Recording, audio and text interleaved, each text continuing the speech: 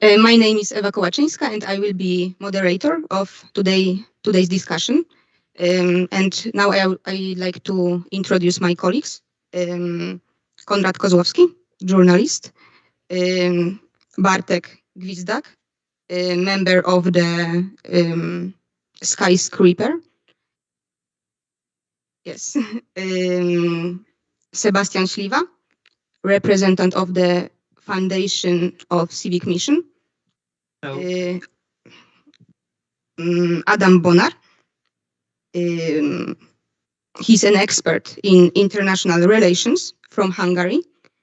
And Sara Katarina Luksic, a student of the university in Zagreb. And our topic, the topic of this panel is energy security and its transform with a human approach in the Free Seas country. So when we talk about energy security, we think about secure and affordable, relatively cheap energy supplies, about stable access to an energy sources, and we think about association with national security and availability of natural resources for energy consumption. But at the beginning, I would like to look at energy security from a bit different perspective, and precisely from the historical perspective. And I will give the floor to Konrad. Can you tell us a bit more? Yes, so I would like to say that I will talk in Polish, so if you got your headphones, please put on. Tak więc So, energy security or energy is not only a part of critical infrastructure. That's not enough to approach this topic from that only perspective. Generally, energy production, energy management, you usually mean like getting power to your laptops, just sending it through the grid. But obviously, having your hot water or central heating. But energy is not only the so-called, electric issue or technological issue. It's more than this. It's also resources, natural resources, fuels in a way. And this becomes a matter of national importance.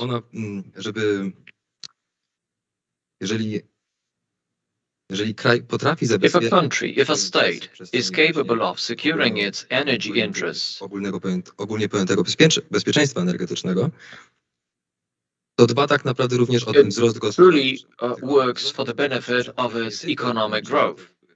And it's not only a matter of, however simplistic it sounds, it's not only a matter of business. What I mean, development is also culture, it's freedom.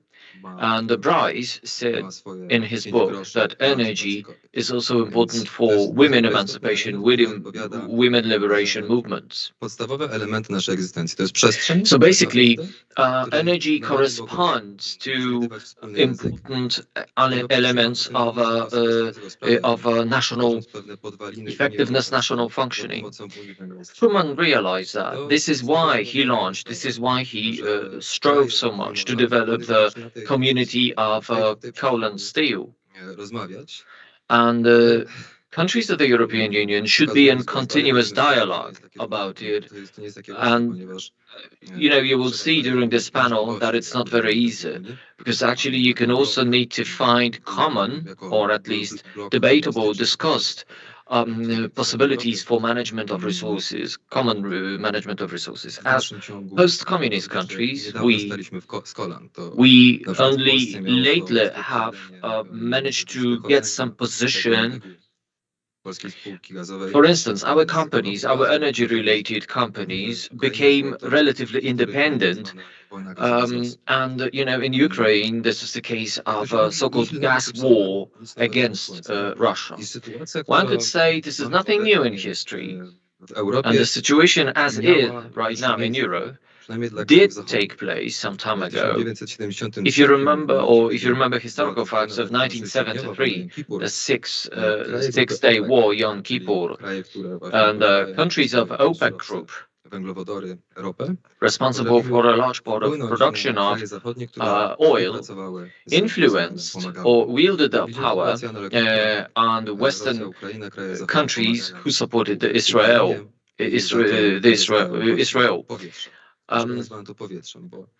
In supporting Russia by a lot of European countries meant that European powers could get that air, something that get energy for breathing. And now when you do not get the air, you get suffocated. So this is why oil and gas is often compared to air. France and Germany created the Mesmer plan, building of nuclear reactors, and maybe the plan wasn't in its implementation wasn't as ambitious as originally, but the mix of French energy supply depended hugely, in 80%, on nuclear power. In some countries like Poland, we didn't even really start thinking about nuclear energy. Germany and America at that time also started considering nuclear power systems. However, there were alternative solutions or ideas about wind turbines, about generally understood renewable resources. But obviously, how renewable are they, or maybe are they weather-dependent resources, which is another story. Some families some time ago found it difficult to pay for electricity costs. So there were different financial supports, different benefits. And obviously there was this huge action for thermomodernization to improve insulation.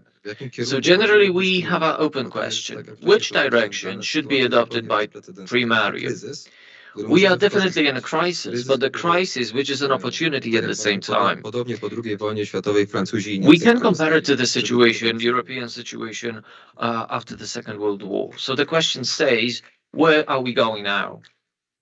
Okay, thank you, Konrad. And now I think it is important to identify sources of energy because we have gas that was used as transition fuel in moving away from coal.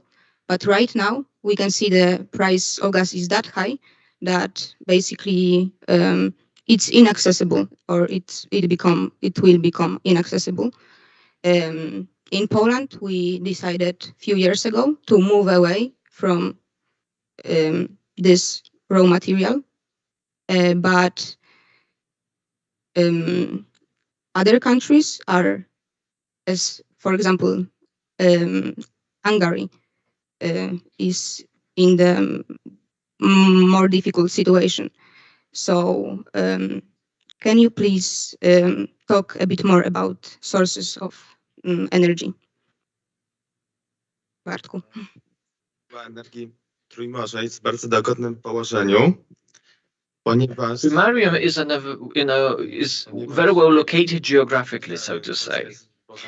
Poland is rich in sources of gas and coal. This also holds good for Ukraine, and Ukraine is almost self-supportive in terms of gas supplies. Trójmorza can also use other sources of energy like wind farms and photovoltaic installations. Geographically it's possible. Other countries have nuclear power supplies, which also adds to the stability and sustainability. I would like to talk about possibilities and chances, vistas for the future, to make Trójmorza independent energetically from Russia in gas supplies, energy supplies, and of course to reconstruct the energy mix, removing or departing from coal to more eco-friendly technologies or fuels.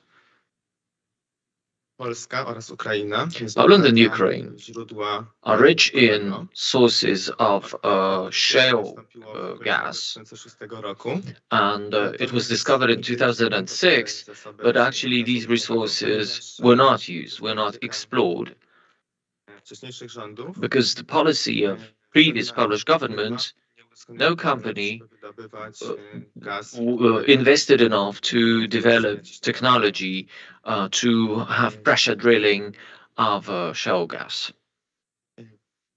Również teraz Polska zmieni swój energetyczny.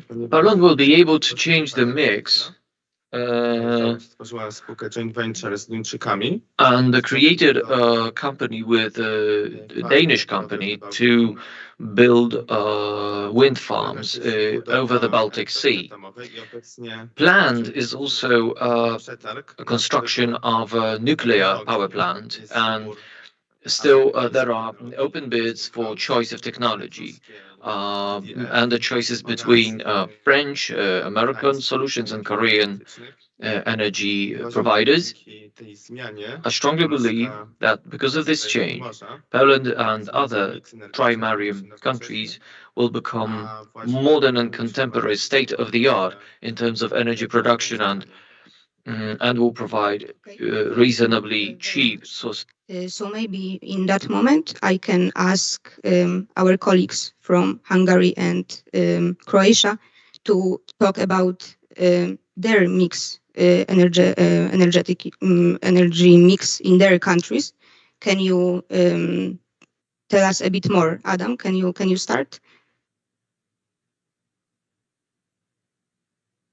Yes, thank you very much.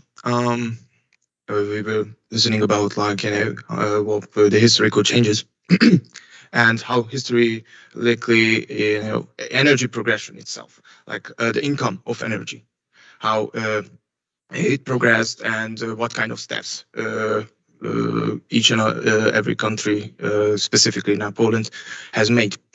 But I have to get back to historically, like what was the energy security.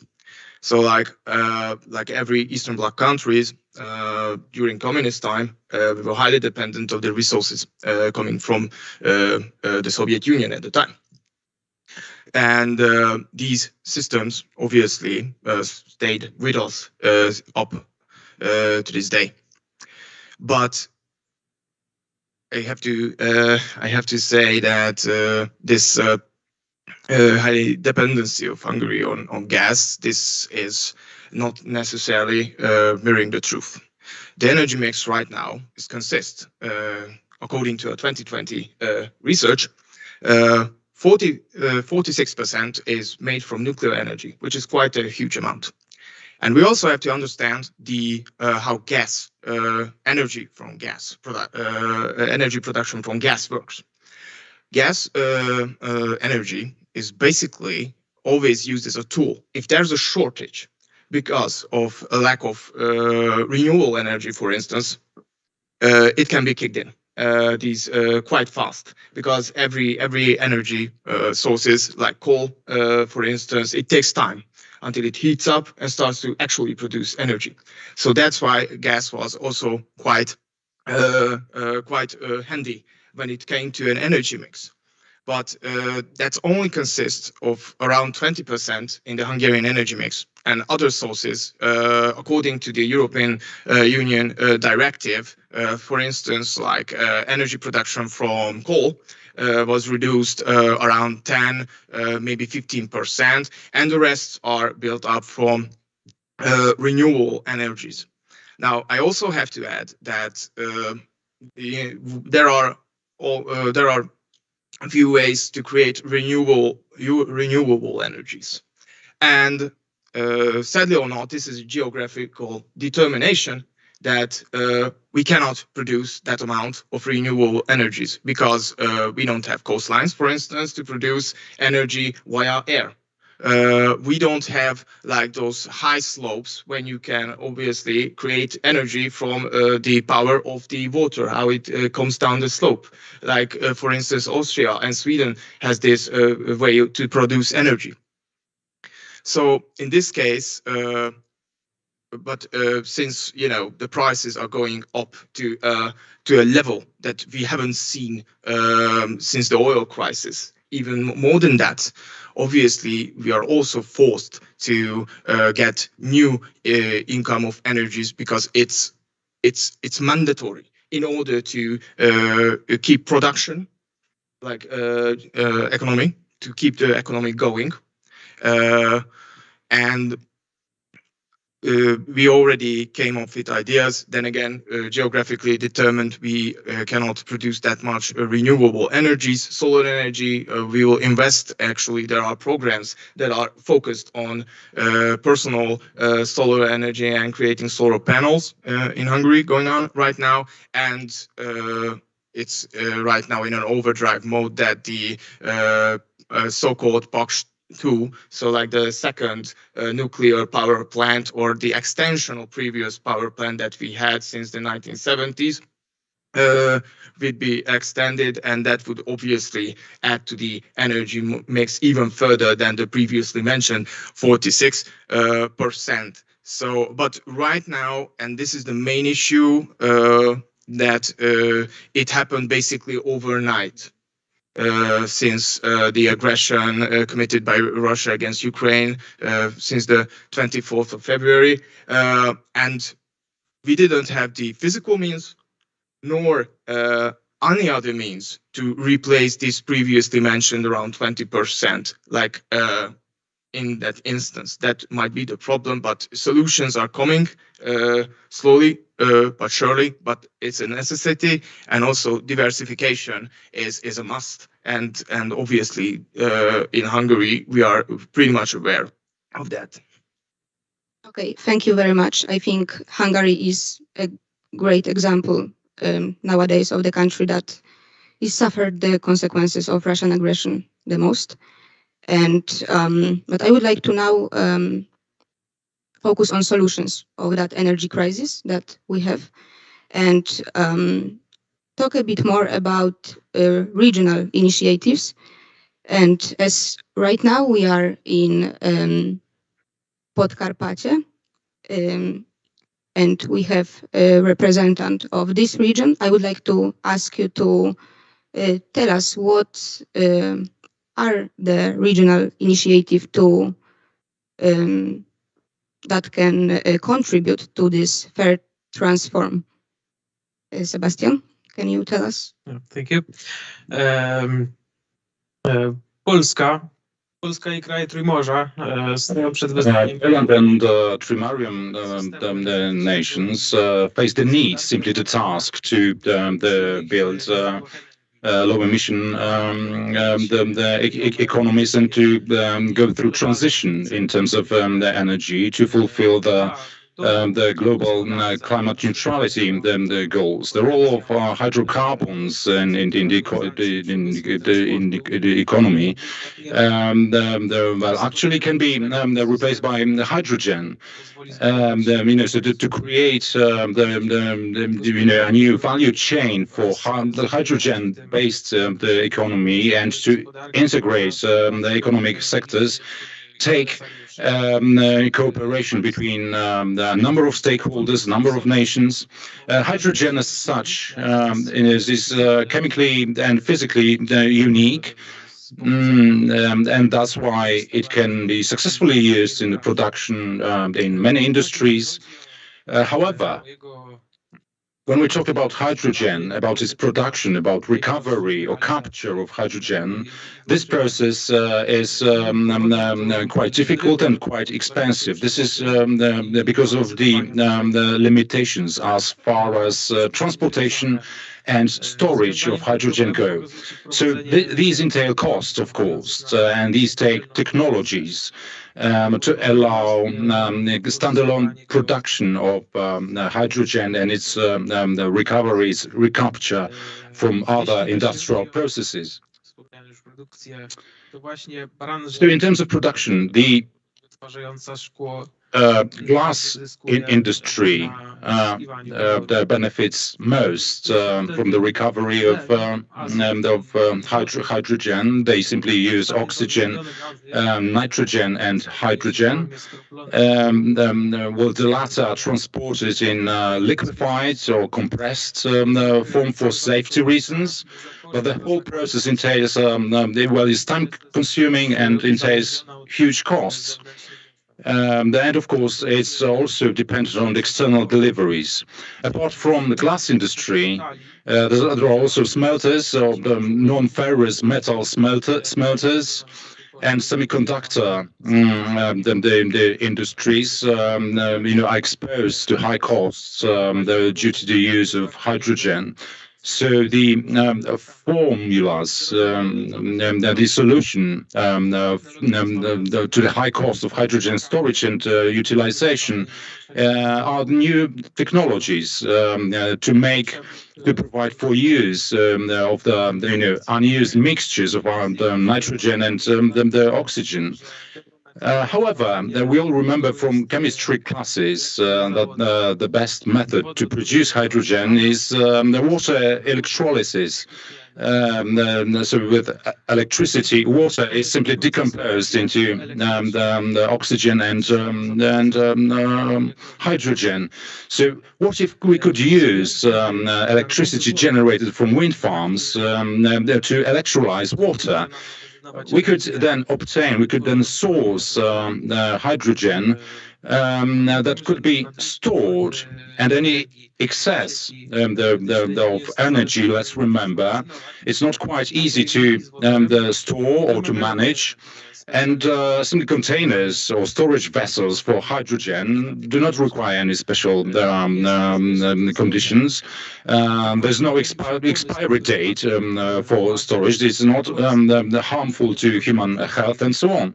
I would give you an example of Hamawing in Yokohama.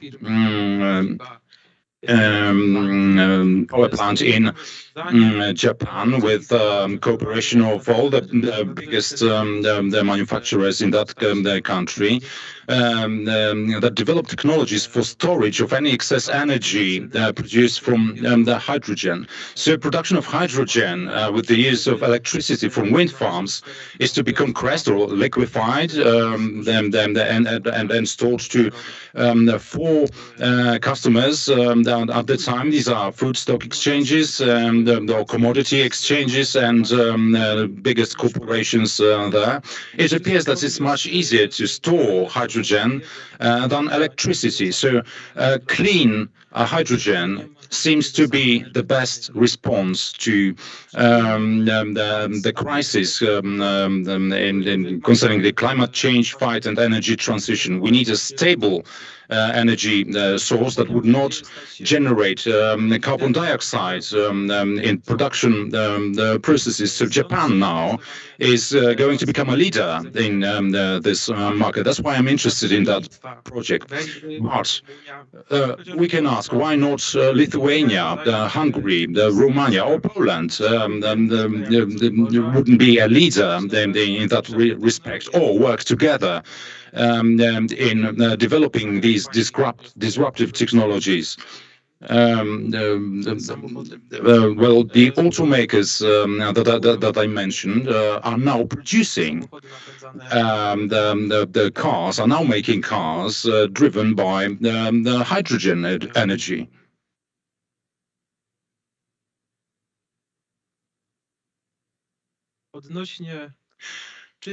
And as for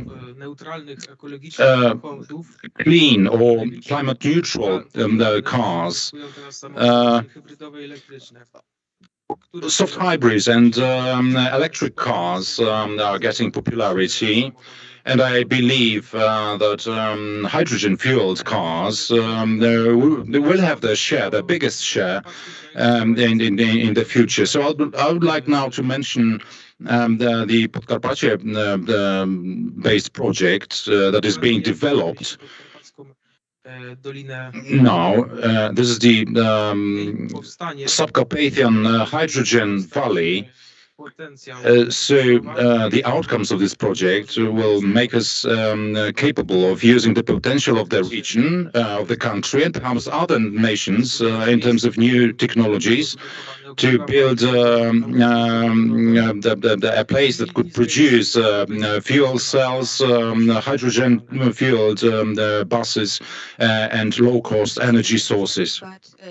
Bardzo przepraszam, że add some comments. Go ahead, Konrad. I think you have something to say when it comes to hydrogen. Ogólnie rzecz biorąc, problem ze zbudowaniem nowej infrastruktury, w szczególności particularly as building infrastructure for hydrogen, it takes 15 years to complete.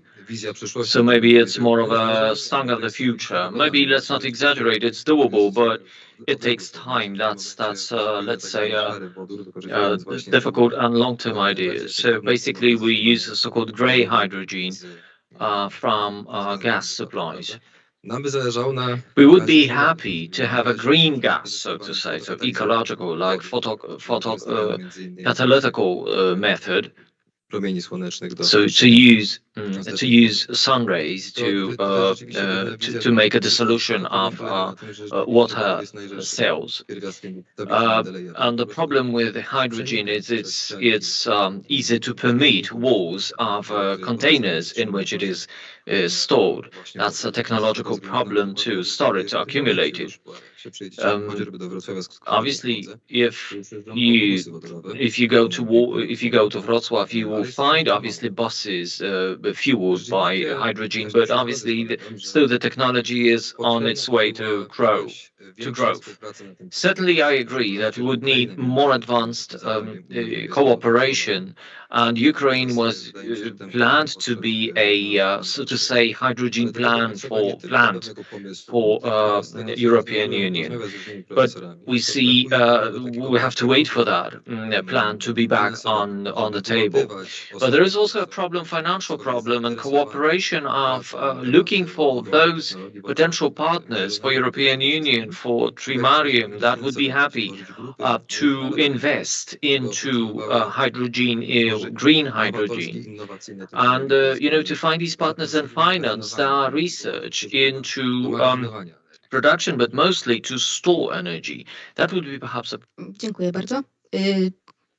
Would you like to add something when it comes to this initiative, a regional one that you started to talk about?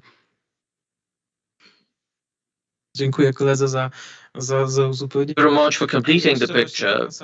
Maybe I would like to add about the initiative I started talking about. Is Podkarpacie, Hydrogen Valley.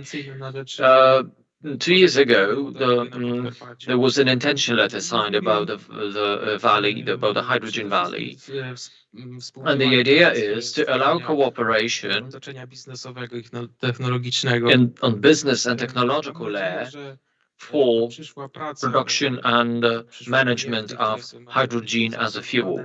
And I hope that the projects that are planned within this framework will lead to concrete changes in our energy consumption, our energy management in the future. And I hope that either the region on its own or in a wider plan with the countries of Trójmorza will build a team and teams that will work out technological solutions with the use of hydrogen. To conclude, our region itself is becoming a vital player in terms of hydrogen management.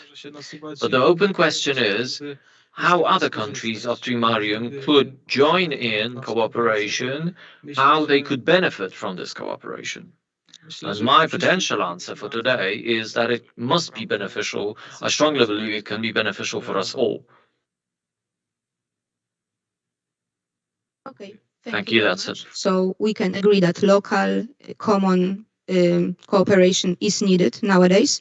But I would also like to ask our colleague from Croatia to tell a bit more about the situation in your country. can you describe what's the mood in your country when it comes to energy security? Thank you. Well, Croatia imports about 53% of total energy used annually, out of which 60% of its oil needs, 32% of its electricity needs, and 100% of its coal needs. In February of 2020, Croatian government adopted a new energy strategy, which aims to better energy security, energy efficiency, and to decrease dependence on fossil fuels. Croatia is focused on renewable sources of energy. Even now, around 28% of total energy used annually comes from renewable sources. And it's important to say that Croatia has the biggest potential for solar energy because it has the highest solar exposure in the whole Europe. The problem, while the wind energy is efficiently used in Croatia, the problem with solar panels and usage of solar energy is that Croatian coast, which is the area of Croatia that has the most potential for placing the solar panels, is occupied from March to September by tourists. So it still is a problem of accommodation. Also, Croatia, as well as investing in solar energy, is plans to invest in storage of that solar energy. And that's it. Thank you. Okay, thank you very much. So, what is needed for changes to take place nowadays? And I would like to ask all of you, what do you think? What actions are necessary to take nowadays in this region, not only in our specific countries, but all together? Adam, can you tell what you think? Well, first of all, I also have good news because we heard a lot about cars, which is still to this day a very inefficient way of traveling. I also have to add, like, this is recent news, like the first hydrogen fuel train had its, I think, first 1,000 kilometers of run. So there is potential in this technology, like hydrogen fuel, but it will take time. It will take time until it starts to set in, and it will take time when it starts to actually be not reliable necessarily, but until the technological changes will be happening to produce and also transfer. And here comes the answer for your question. The first problem was in Hungary's aspect, for instance, that the connections between, for instance, Slovakia or respectively Croatia, energy-wise, wasn't there. So electricity couldn't flow through the border because the electrical systems, for instance, was totally separate up until the last decade. In the last decade, according to diversification and also to secure our energy mix and to secure our energy, we started to have so-called interconnectors. For instance, in Slovakia, just recently, they opened, I think, up to the, so like nowadays there are 2 or 3 so-called interconnectors between Hungary and Slovakia. Up until that point, it wasn't there. And also, then again, I think with Croatia there are already energy connections. And here's the answer for your question. First and foremost, we have to have connections between countries energy-wise, because I don't know the relations respectively with all countries, but I don't think it's up to the challenge, so to speak, nowadays. So this is the first step to make to have connections between electrical systems and electrical grids between the three seas countries. So I think that would be the first step. Okay, thank you. But do you think that common values can be important here? Because we saw that before and even now, industrial sectors, some of them, are structured in the way that the competitiveness of the European economy was built on cheap raw materials. And before, we didn't care also why those materials are that cheap. And more often, we outsource. So we were giving industrial production to abroad, to some countries that do not necessarily share values as we do, the same values, and that they do not respect human rights. So do you think that that can be important element of remodeling the energy policy?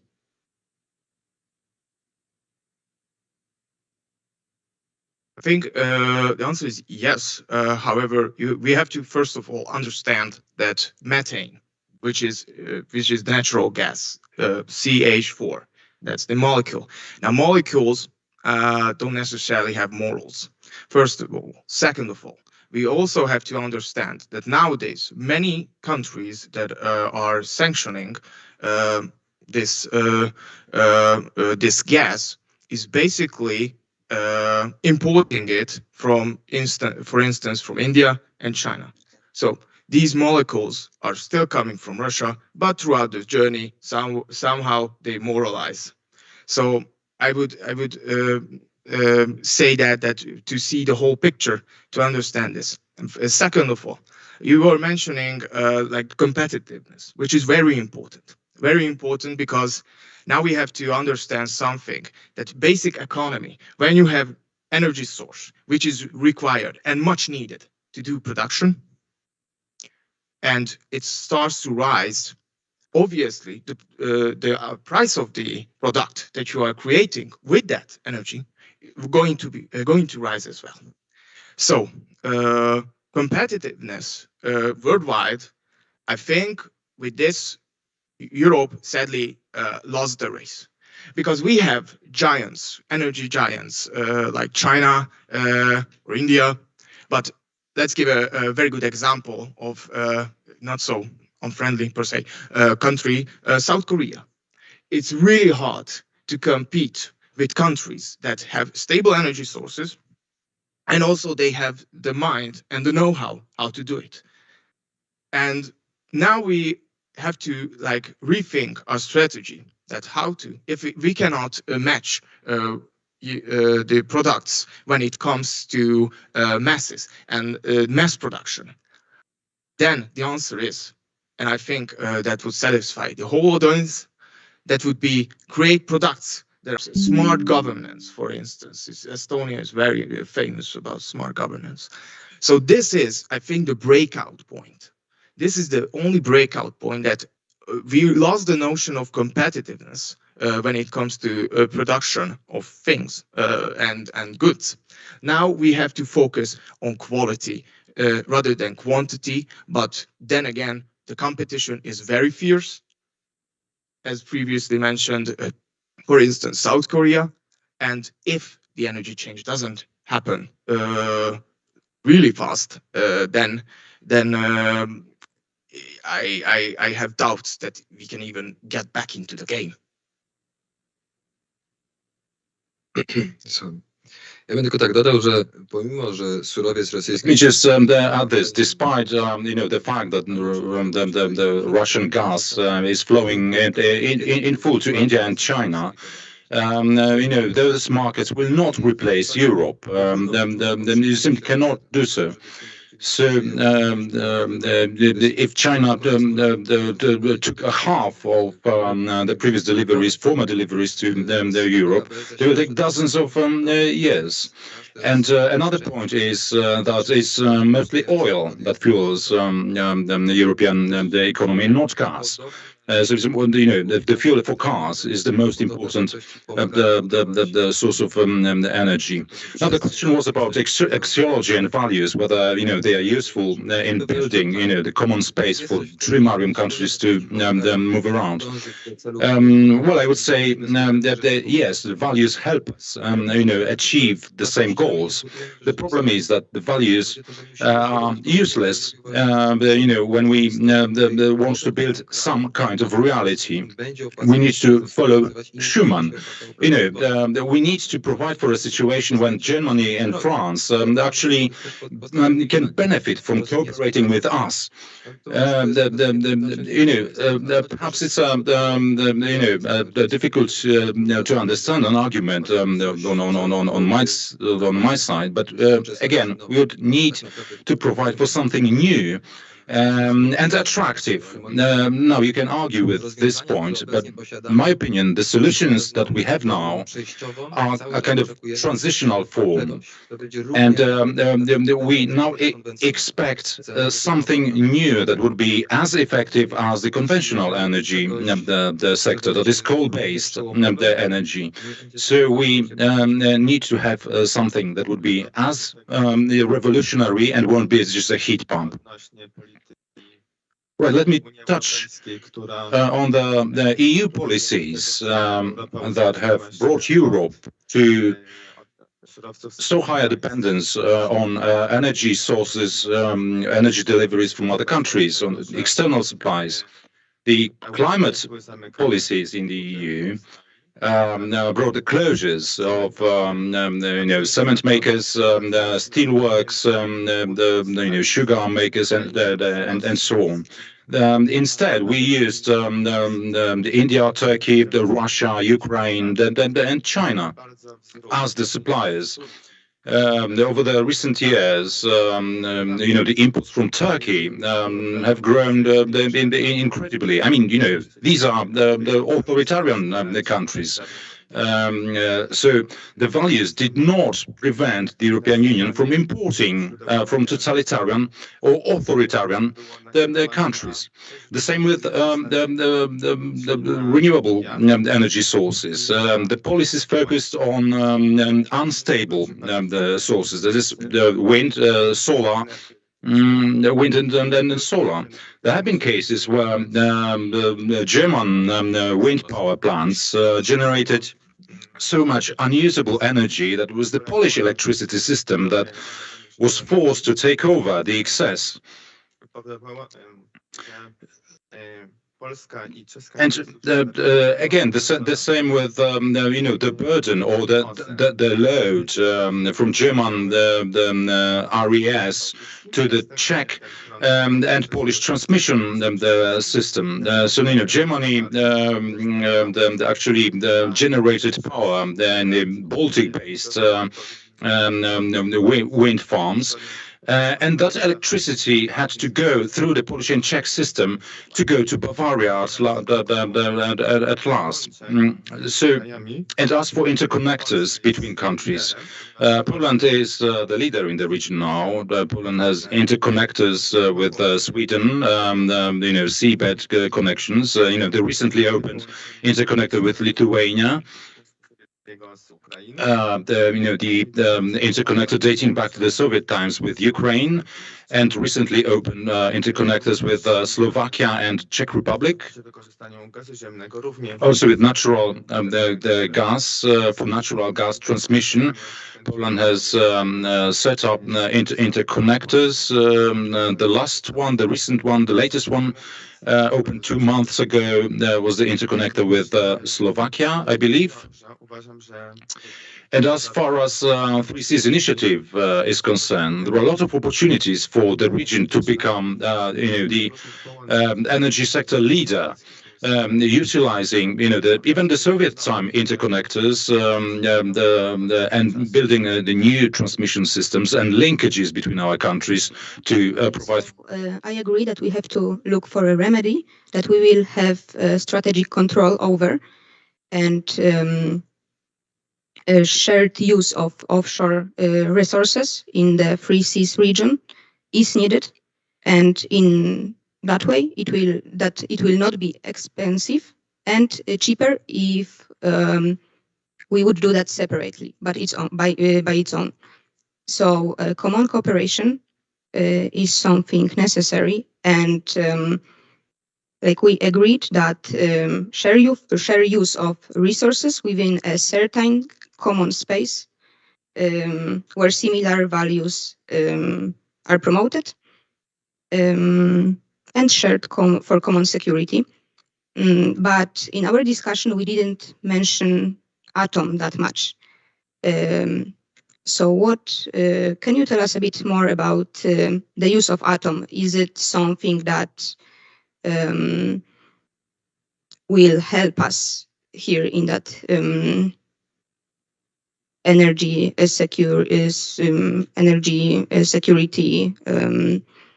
If it will secure this problem. What do you think about it?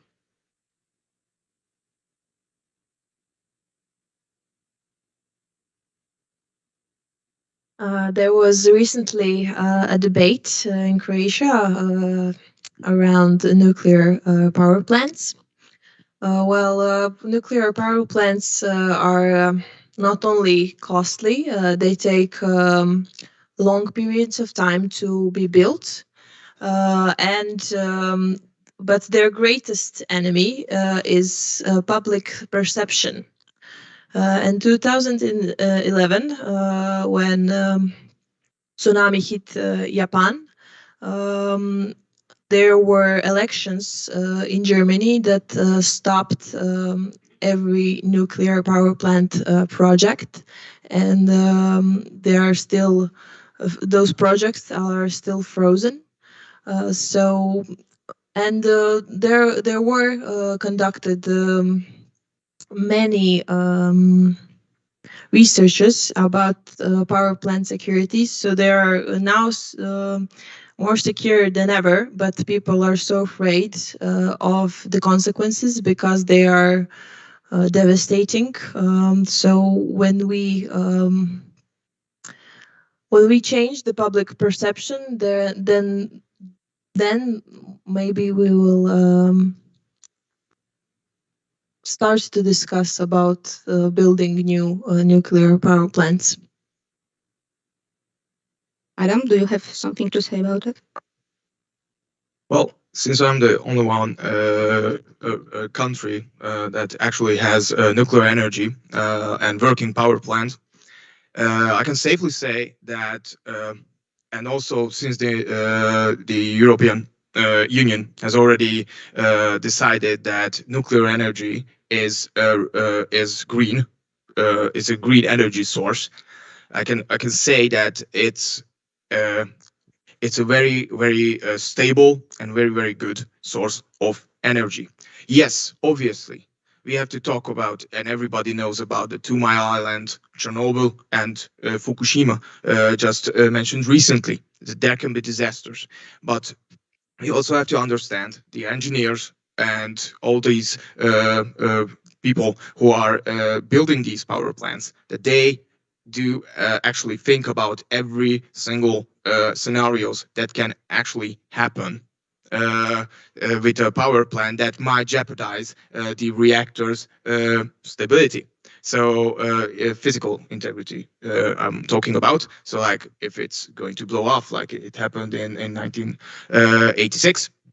So that is the safest call right now. Also have to mention here fusion reactors which is like now a decade or 2 or 3 decade old story that they try to fuse. If we talk about physics, want to fuse like 2 hydrogen atom, and that with that becomes helium atom, and with that immense amount of energy obviously produced.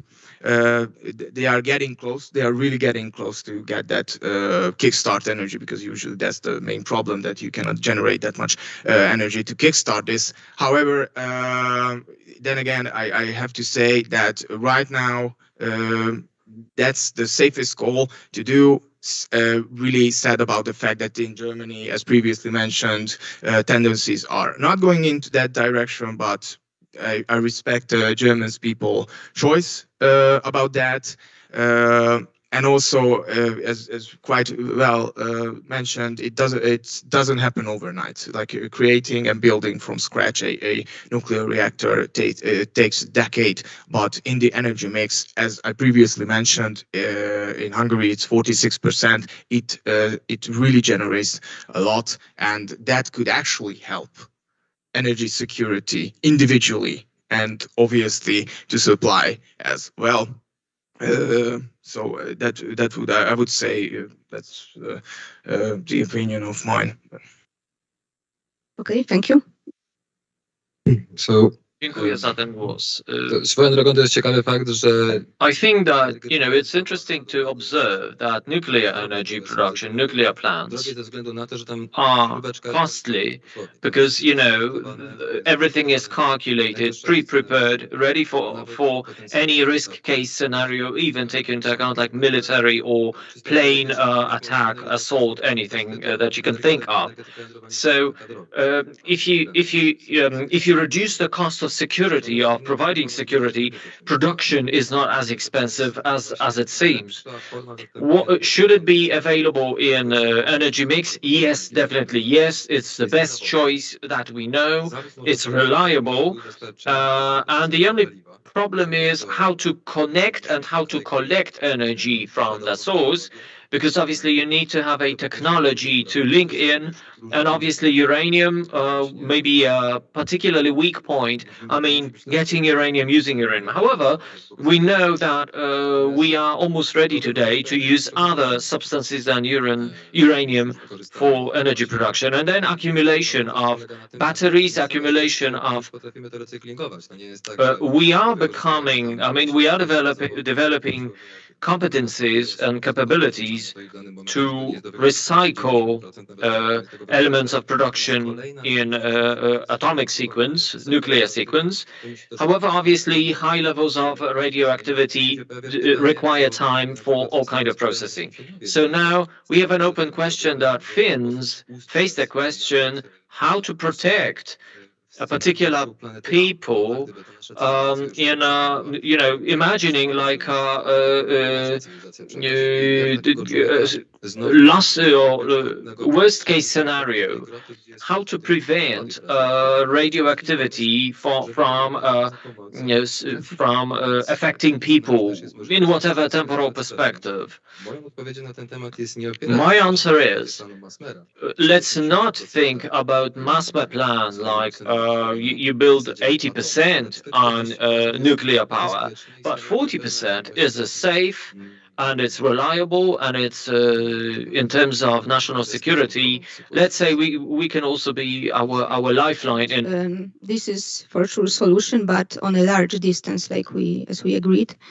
But yeah, definitely it should be included in energy mix.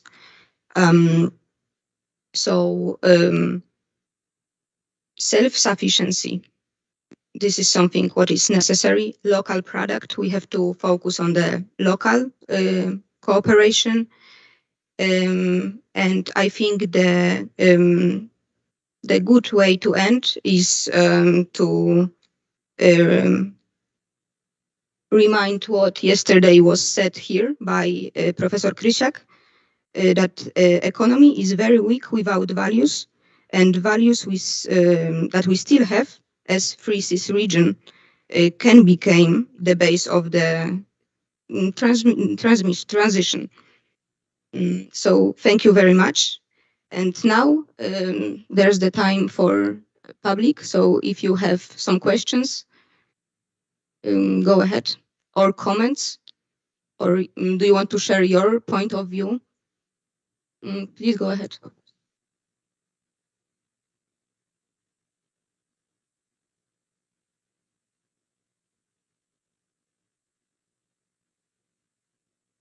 And thanks. My question is about mostly coal as a source of energy. I wonder how serious you consider using coal currently, because I'm just wonder what's your opinion, because as you know, the climate activists actually discredit the idea of using of coal as a source of energy for decades already. So how should we deal with it? And if we actually implement the using of the coal, what will be the difference actually for the future? And for the second question, I'm interested in how you understand and how you look the possibility or capability of, for example, Caucasus gas. I mean, Azerbaijan gas. I'm from Georgia, and I'm well aware of the capabilities of Azerbaijan in terms of these energies, oil and gas. So how possible is it to actually make some fast routes, fast pipelines from Azerbaijan and use it as an alternative energy? Thank you.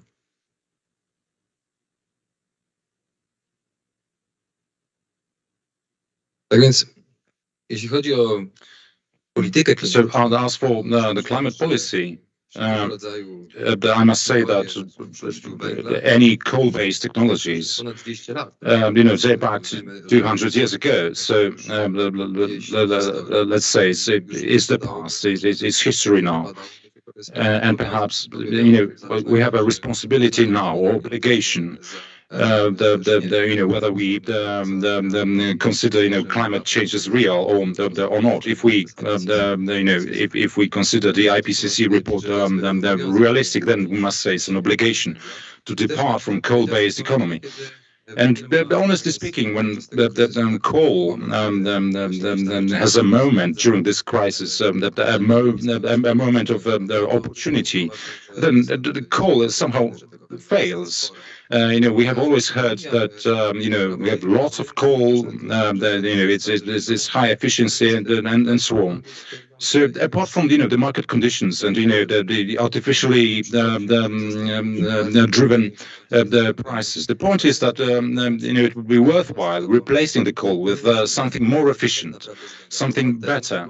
But mind you, and we could stay with coal. I mean, there are technologies to capture, to scrub 100% of carbon dioxide, the nitrogen, the oxides. So mind you, this must be a zero-sum the equation.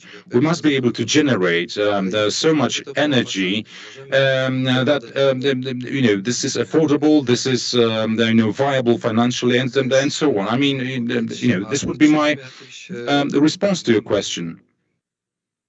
I mean, the basic calculation.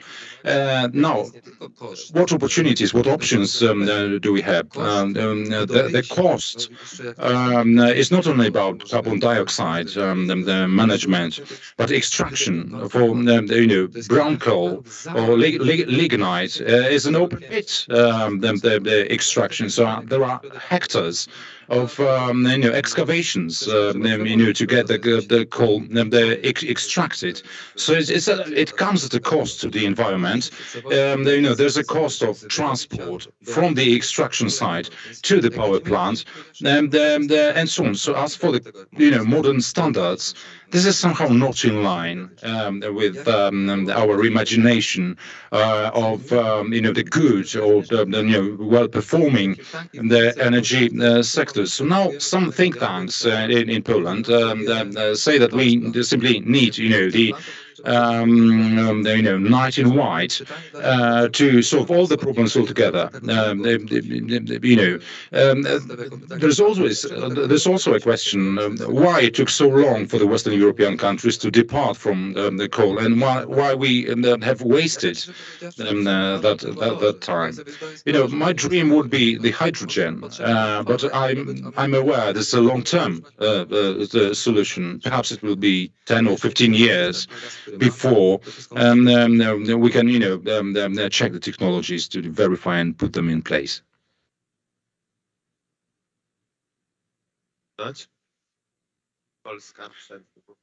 Just to add, before the war in Ukraine, Poland made a commitment by 2030. Poland will close the coal mines, all the coal mines. Now, with the shortage that we are experiencing now, don't we know whether this commitment can be met at all? Well, there was two questions. First of all, about coal. Well, I think it's fair to say, and I think my colleagues will agree with me, that all those climate policies made, well, now they are landed in the dustbin because of recent happenings in our neighborhood. So that either you have climate policy or like coal-fueled power plants, but the two don't mix. They doesn't mix because it's impossible, because we need energy to create production. But, however, consuming less energy to have efficient production and have self-sufficiency, that could be the answer, because the best energy is the energy that is not used at all. So first and foremost, I think that would be the first thing to do, is to have a more self-sufficiency. Three Seas Initiative has a very good idea of more of a local economy. So rather than importing, for instance, I'm going to use the example of bananas from South Africa, rather use local products that the Podkarpacki region can produce. That can be a starter.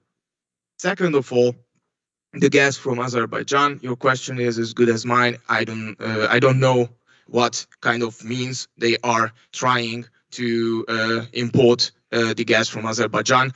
What means, is it going to be via train or gas pipelines? Then again, geographical determination. This is not out of fun. I see the willingness, obviously, on the behalf of the leadership of the European Union, to diversify now the gas income and how do they import it. This was a interesting, so to say, choice to diversify it from there. We will see how it works, but I can use the same notion as I did before. The best energy is the one we did not consume at all. Okay, so thank you very much. Thank you all panelists for that discussion. I think it was really important, and I hope it will encourage you to talk about that topic later. So thank you very much.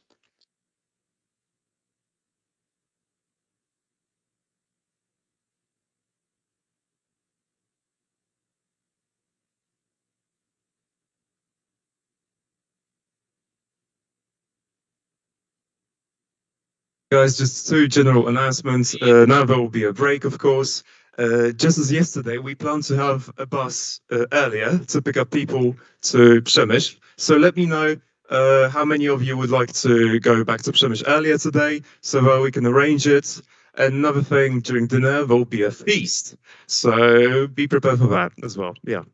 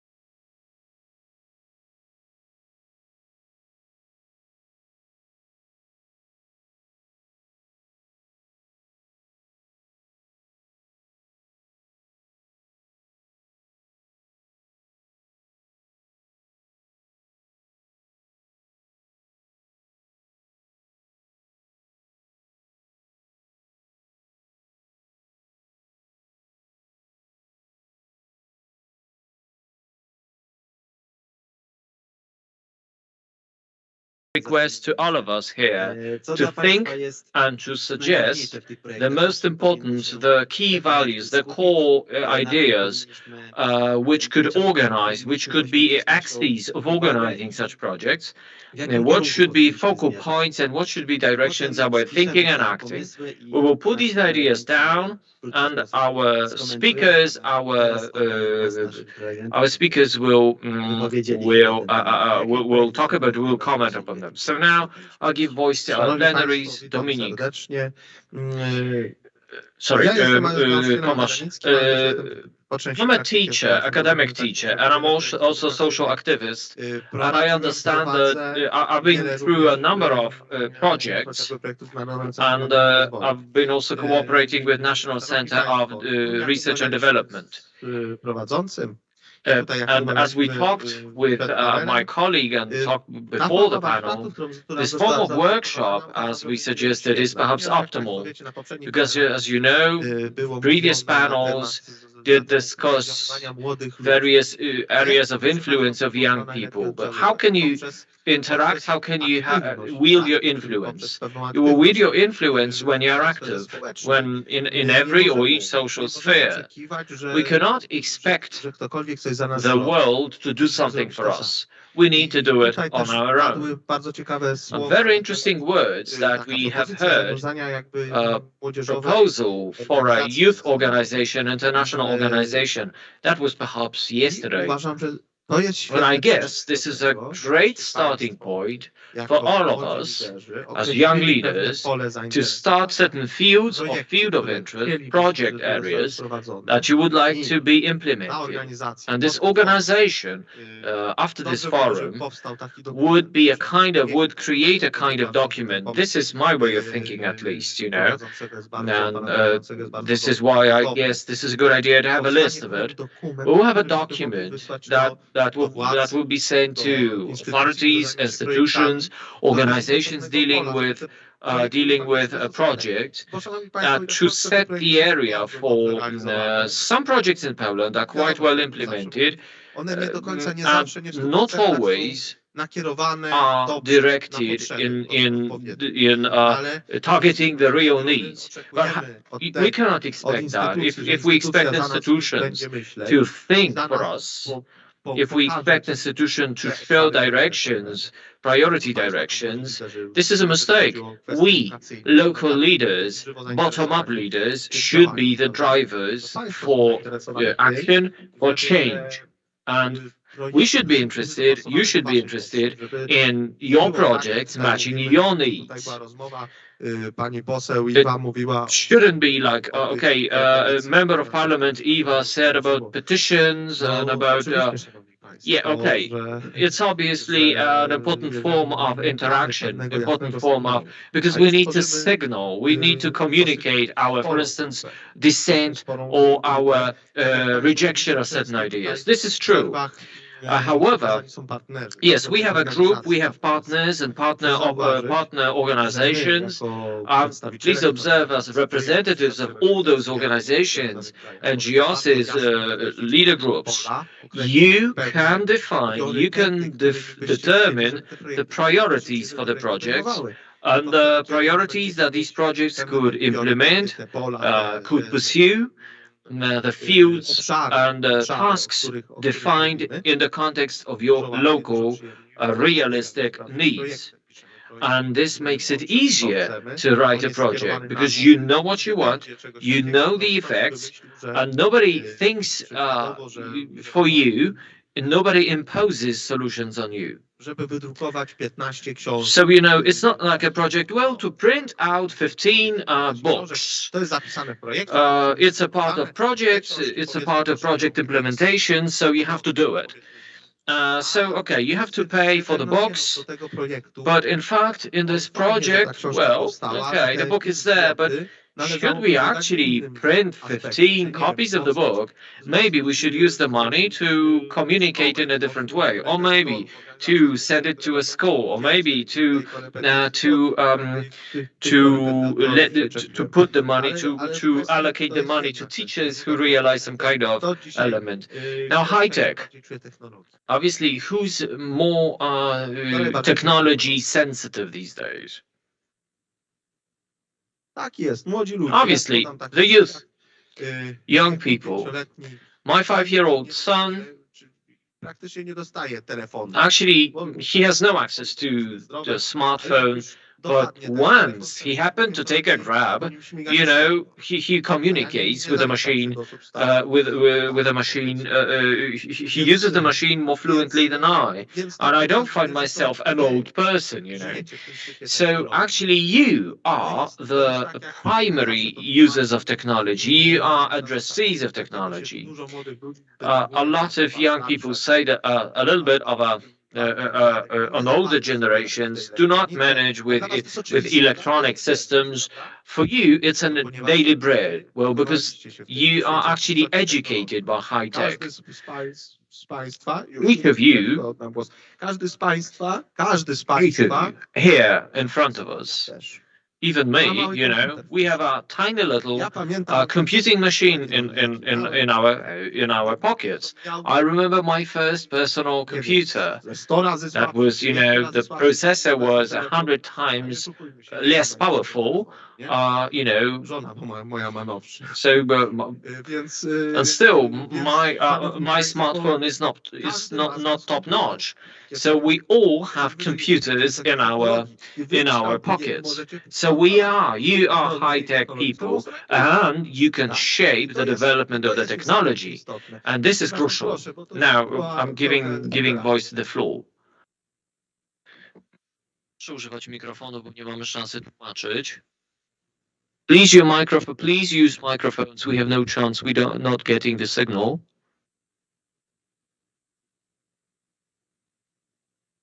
Nie dostajemy sygnału. Stają Nokię tak zwaną i to był nasz pierwszy telefon na pewno. You remember the development of smartphones or maybe telephones like a Nokia, the flagship of that time. Some of us entered the labor market 2 years ago, and computers did become valuable to us. Also because of the pandemic context, where high tech became more powerful, wielding more powerful influence on our life, educational, work, also in terms of school life, so to say, school life, emulated school life, and also the way we worked also changed.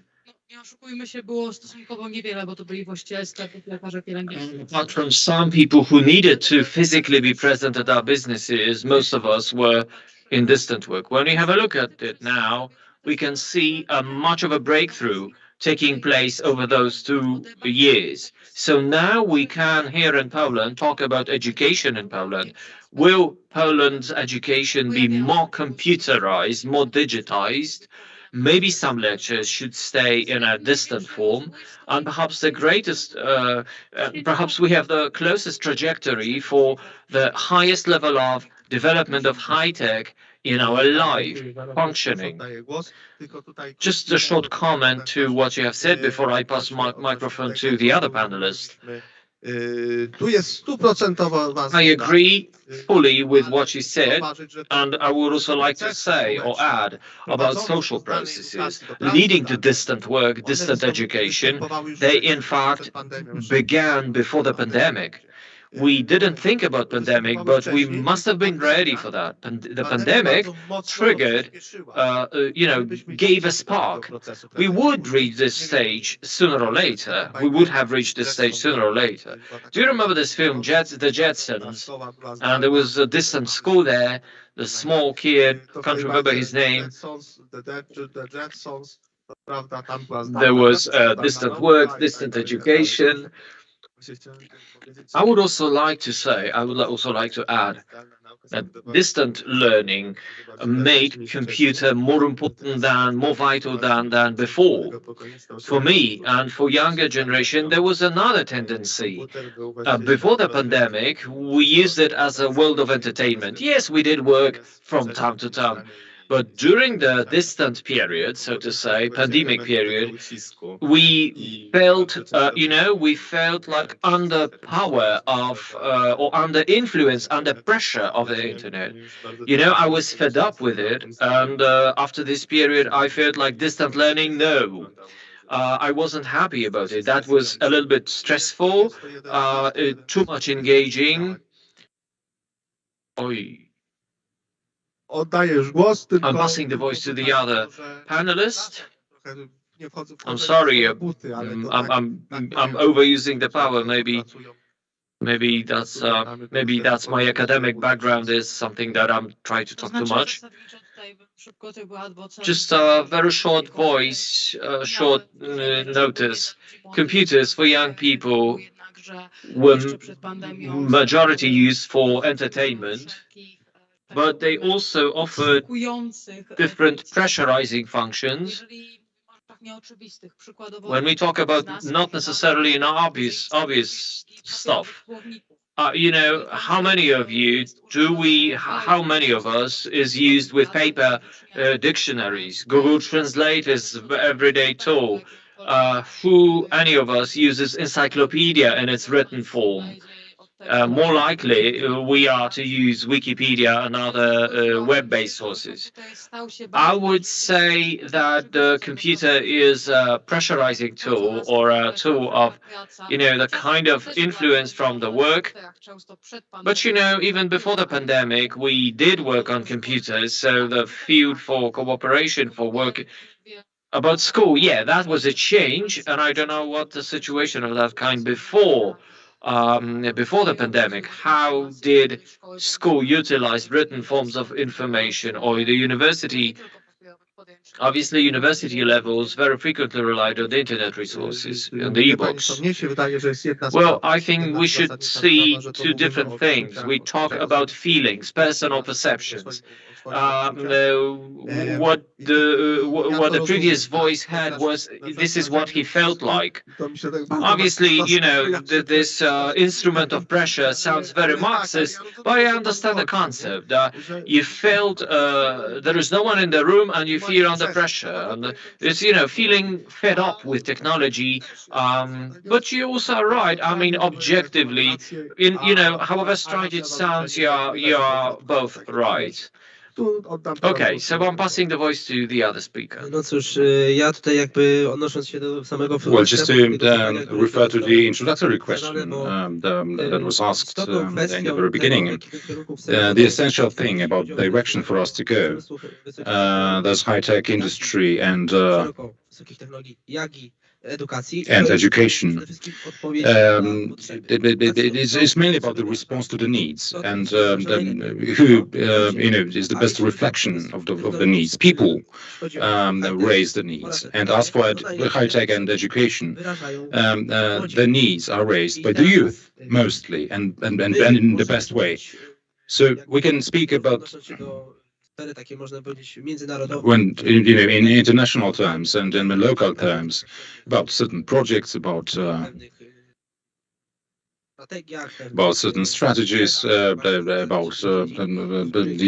goals in these areas that we want to achieve, that we want to implement, and so on, that we need to fund as well, from public funds as well. But the core is that as mentioned before,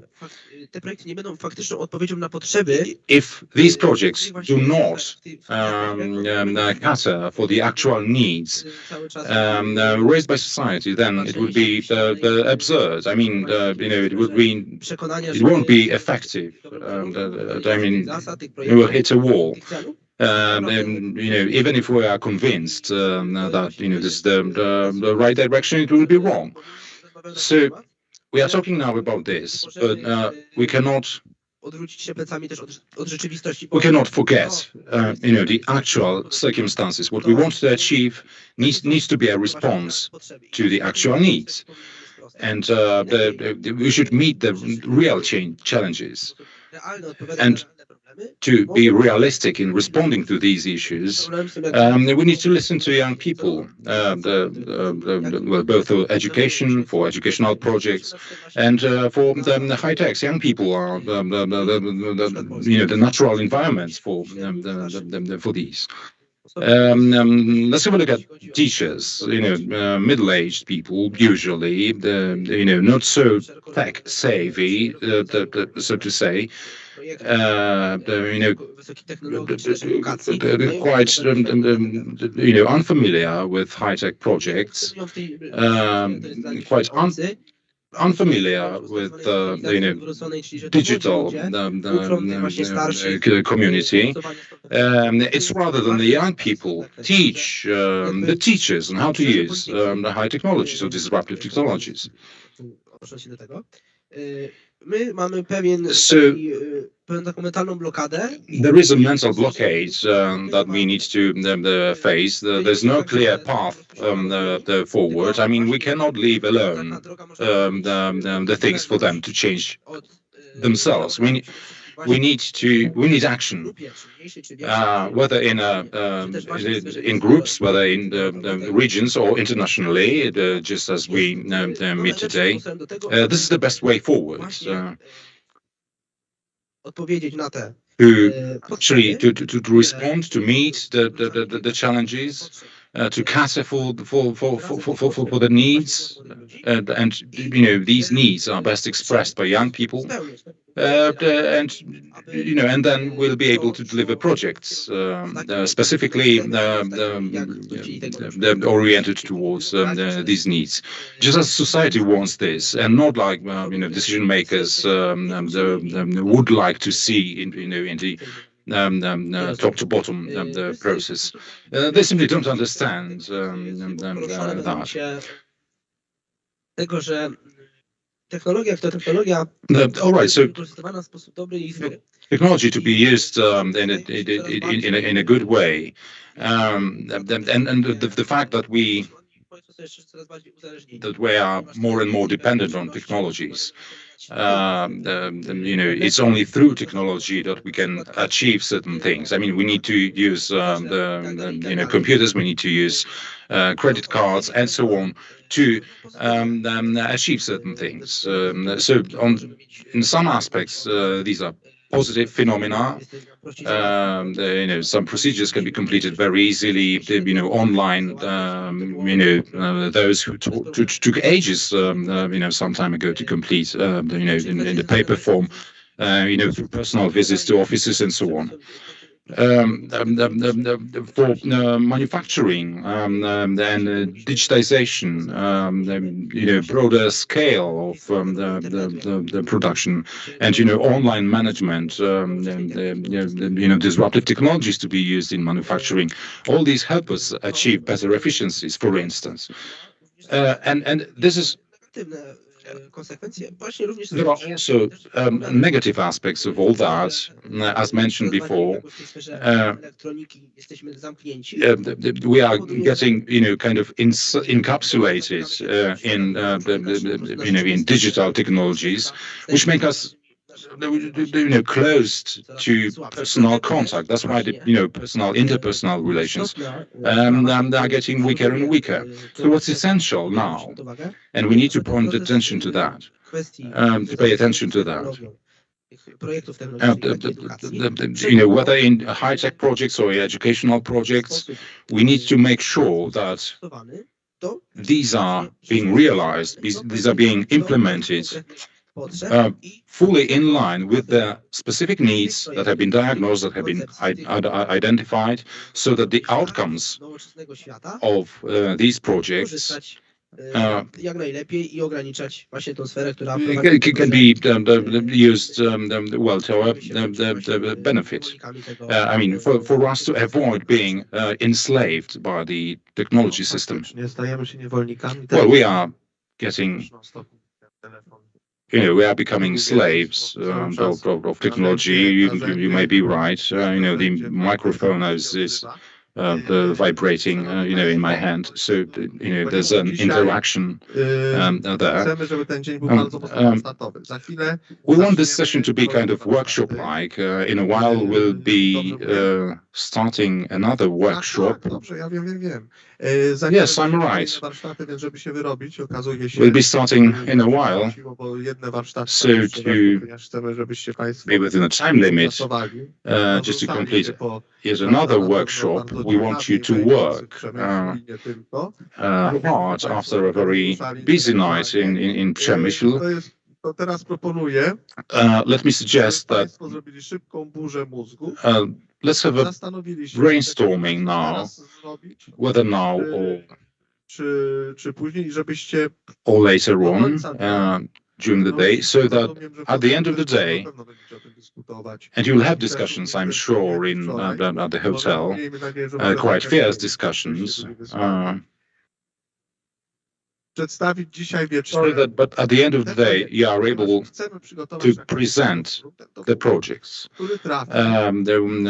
As a result, as an outcome of this forum, we want to prepare a statement, a report that would reflect your expectations. And we'll send the reports to research and development institutions in Trójmorza countries, but also to ministries, to governmental agencies. That's why I would like to ask you to think. And it may be, a bit unexpected to you, but well, I'm sure you are so creative that you will come up with many ideas. Any hints from the moderator? What kind of projects are we talking about? The youth organization, the idea that Tomasz mentioned, that I'm an activist in a youth organization. We are a partner of this forum, of this the event in Krasicin. So the issue is that our term of office is 1 or 2 years, but some ideas, really take time to develop, more time than 2 years. Like an investment project in our city, or a funding project, usually take more than 2 years. So to respond to this issue, we want to establish a society, an association to keep track of these ideas. Simply it would be a waste if we lose those ideas, if they are forgotten. So we want to spend some time on recording these issues, on having an association that would take care of these ideas, monitoring the implementation and getting funding for deployment, for delivery, for implementation. Let me just add one thing. While we are speaking about this, while we are analyzing the directions or proposals for the future, specific areas for your communities, for your the towns, cities, districts, your closest circles that you would like to benefit with your projects, then please think about the options to actually push the things in the right direction, as you believe in. Then please do it. I mean, do act, and let's talk about this. Bearing in mind that we are at a starting point from which we need to deliver the outcomes that we would like to see in reality. Cyberpunk, it's nothing unbelievable and unimaginable. This is something that we can deliver. This is something within our power to do. So my proposal is, and perhaps our moderator will agree to be the contact person for that, to gather these ideas into a single document so that we can prepare a statement of ideas. Is it okay with you? Yes. So my suggestion is, once you have come up with certain ideas in specific areas, let's divide your ideas into some general interest the ideas, not some specific projects like a gym in your city. Let's focus on Trimarium development, on international cooperation. As we want the document to be sent to research and development institutions and governments and ministries. Just to be clear, I would also gladly see a gym in my city. I know that you will welcome such an establishment in your cities, but it's not the point now. Let's focus on some, again, general interest areas, and let's communicate this to the moderators. Now a bit of announcements. So Piotr, please. And thank you very much for your attention.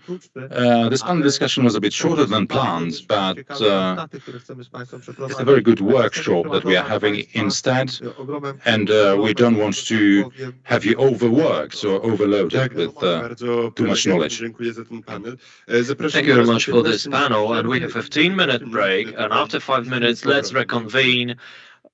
See you in 15 minutes. Enjoy your coffee.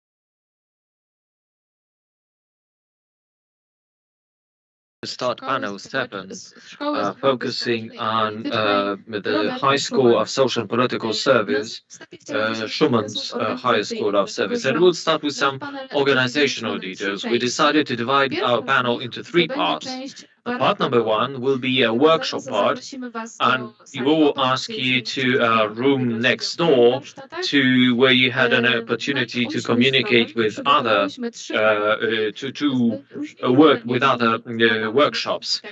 We have prepared a set of materials, mind maps and other elements, and we will ask you to fill in these worksheets in working in 5 or 6 team membered teams, and this will take us to 12:30, and we'll move to part 2 of our panel, and that will be the talk with our panelists. And if we have time, part number 3 will be frequently, question session to our speakers. Obviously, you will have questions when working in the first part, maybe in the second. So the third part is a kind of summary, conclusion with your questions and with your reactions. So now, let us ask you to leave this room and move to the room next door, and we will be back to this room 12:30.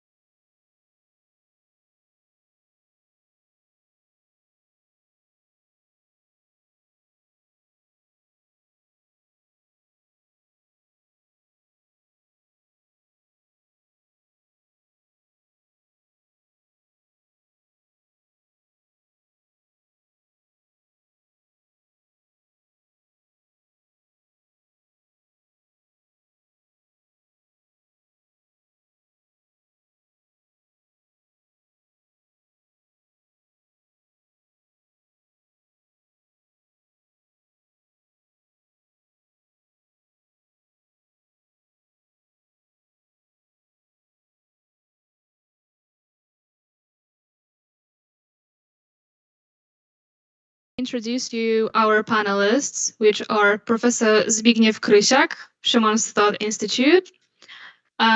Yes. Krzysztof Janowski, animatorzy wizerunku Polski w Europie. Gabriel Sekely. Antonio Jimenez Andrade. And Piotr Tarnogórski.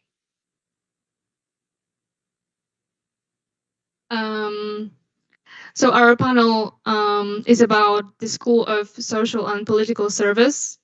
And the first question I'd like to ask, what is the School of Political and Social Service? What's the idea behind it? What is it for? Why should we create such a thing?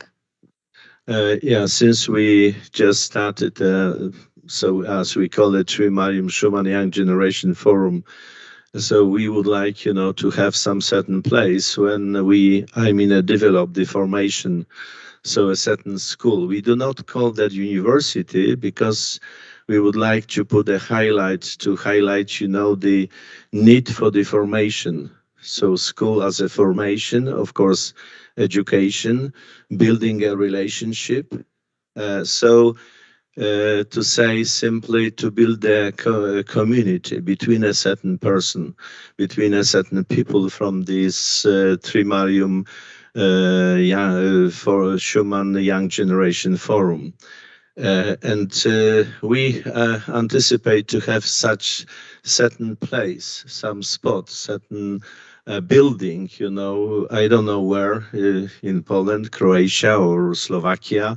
We are going to look for some sponsors to dedicate such a building, so that from time to time, some group from our countries, like you or your colleagues, will arrive to that place and have some opportunity to go through the formation.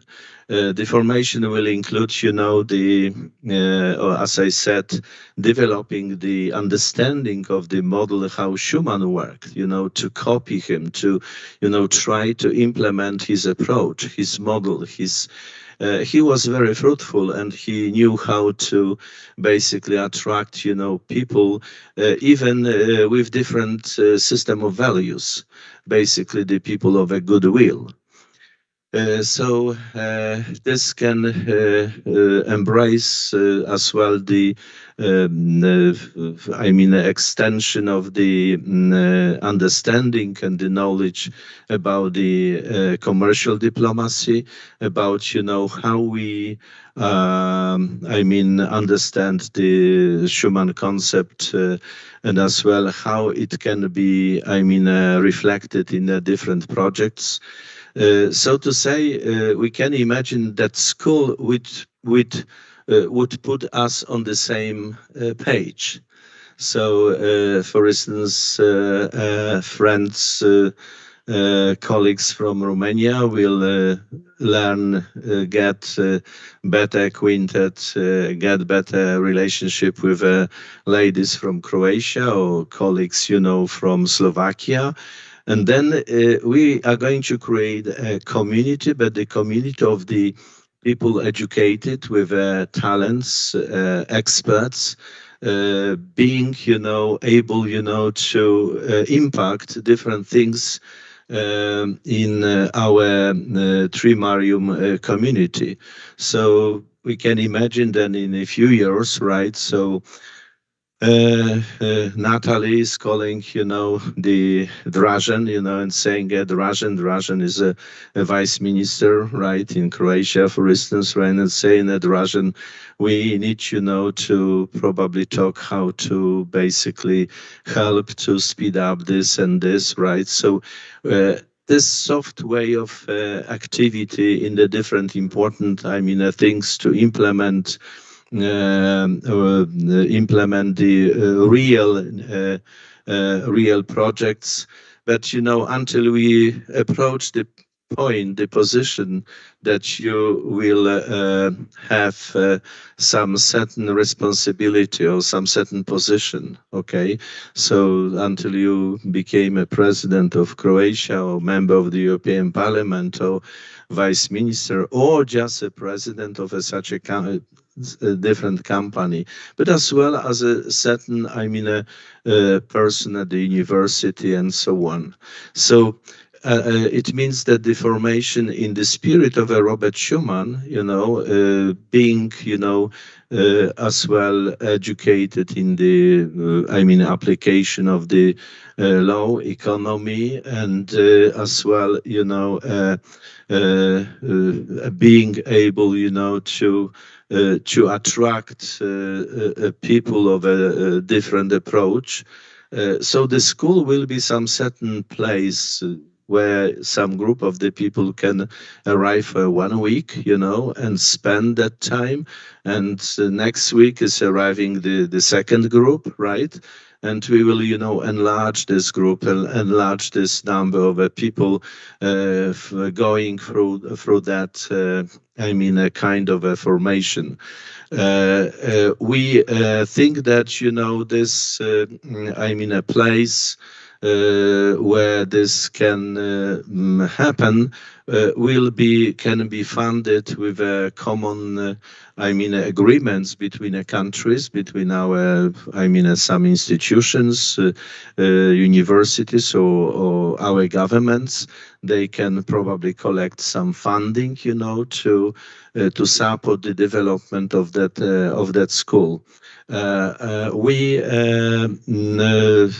have some certain ideas, what program or what agenda can be applied in that school, but until we will put a final agenda, we would like to just talk and agree upon that a common agenda, so that it will be more objective and will be more acceptable for all people arriving from a different country. But major thing is just to go through the formation for the social service, political service, and to be a kind of a person acting in the mode of Robert Schuman. So that is a general approach, but to implement that, we need to have a physical place, right? And we need to have some different, follows different steps to implement that. And I think it's as we talk with a different, people until now, there is a quite very, demanded. A project, and there is expected many people, as I talk, are expecting that this is going to be some certain very real, action to put us together to basically build this community of Trimarium community of the people, understanding each other in a better way. And as well, we would be a kind of a community which would try to talk in the same voice, raising the same voice against a different, important issues going around in Europe. Thank you. Professor, you have mentioned location and buildings and stuff, but maybe this should take place online or maybe simultaneously. What do you think about it? Yeah, this is. Thank you very much for. That impression. Yeah, that on the very beginning, we would like to develop that online. That's right. So it takes some time, until we get some certain place, spot arrangements, funding for that. But, to not lose a time, to develop this online, to meet, and to talk about the as well agenda, expectations, so that to be very universal solution for basically all our countries. Thank you. Thank you very much. And now I have a question to Gabriel Sekele. I'd like to ask why we are educating leaders. Do we need them? Sure, of course. Yeah, well, basically, when I'm thinking about the question and answer, I think that this is one possible kind of the way how to not only educate but to train also in soft skills, because who is young leader? Yeah, sometimes young people have a fear. Yeah, with projects, maybe with starting some idea and to implement it. But I think this is a platform. I see it as a platform that it can be a successful one. And why we need leaders, or the question was something about that. Yeah. Just to tell them and also teach them that don't have a fear. Yeah, don't have a fear to start. Yeah, and big things are starting from small things or small steps. So step by step they can make a progress, and connect it to this what was said about buildings, yeah, and online. So I think, or I see it in such a way that we can start in this way, and we will see then. Yeah, because it's a question of infrastructure, yeah, fundings, etc.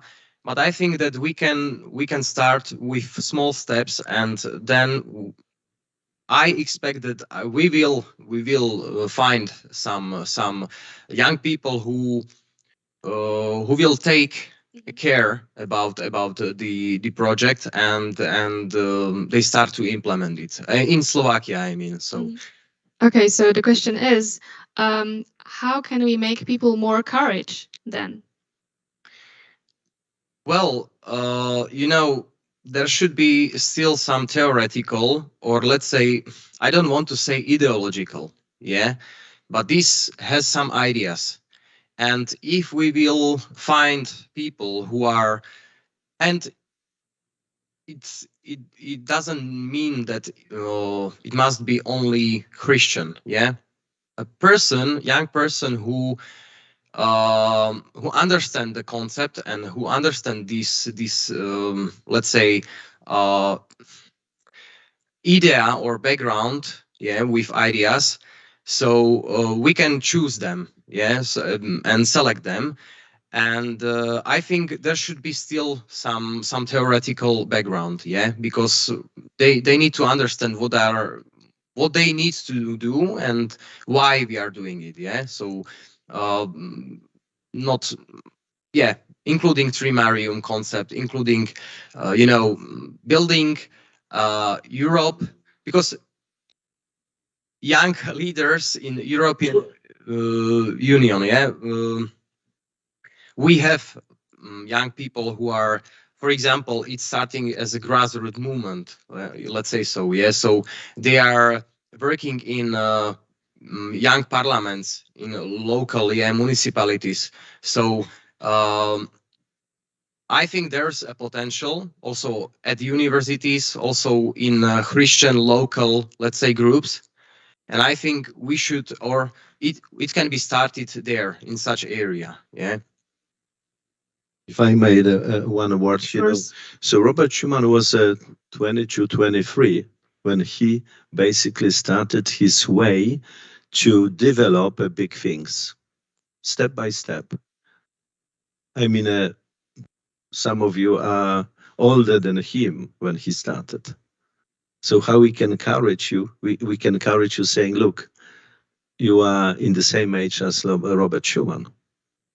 You have a potential, We don't like to treat you like on different conferences. There is guys, dinosaurs like me, and they are only talking, or just. But on that conference, you created the content. You are leaders, and this conference, in my, opinion, is a great one. This is the best one, I never been. I've been on thousands of conferences, different type. And then we like to basically rely on you. This is the courage. We like to believe in your heart, in your brain, in your, creative approach. And you proved during that meeting, that you are really worth to rely. And of course, as you highlighted, Professor, that we are not putting together only the people who say we are Christian, people of a good will. That's what Schumann did. People of a good will, people of a good heart. And then these people getting together are developing a great things. So this is, I think, the most important to encourage you, saying that Robert Schumann, who made the big things, right? And the young people like you, like him, like Robert Schumann, you like to see a big goals and to feel that you are needed. So I think that this goals, for instance, a school of social and political service is a big goal. I think this is unusual opportunity. I don't see that initiative, we have in our countries. So you say, I am the one of the organizers. I am, acting at the very important project and the very important goal. So your creative approach can be, a very big added value to develop that, direction. Thank you. Okay, but do you think that goodwill is enough to do it? I mean, I think religion puts a context into understanding reality. And therefore I'm just afraid that goodwill isn't enough, really, because religion is determining our understanding of reality. And like, for instance, for me, one action can be good or bad, and for other people it can be something a lot of different. It can be something different, right? So how could we build that a common mutual context without a religion? Because if I understood properly, you said that it is not about only Christians, right? It can be people like connected with other religions. So how Schumann acts, what it means, how we understand the goodwill, that you are a goodwill, you're a person of a goodwill, okay? It means that you respect the natural law. You respect some certain, norms. Many of them are just, over the history of the Europe, the Christianity impacted basically all areas we live, all areas which are surrounding us. But of course, your personal, way is that, some people are Christian and they are very, aware of that. But some of them, they have a different way. But they still, would like to make a good. And I know myself, many people being, of that good approach. And respecting, that natural law, that, certain norms, which I said, for instance, in the business, if we look in different norms in the business as well, they were impacted by, as well, different social teaching of the church, right? We probably do not realize how, the history of the social teaching of the church impacted, that where we live now. But what Robert Schumann did, he just didn't ask you, are you attending the church? How frequently are you at the prayer?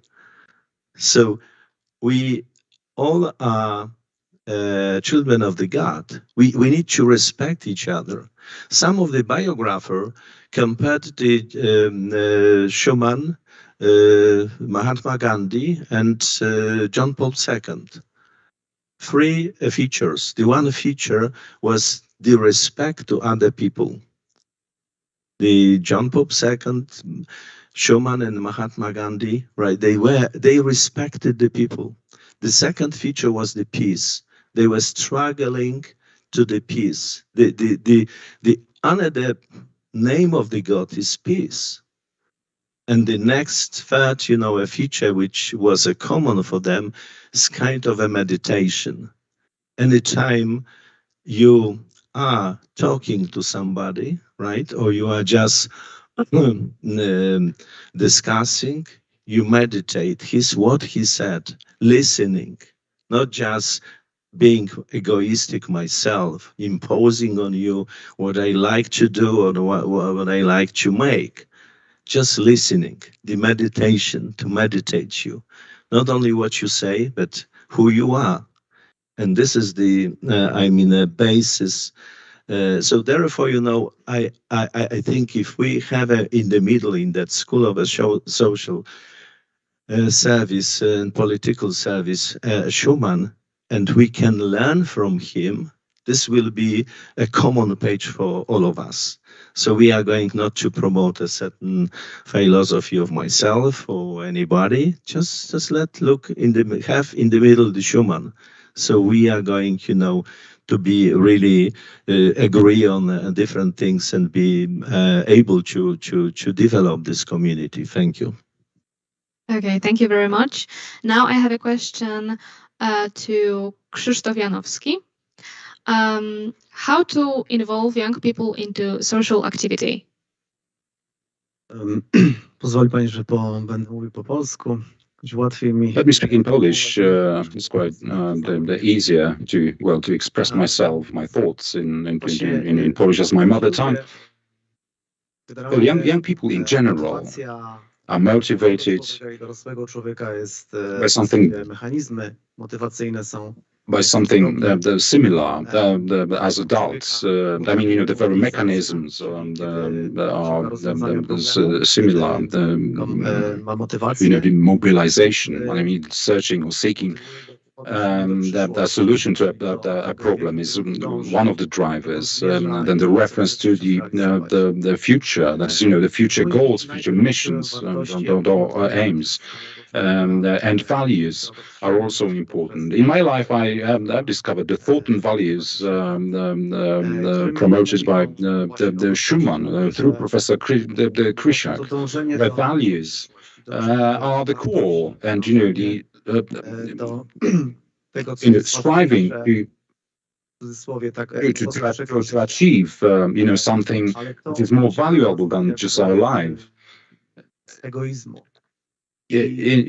Let's us get beyond our egoisms. And from my own experience, and I usually work with adult leaders, but they always regret that when being young, they had concentrated too much on themselves, on the individual human goals, instead of focusing on ideas, on something bigger, on something more important, on something more serious. And because of that, they have lost their ways, in the meantime, because, to fulfill one's own the egoism is quite easy and quite quick. What happens next is a difficult time. So we need to tell young people to be determined to focus on something bigger, on ideas. And Robert Schumann shows us the path to that, to concentrate on values, on solidarity, on social solidarity. And at the Institute of Schumann Thought, we want, on the one hand, to promote the true image, the true picture of Poland in Trójmorza and the countries in the EU as well. But also, we want to promote the true picture of Trójmorza nations in Poland, so that it's a kind of bi-directional the relation, so that young people can get the motivation incentive to work for the good, the future, in line with Schuman thoughts. So, very often we hear, some slogans about the future of Europe, but unfortunately, this is something different. This is something based on egoism. This is something that does not build cooperation or community. As the leaders of the economic cooperation, we are devising ways to enhance, to enliven the cooperation instead of driving competition. Competition is something that is used by big corporations, big companies, to derive profits out of it. Cooperation, working together, it is better because it benefits our societies much better. This is true for the Trimarium.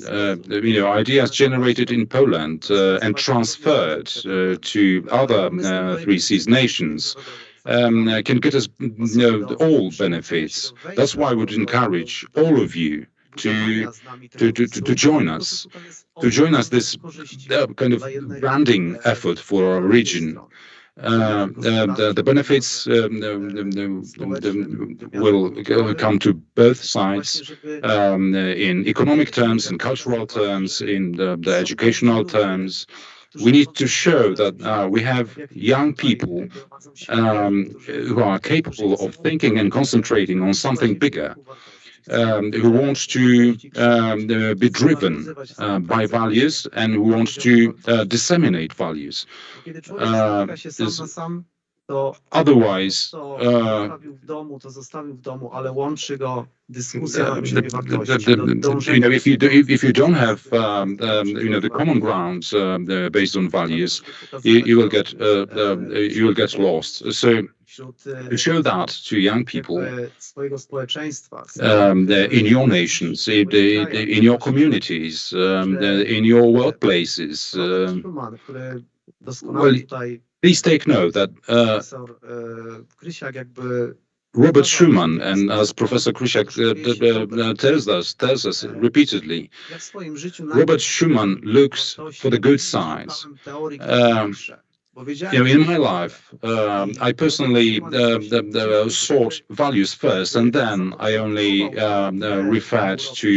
relied on the theories to give me some the theoretical grounds. And this is what Schuman thinks. The holistic the development of a man, of a person, on every levels, whether cultural, the educational, or social. That's how we can learn, how we can know our true nature. Nowadays we often tell ourselves, it's unbelievable what lies seem to be credible to a number of people. But if we seek for the good for both sides of the discussion, of the debate, where we can determine, the limits of one's own individual freedom, where we seek, common grounds, common points, from which we can create something new, something bigger. This is something that Schuman wants us to do. That's why the promoters of the economic image or brands of our nations undertake such initiatives, based on group efforts. Group is something that has a potential, better potential than an individual. I believe that the Institute has some tools to build and promote the image of Poland internationally. But people who are not involved in your organization should also be involved. If yes, then how? I think every one of us builds an image of Poland wherever we are in Trimarium or wherever we are. Our project is to build the planned image, the image we want to pass, which is rooted in values, in axiology. One of the projects that is to offer a platform, a kind of academia for development of leaders and animators, is the universal school of social Christian science, and we will of applied Christian and social thought. Sorry, we will try to expand it onto a international university to build education on values and build this this vision, this image of countries, of communities, to build it on a solid ground, and in this sense make it the right one, the true one. And it concerns Trimarium, but it concerns European countries in general, in Poland and in other countries, and of Poland abroad, and of Europe to Poland. Yesterday, I was talking about the need to exchange, to increase the trade between our countries.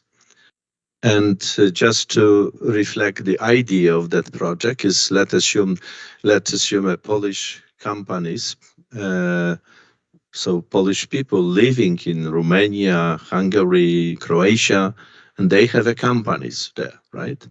So what do we challenge them? We say them, look for the Croatia companies, Romanian companies who produce a very good stuff, who are very good producers, and say them, look, your products are needed in Poland, okay?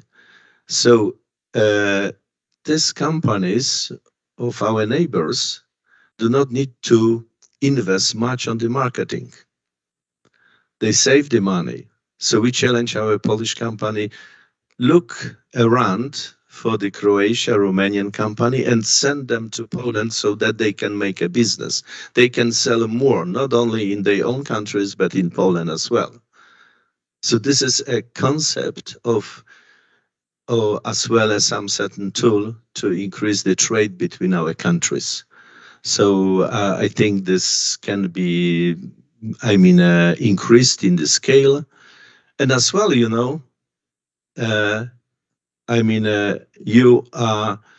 so this promotes your image.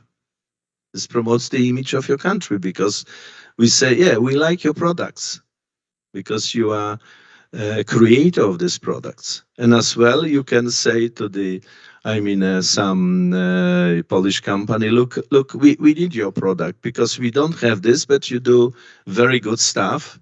So it's even better than in Germany or in France, right? So this is a building in a very concrete, solidar way from the economic perspective of the community. That's how we can, understand running this project. Thank you. Antonio Jimenez, could you explain us what is the connection between Venezuela and Schumann's Thought Institute? Thank you so much for, yes. Well, I had the privilege to start learning about Robert Schumann 2 years ago when I joined the University of Applied Christian Social Teaching. I became a listener, and I started learning about Robert Schumann and his values. He's like a circle, the founding fathers of the European Union, as you know, De Gasperi, Adenauer. And I became very fascinated of all these principles of the Commonwealth, of the European nations, and how everything was fundamented on like Christian values, Western civilization values. And I do believe that it's the way that we should follow in these times of uncertainty, of lack of values, of traditions. We can see what's happening in Western Europe. Like it's very sad. And okay, coming back to the question, the connection of Venezuela with Robert Schuman, I think in 1962, Robert Schuman, well, some delegations from Europe were sent to one country, specifically in Latin America or Hispano America, I like to call it like that. And that country was to Venezuela. So in 1962, some delegations from Europe were sent to Venezuela. Venezuela was one of the richest countries in the hemisphere, like in the 50s, 60s. We have the longest oil reserves in the world. And the country was developing itself very well. Like we had a good economy. Everything till 1998 when the communist regime took place. But okay, so in 1962, these delegations were sent to Venezuela, like the first country in Latin America where these delegations were sent was to Venezuela. And Robert Schuman sent one professor, Professor Gebhardt. His name, he is, I think, an economist, and he lives in Wrocław. And he was heading the Polish delegation, yes. And in Caracas, an election process took place, yes. And it was thought that the German delegation was about to win this election process. I think it was of the youth structures, Europe. And Robert Schuman wanted wanted Professor Gebhardt to be nominated as in this position. And yes, the election process took place there, and yes, Professor Gebhardt, the Polish delegation, won the elections. And yeah, so it was very fascinating when I joined the University of Christian Social Teaching, and this story connecting with my country, it gave me a lot of motivation and gave me a lot of hope that we can, as Christians, as people of goodwill, we can make difference. We can follow Robert Schuman principles, and we can restore, and we can,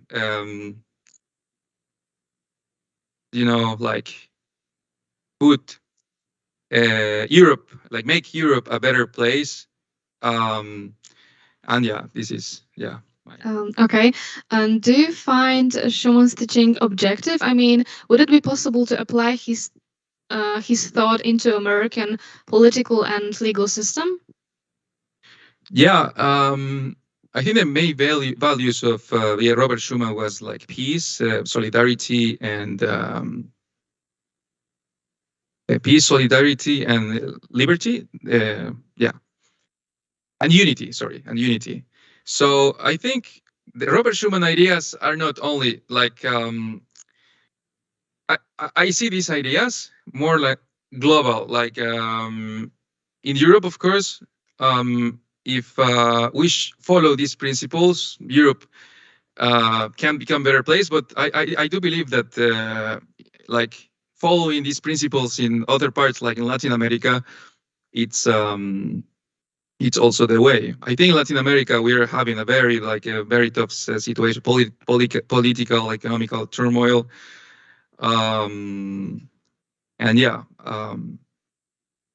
as Professor Krishak said, now, in Europe, we need very deep changes, and these changes will be made by us, by you, the future leaders, young leaders, and these initiatives, like the Forum Trimarium Schuman Generation Forum, is one of these projects that, you know, will make a great impact in the future of, you know, of the continent. And it's a great opportunity to work together, to integrate ourselves, and to yeah, like make these decisions that will be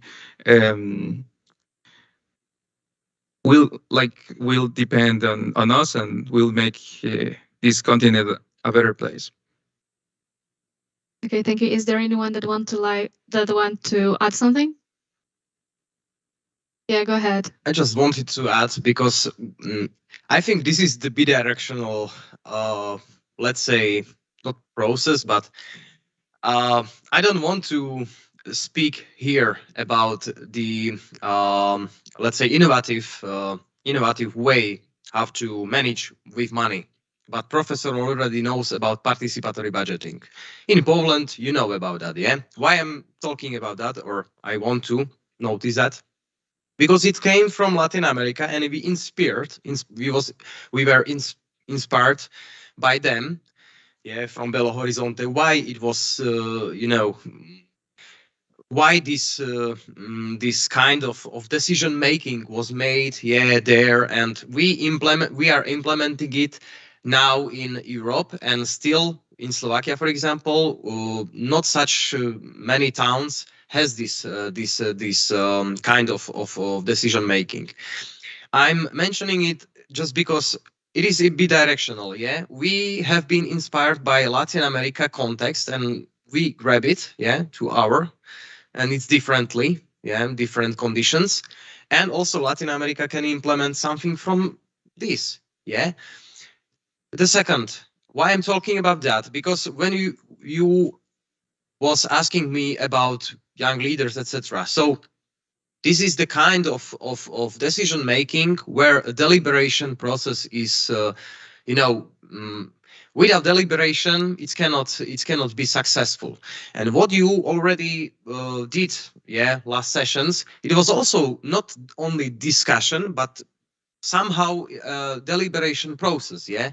So we need to, yeah, consult, and we need to make a decision. Okay, it will be good, it will not. So deliberation also. And regarding that, you know, when this kind of projects, or let's say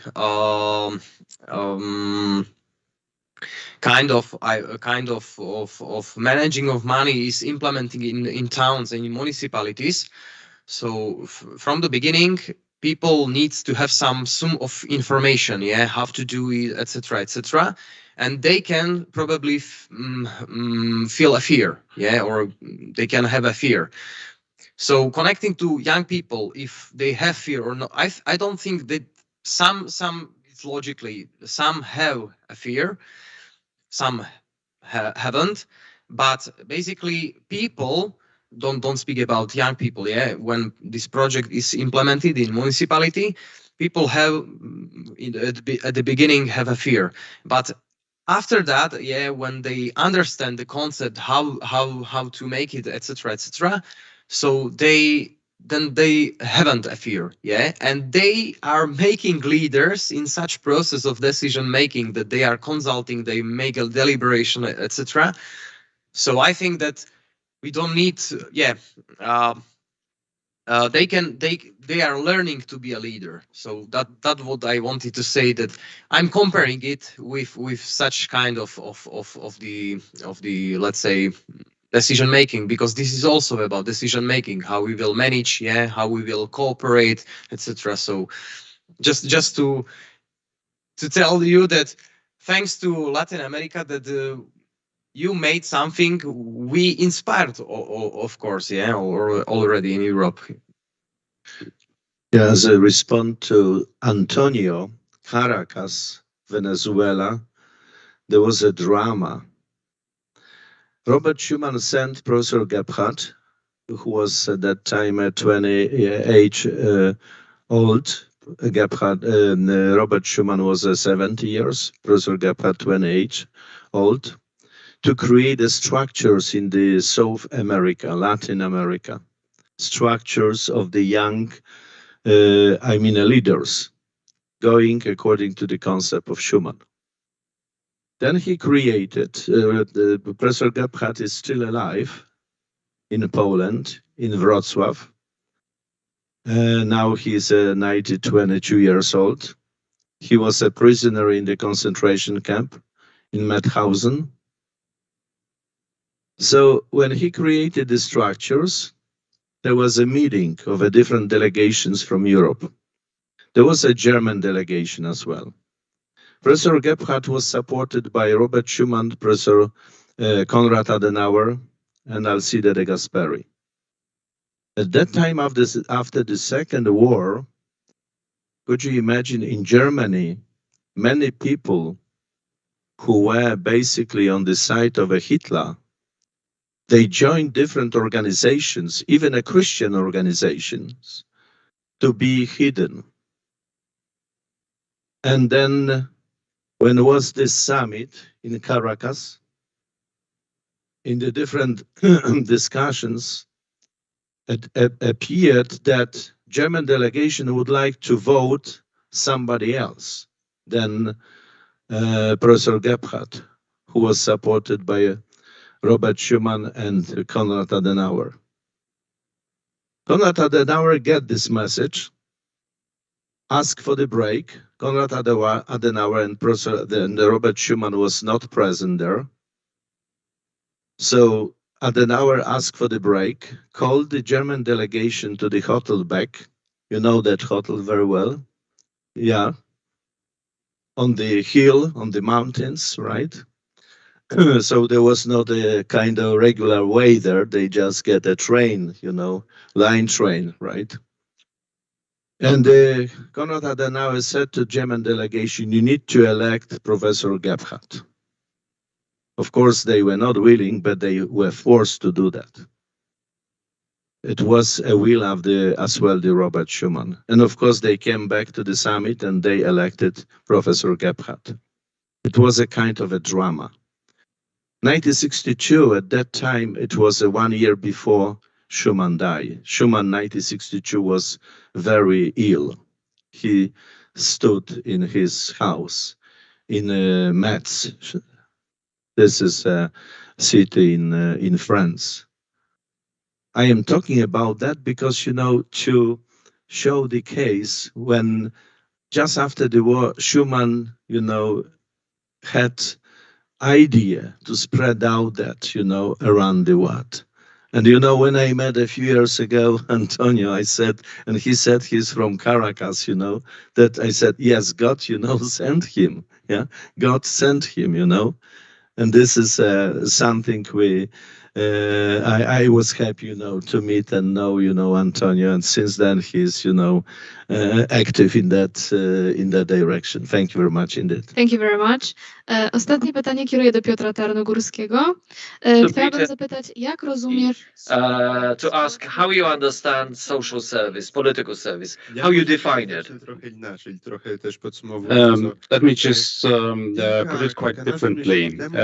Several months ago, when we came up with the idea of the forum itself, when we started developing the idea, we asked ourselves the questions whether there would be enough leaders in Poland, in Europe, in Trójmorza, whether we could find them at all. So it appears there are the sufficient numbers of the people who are really interested in getting together, in working together, as Professor said. To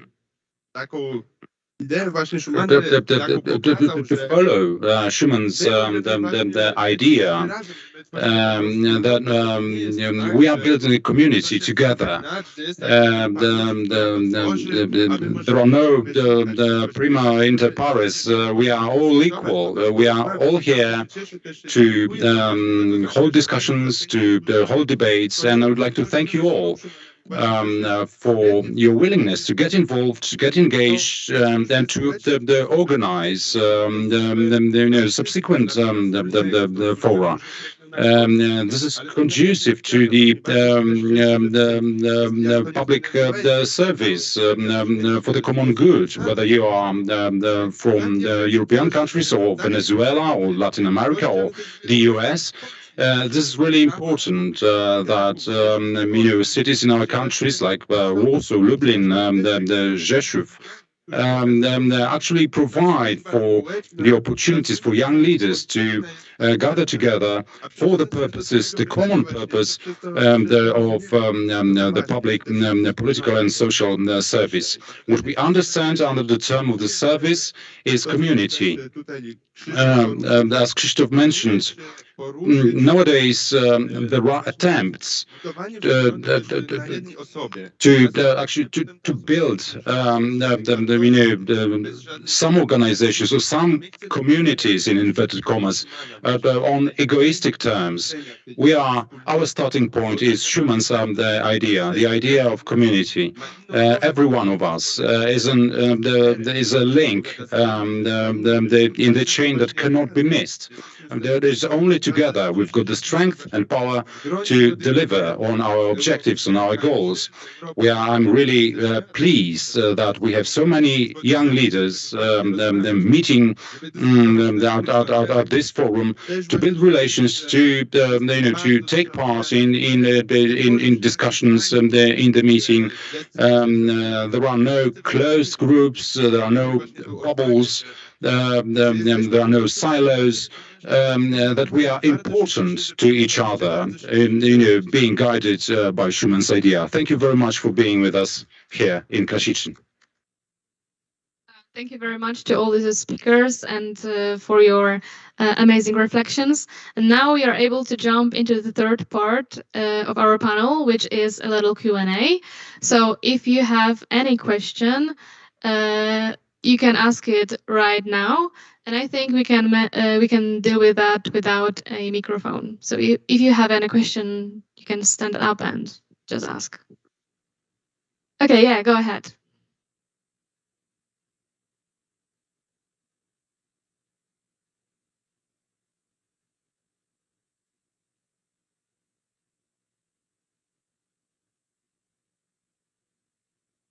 I prefer to talk in Polish right now. Więc mam pytanie, ponieważ wcześniej pracowaliśmy nad naszymi pomysłami na to, jak mogłaby wyglądać szkoła związana z wartościami Schumana. Moja grupa wypracowała dość na obecny czas. School of Ace. I meant, our group has put forward a controversial idea, so to say, but I won't be talking about that. My question is, and I don't know to which one of you, but I would like to know. I would like to know your thoughts. Czy lepiej on whether it's better to educate young leaders, contemporary leaders, powiedzmy w takiej otoczce prestiżu, in this kind of the luxurious settings. I mean, the settings of of social prestige, or perhaps we should be perhaps we should assume some down to earth approach. So again, do these young leaders have to feel that they are, someone special, or perhaps more down to earth? But I hope sometime you are going, to. I am really very interested, what you find out. So this is a very good question you put, what conditions should be arranged and surrounded for that school of social and political service. This is, first of all, not education, as you highlighted. This is formation, school formation, which includes many areas. And I think, the best answer on that is just if you look into the personality of Robert Schuman, how he lived, how he acted. He was, in fact, surrounded by a very simple things, but simple arrangements. He was very humble.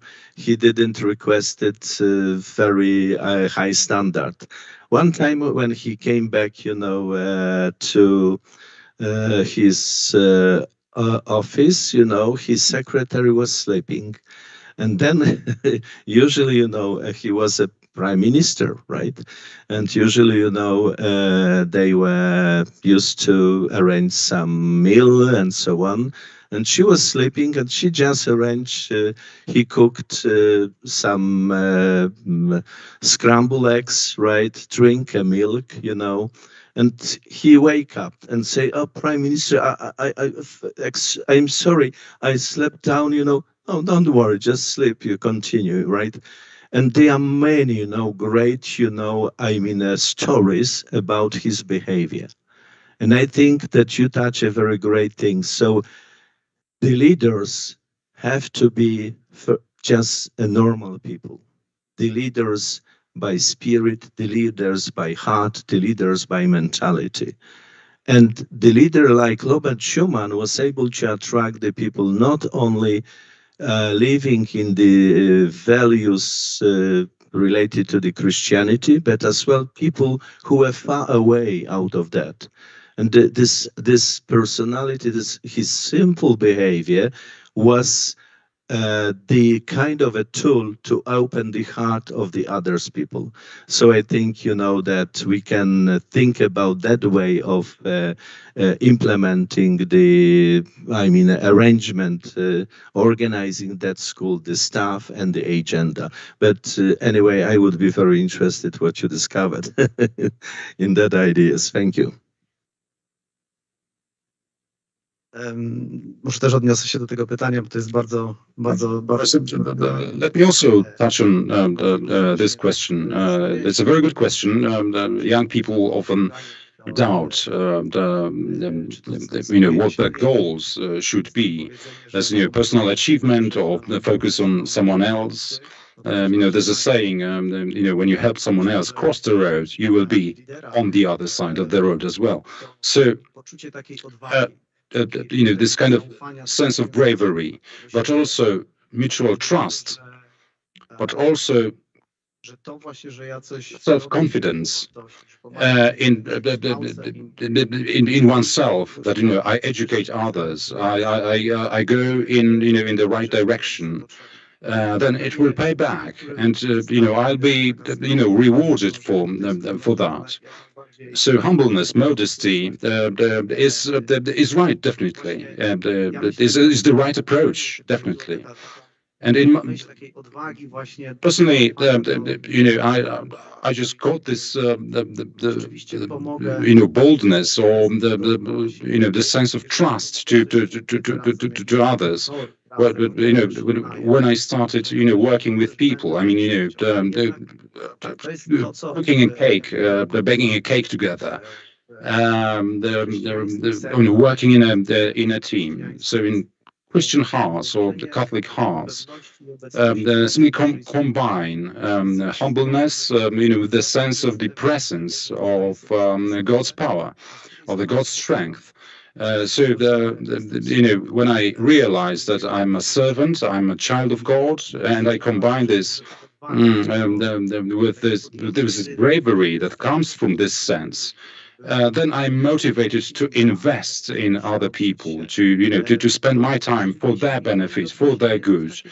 And I'm quite sure that by doing so, I'll be rewarded. That this will pay back. I know a lot of people who are, I may say, they are rich, but they hate their lives. They'd rather skip all their achievements and live a simple life in the countryside. But when I focus on interpersonal relations with other person, I'm sure I will get where I should be. Thank you. Thank you very much. Jeszcze jak mogę, bym się... If I may, Myślę, że to jest takie pytanie, I think that które this question is an ambiguous one. we often think that the escape into some luxurious living styles is something that we need and that we want. I'm interested in psychology, so my approach is that escape is something that we decide to do when we doubt, when we have doubts. So, of course, we shouldn't go extremes. That is, we shouldn't just be satisfied with doing our projects in I don't know, small hut somewhere, in a godforsaken hollow place. The focus on people is the most important thing, as we are discussing all together at this forum. We are not only participants, but co-organizers. We have an influence or sense of influence on everything we do. I think that this approach among all the leaders, spending their time to the common good, is something that gives you the satisfaction from me. I will connect to you because you probably know this illustration or picture how different which differences are between heaven and the hell. When in hell there is a lot of meal around the table, they are sitting around and they have long spoons and they want to eat, you know that and the heaven. So I don't need to describe that, because in heaven everybody is taking care about the other personality. So we still need to make some illustration in such way that, okay, this is the principle, because we can eat, as you mentioned, we have a lot of, but it's empty. Then, and also the other word I want to say is the responsibility, because this is not a case only of I will take care, but responsibility is in front of that. That's and also why we are here. What do you, or when I came here, I took the chance and I told myself that, okay, this is, it's a responsibility, because I don't care. Okay, I can be lazy, I can stay home, I will do my things. I have a lot of what I need, but we are responsible for something. How it will look like in future, as you mentioned yesterday, maybe the last chance, we don't know. I don't want to be such skeptic, or let's say, but we hope, but we have responsibility. And all of you that you are here, this is also the sign of your responsibility, that you are responsible for your own life and you are responsible for other lives, and how, etc., etc. So you have the responsibility, and this is one of the signs that you are here. This responsibility. Jedno zdanie, Schumann mówił o sobie. Przyszedłem, żeby... Schumann said one thing about himself. I'm here to serve and not to be served. I am to serve and not to be served. Thank you. Okay, we still have 5 minutes, so if there's anyone that want to ask something, yes, sure, go ahead. Ja bym chciał zapytać o jedną rzecz, dlatego że... One more question that I would like to ask, a couple of words about values, Schumann's values, Schumann's axiology, and there was a statement about humility, bravery, and responsibility. So basically, it's convergent with my values. Something that I find inspiring, without too fear, but without too much of bravery, or so that we are here testifies to our support to the values. But my question is, because for us leaders, it's also vital to spread, to disseminate the values. So can you give us some examples, tools? How can we spread, how can we disseminate the values? Just one or two sentences. Over these days, today and as well tomorrow, we have indicated and draw many, ways to implement. We put the suggestions. We present as well, today some certain projects which are able to basically spread out this and implement these ideas. And as well, when we speak in that panel about the School of Social Teaching, School of Social and the political teaching, this is as well, the way to implement. We spoke about, as well the distributing the books. We spoke about the organizing a meeting, for instance, on your university. We just agreed yesterday with our friend from Romania. We are going to go to the parliament in Romania, some friends from neighboring countries, and to spread out that idea. So there are many actions as well, agreed today and yesterday for a meeting in the other countries. So I just like to indicate you that over these days, already many actions were suggested, and now there are many talks bilateral on between different groups for the implementation. So as we finish that stay in Krasicin, we are going to go ahead with the actions. So we are not waiting for a next meeting over next year, but just, to start do that.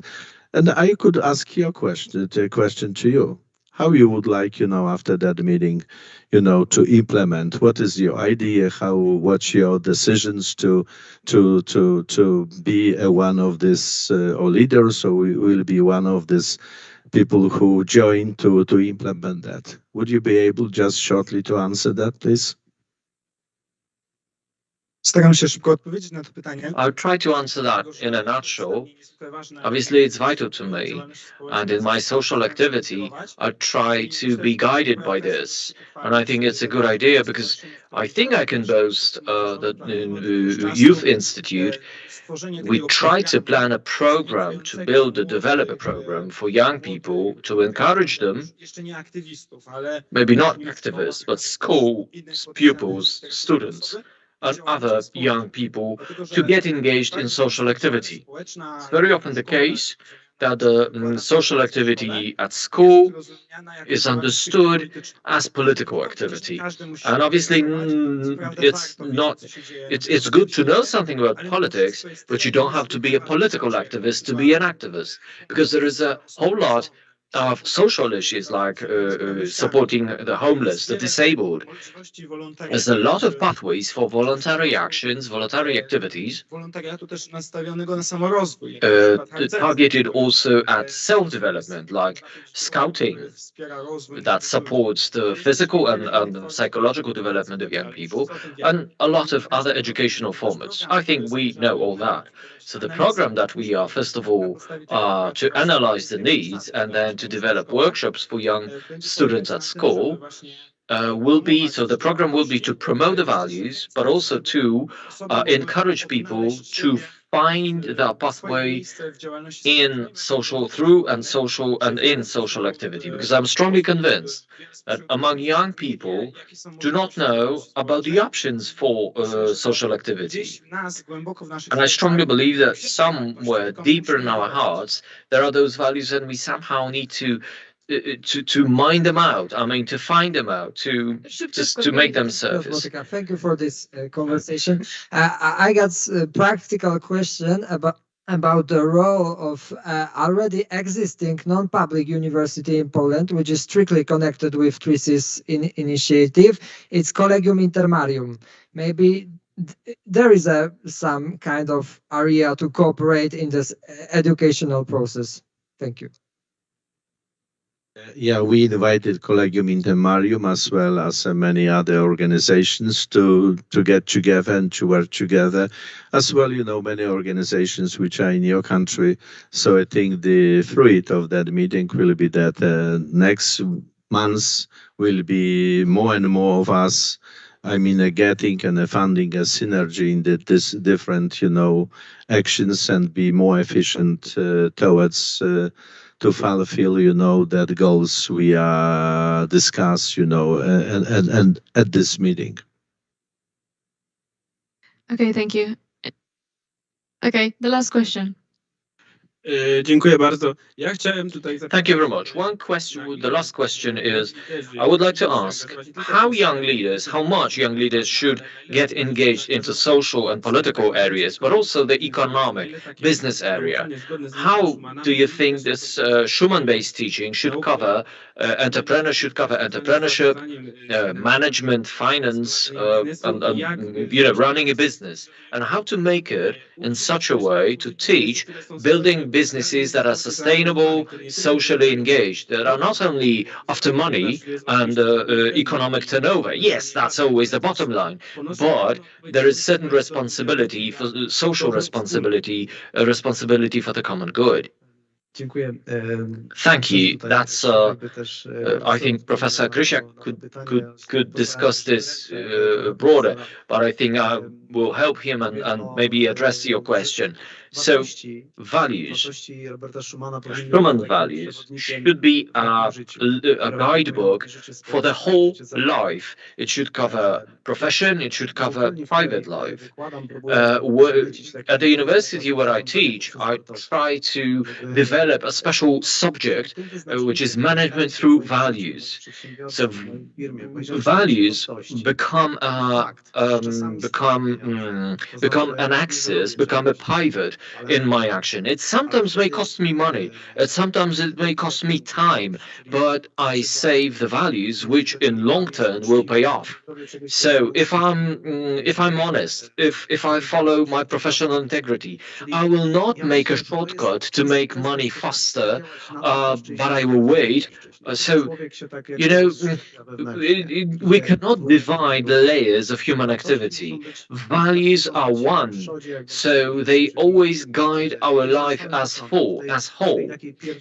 In its primordial stage of our action, of our thinking, of our decisions, and then it's a unifying factors, and we are integrated, we are the same, and we are true in all the places where we live, where we work, when we talk. To answer more specific your question, there is I mean, a leader has to be acquainted, educated in different areas. That's first. Second, Institute of Schumann thought since 2 years implemented the Universal University of Applied Christian Social Teaching. There is 2 years, and we now are considering to implement that university in the Trójmorza, in the English. What students do that as future leaders, they learn different areas and they create the projects. They try to implement the projects, which these projects apply the principles and the norm of a Christian norms and the principles in a different areas, in a business, higher education, NGOs, ministry, right? So logistic, school, culture, and so on and so on. So you touched the right question, and the concrete projects we are going to implement together. That would be the universal university of applied Christian social teaching in English around the Trójmorza countries. Thank you very much. This is the end of our panel about a School of Social and Political Service. So thank you to all the speakers that were here with us today, and thank you for your attention.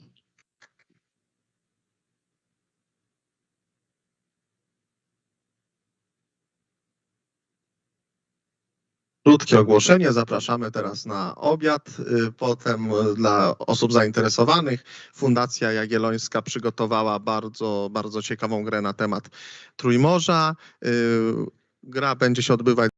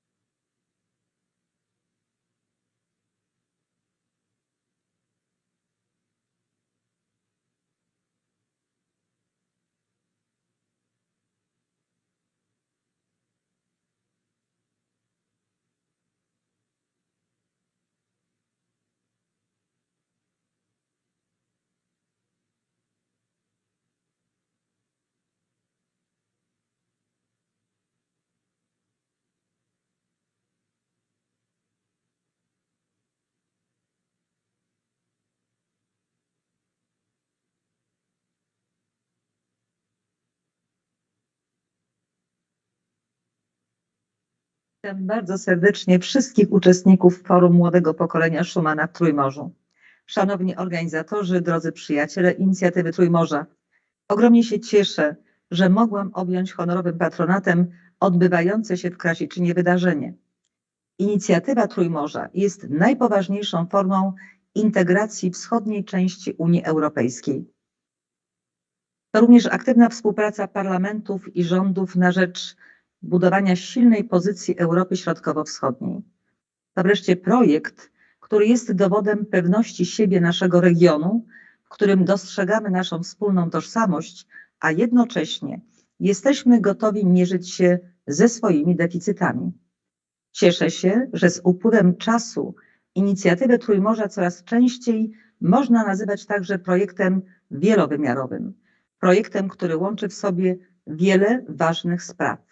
Nie tylko inicjatywy infrastrukturalne, energetyczne i cyfrowe, nie tylko współpracę międzyrządową, ale co szczególnie cenne, współpracę parlamentarną i społeczną. Wymiar pozasektorowy inicjatywy Trójmorza to jest kwestia bardzo aktualna, która w ostatnim czasie znalazła się w kręgu naszego szczególnego zainteresowania. Z jednej strony jest to efekt postępującego rozwoju całej inicjatywy, z drugiej natomiast to efekt naszych parlamentarnych i obywatelskich aktywnych zabiegów o włączanie w inicjatywę Trójmorza nowych podmiotów. W czasie zaplanowanych na najbliższe dni debat będą Państwo szeroko dyskutować na temat różnorodnych form zaangażowania społeczeństwa obywatelskiego w inicjatywę Trójmorza. Ja ze swojej strony chciałabym odnieść się do kilku wątków związanych wymiarem parlamentarnym tego projektu. Wzrost zainteresowania poszczególnych państw trójmorską współpracą stymulował powstawanie różnorodnych formatów spotkań. Obok prezydenckich szczytów inicjatywy Trójmorza pojawiły się płaszczyzny spotkań dla wielu innych podmiotów na poziomie koordynatorów międzyrządowych, przedsiębiorców w ramach forum biznesu czy samorządów w ramach forum regionów. W takich warunkach powstanie platformy spotkań przedstawicieli parlamentów jawiło się jako naturalne uzupełnienie istniejących form kontaktów między naszymi państwami. Fundament pod ten kierunek położyło pierwsze forum parlamentarne inicjatywy Trójmorza, które odbyło się 3 czerwca 2021 roku. Spotkanie w formule online zorganizowane przez stronę estońską i przez pana przewodniczącego Juri Ratasa stało się dla nas płaszczyzną dyskusji na temat form aktywnego zaangażowania parlamentów w trójmorski projekt. Dzięki temu spotkaniu otworzyliśmy pole do budowania nowego wymiaru inicjatywy Trójmorza, w którym wiodącą rolę odgrywałyby właśnie parlamenty. Podczas swojego wystąpienia na wspomnianym forum miałam okazję przedstawić szereg propozycji, które pozwoliłyby nam kontynuować pozytywne impulsy płynące z Talina i nie zatrzymywać się w naszym zaangażowaniu. Jedną z prezentowanych inicjatyw była organizacja Forum Młodych Parlamentarzystów Trójmorza.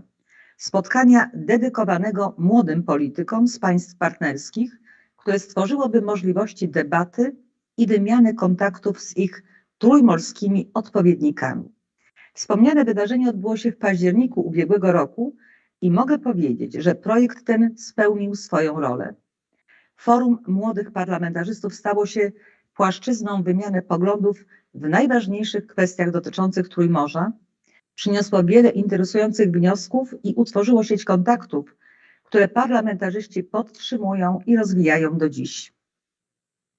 Szanowni Państwo, w kontekście kreowania pozasektorowych inicjatyw dotyczących Trójmorza chciałabym poruszyć jeszcze jeden istotny wątek. Obecnie dużym wyzwaniem staje się potrzeba zwiększenia świadomości społeczeństw na temat znaczenia inicjatywy Trójmorza. Potrzeba wypracowania skojarzeń, marki, symboliki, która będzie budowała pozytywny obraz projektu zarówno w granicach poszczególnych państw, jak i na arenie międzynarodowej.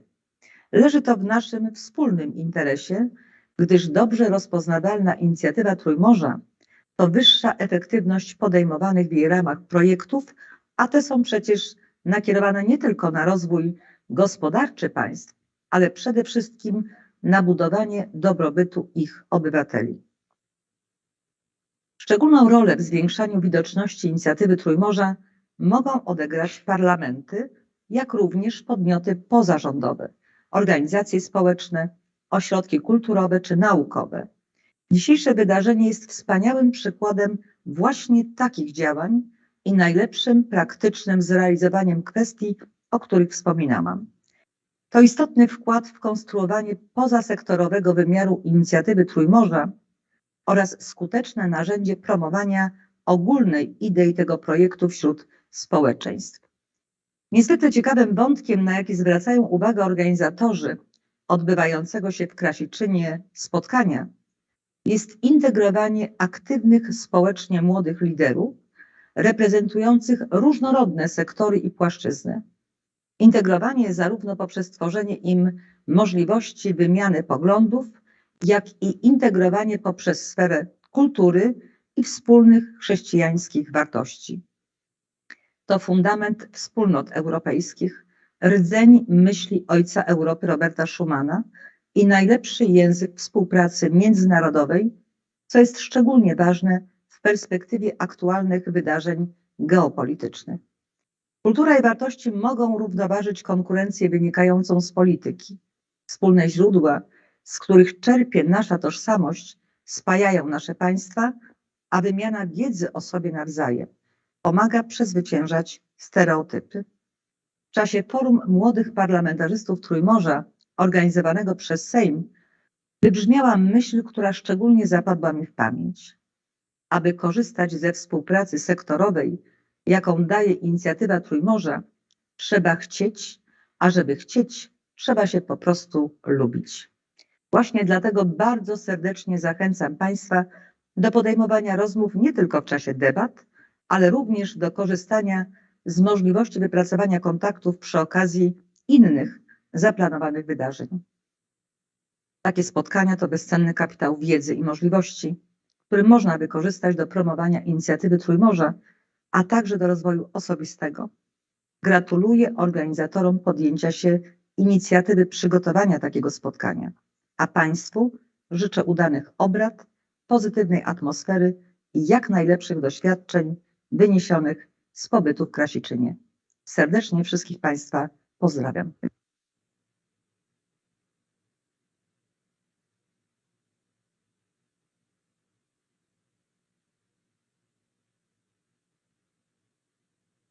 Halo, halo. Dzień dobry, witam Państwa wszystkich bardzo serdecznie. Hello everyone, I'm Martina Łuszczyk and I'll be moderating this panel discussion about education, business and impact on the economy in the 3Cs initiative countries. Let me just invite Piotr Tarnogórski, Tomasza Pysiaka Tomasz Pysiak oraz Krzysztofa Radeckiego. and Krzysztof Radecki as our panelists.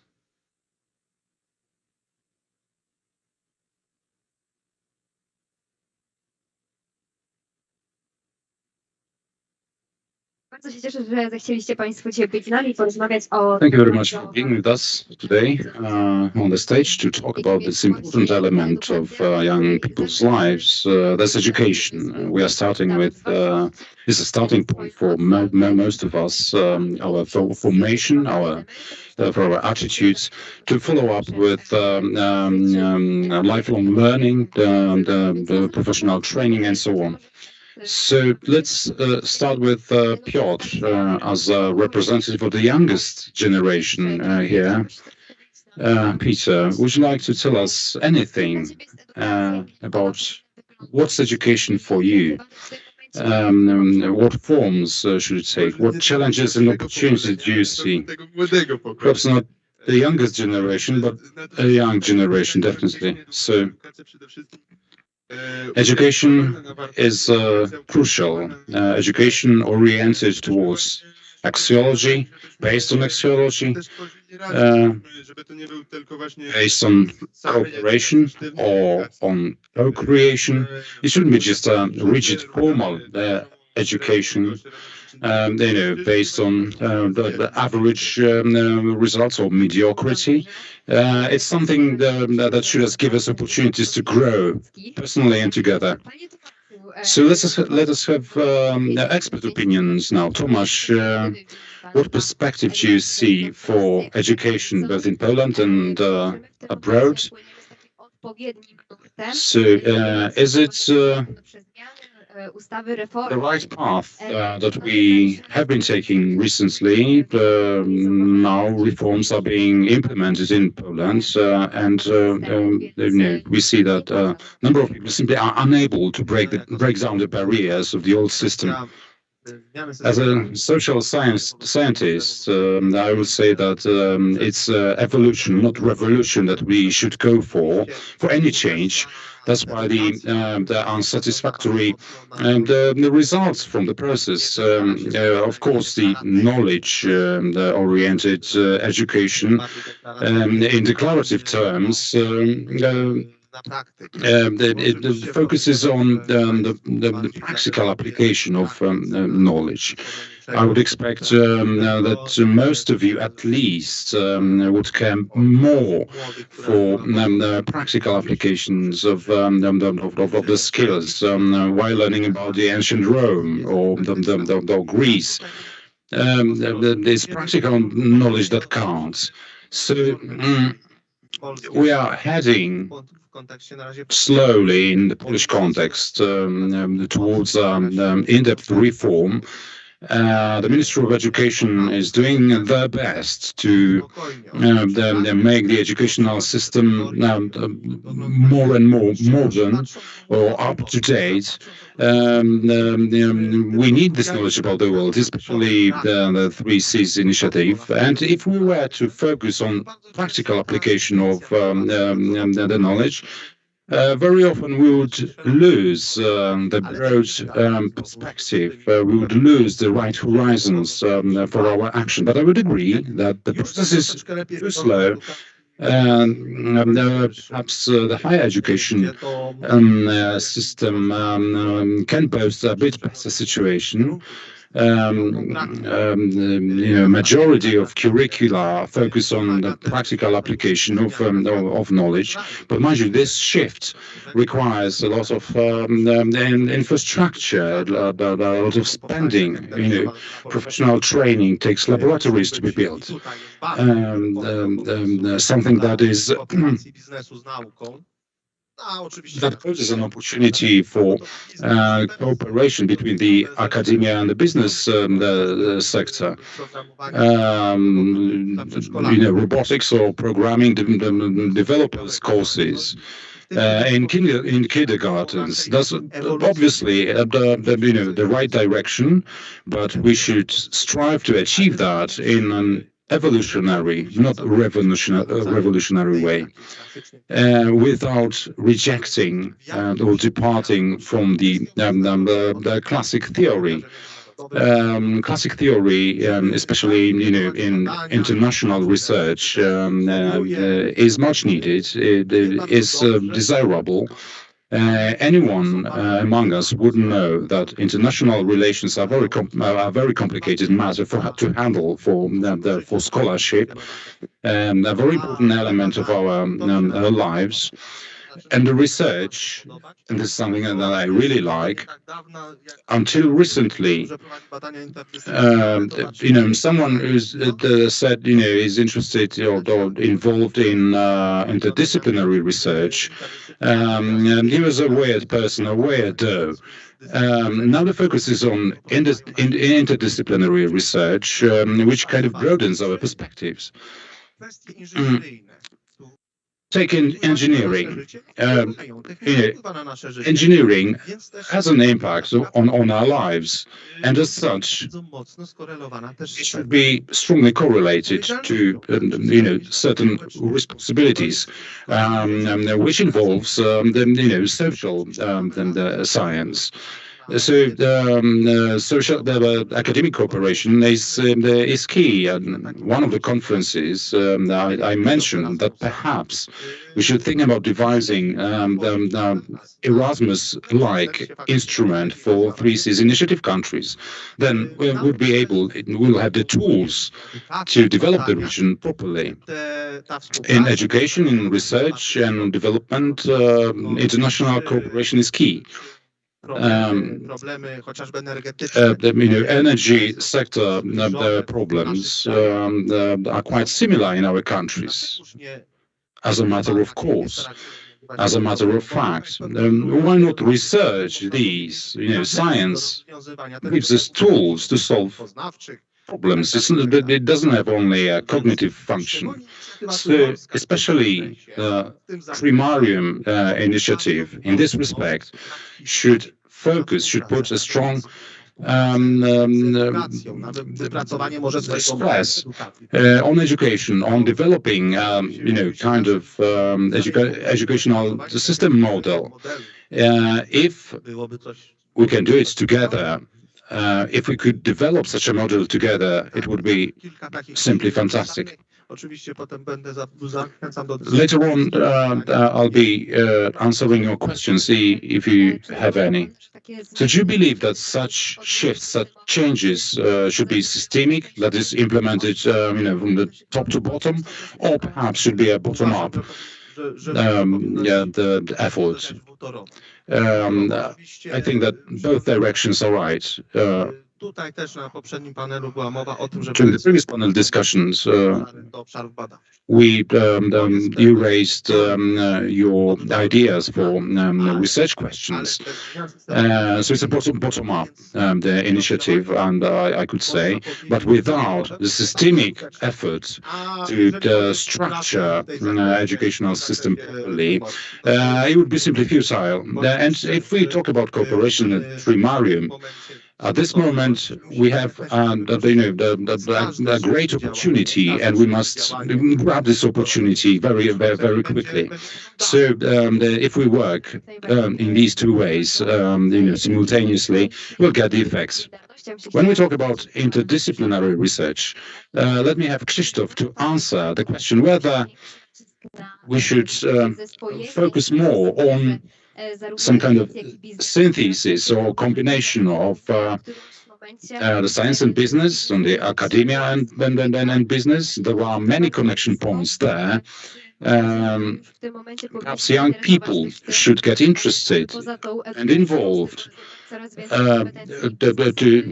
acquire as many business sector competences as possible. What's your opinion? What are your thoughts about that? Thank you for this question. I think my pre-speaker, Tomasz, said, actually answered your question, mentioned precisely most important answers. Actually, you should start in kindergarten. He mentioned some programs in programming and robotics. And the role of these courses is to recognize certain talents, a talent pool, to see what they are satisfied with. Because when you work with things that you like, then you're just having a hobby, not doing a job. So basically, education, maybe. Again, we start with certain courses at kindergarten level, preschool level. Then we have some additional classes at school level, not only primary, but let's say we think about our talents, we think about what we want to do. Following the published or general European system, then we have secondary school. Our directions, our competences become more clearly defined. We either go more humanist way or general way, but also technical. And obviously, there should also be a clear stage of technical education, vocational education, which in Poland has become a problem for some time. So, people training in relatively specialist, but say, engineering or mechanically oriented. And obviously, such schools can make sense only when they are created. When these schools will create a workers pool for particular companies, for particular institutions. Now, in Poland, such schools, vocational schools, were liquidated at some stage. And actually, it caused that certain specialists, like mechanics, are missing on the Polish market. Now, moving to studies, moving to academic studies, depending on, irrespective of what kind of specialization you're moving on, obviously there is this drive towards IT, towards programming, towards software development. There's more and more influence of IT on all different kind of works. But IT is not one field. There is a number of things you can do, and you need to follow your talents there. Whether you do with databases or you do the programming or whatever else, or architecture. So you need your talents to direct your career. And also you need managers, even in IT. And why this conference is so well organized? Because it's run by practitioners. They know what the logistics side of it. They know how this should be organized. Obviously, there is some theory behind it, but certainly you need practice to do such things. And obviously, this is why you need cooperation between business and entrepreneurs with universities. Theories are absolutely okay, but you need to test them against business situations to see to what extent they work for you, to see how much you need to adapt to certain new situations. It's obvious that new solutions, new technologies, new services are created at universities because they react to social needs. They recognize social needs. So in a way, universities may be hubs for new technological and business developments, and also they are advisory tools for governors, for governments, for local governments. And it's often done, research that is done at universities, at research centers, is done serves public purposes. It's very often the case that we use our MAs at the university at which I'm affiliated. Some portion or the whole MA is published as an article. So we in a way, we disseminate knowledge. So knowledge should go hand in hand with business. You should not try to separate these two. And we should follow the trend that the young people who graduate from university are not students, they are practitioners. So they need additional training in practice.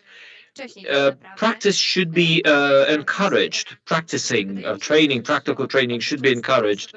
The self-education should be encouraged. But sometimes young people are very often made to believe that this mythical success is available when you have theory, when you learn a lot, when you are engrossed in the books. So now my question is to Peter, to Piotr. How to engage, how to invite, how to convince young people to learn, but also to be practical? Well, my answer is books, yes, but not not the main thing. Obviously, there are workshops. We have a mixed model here. We have portion of a debate, we have brainstorming, we have workshops, we have lectures. So I think that the conference like this shows that making a mix of different methods, where you do not just sit sit down and read and memorize theories, but when you sit down and you test your ability, you plan, you make a model, and you try to look for implementation. So in this sense, this theory-based practice is something that you should be learning because it's vital for our future. I'm sorry, just maybe I can see Mr. Ludwig and professors, Mr. Academicians, so why do we write books if they don't want to read them? No, I can see you're making some fun, but someone has to read this. But being a little bit more serious, books are important, theory is important, but the problem is you cannot stop there. That's my point, and I'm not going to go any further on that. And maybe to find a golden mean between these two options. Now, another question to Tomasz. At that stage, we can see modern education that reaches a more capitalistic turn. Very often, developing competences and developing of self-development become paid for. We do have public universities, we do have public schools, but very often we can see there is a kind of fashion maybe to take private tuition, to pay for it, to have more and more courses, training sessions, and it's good to have it. But the problem is it creates inequalities at very early stages, educational stages. Can we somehow face it? Can we maybe not reduce the phenomenon, because having a wide offer is nice, but to have equality of education? Thank you very much. I think it's an interesting question. On the one hand, self-development, drive towards self-actualization is absolutely crucial. Whether you pay for it or not is another thing. But you are partly right that there may be certain disproportions how available certain forms are to some people at the very early stages of education, which are through economic and social barriers. And this is why, actually, I'm happy to have this topic here, because I mentioned that when we talked about various areas of cooperation and projects, there's a list of topics for us. Maybe we could have a fund to support tuition, that non-government organization could use to support educational initiatives for those who could be in a way marginalized in the way you mentioned. So this fund would in a way work for equality for those who would be interested in paid education but wouldn't be able to afford it, would get some kind of grant from a fund. Things like this are daily bread in 16 października wypadło mi teraz z głowy. Zawsze są 16th of October, there are special grants organized by the Catholic Church and organizations, Caritas in Poland. Obviously, you could make it in a more specialized way, in a more profiled way, like going through state-based, ministerial-based institutions, or maybe through Trójmorza Fund. And in this sense, that would be an application for an educational fund or educational equity fund, so to say, to build this financial mechanism for educational equality. Obviously, forbidding anything, barring anything wouldn't be a bad idea. That would be a bad direction. To inhibit, to block, to say you can't learn, you can't use education. That would be a mistake. So that's my answer to the question. Because otherwise, I can't think about any other mechanism that would, in a way, cater for this equality. So maybe our last panelist. I've organized traineeships for secondary schools for one of the companies I worked for. And we selected people, the students or the graduates who could work at that company. And those people in whom we saw the potential, we organized the funding for the further courses. After completion of the courses, they had to simply work for a certain time to pay back the debts. So this is the solution which becomes more and more common in business. So the benefit for the business is that they have employee retention for a long time, and we teach them the workplace culture.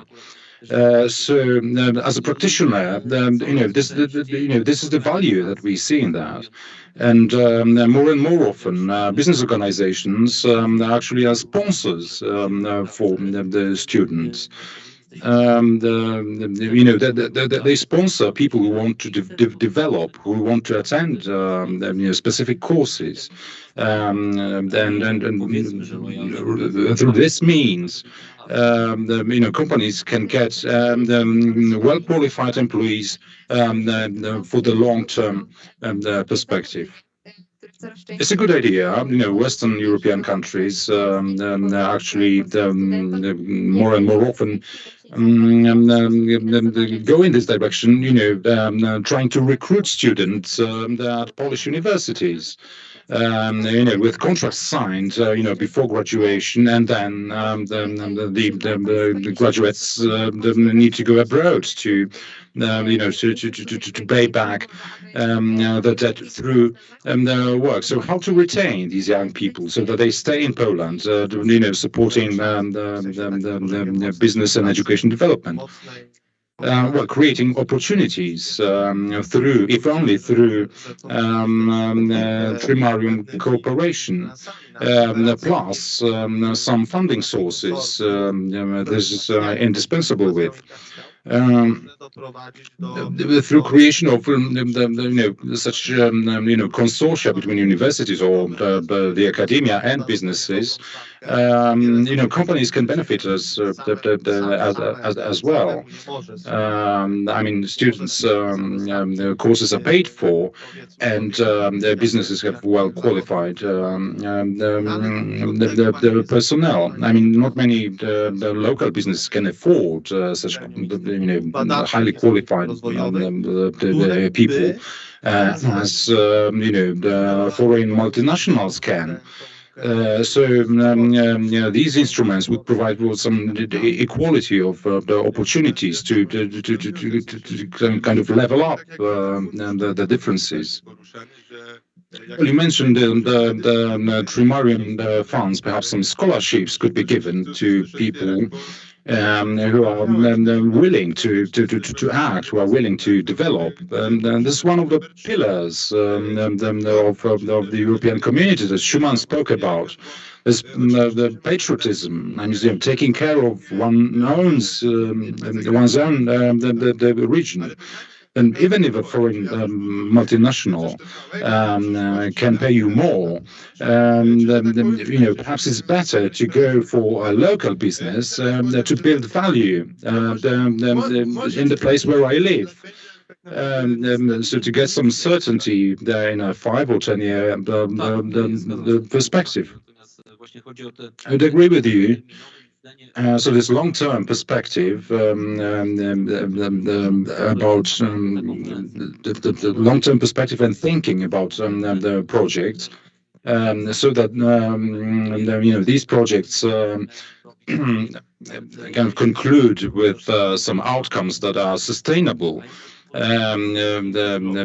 Will preserve our potential, will utilize, tap into our potential as culturally close nations, as kind of akin societies. We can, take joint effort to get funding and so on. And mind you, the long-term thinking for projects is key. A single project should be just a starting point for a longer effort, evolving into something more and more important. Trimarium is an opportunity for the European Union itself, as said yesterday. So we need to be building the strength of the 3Cs initiative, especially in the geopolitical position we are in now. I would agree with you. So just to refer to the long-term projects that are being coined just now, it's fashionable, I would say. It's project creation or project design, I would say, and not implementation. Well, the best outcome is, is a patented solution. We are not teaching our students how to deploy the inventions, how to make it work, and how to generate money from that. So is Minister Czarnek's idea going to help in this respect, or perhaps this will be just otherwise? Szanowni Państwo, ja odniosę się do tego. Let me just refer to the Ministry of Education's the initiative. I would say, well, it's really fantastic. It's wonderful. So I mean, the focus on the practical application, that is implementation, deployment, practice, in a living the organism that economy is, society is. There's not a single solution to every problem. It's a system, it's a process. It must be monitored, it must be followed, and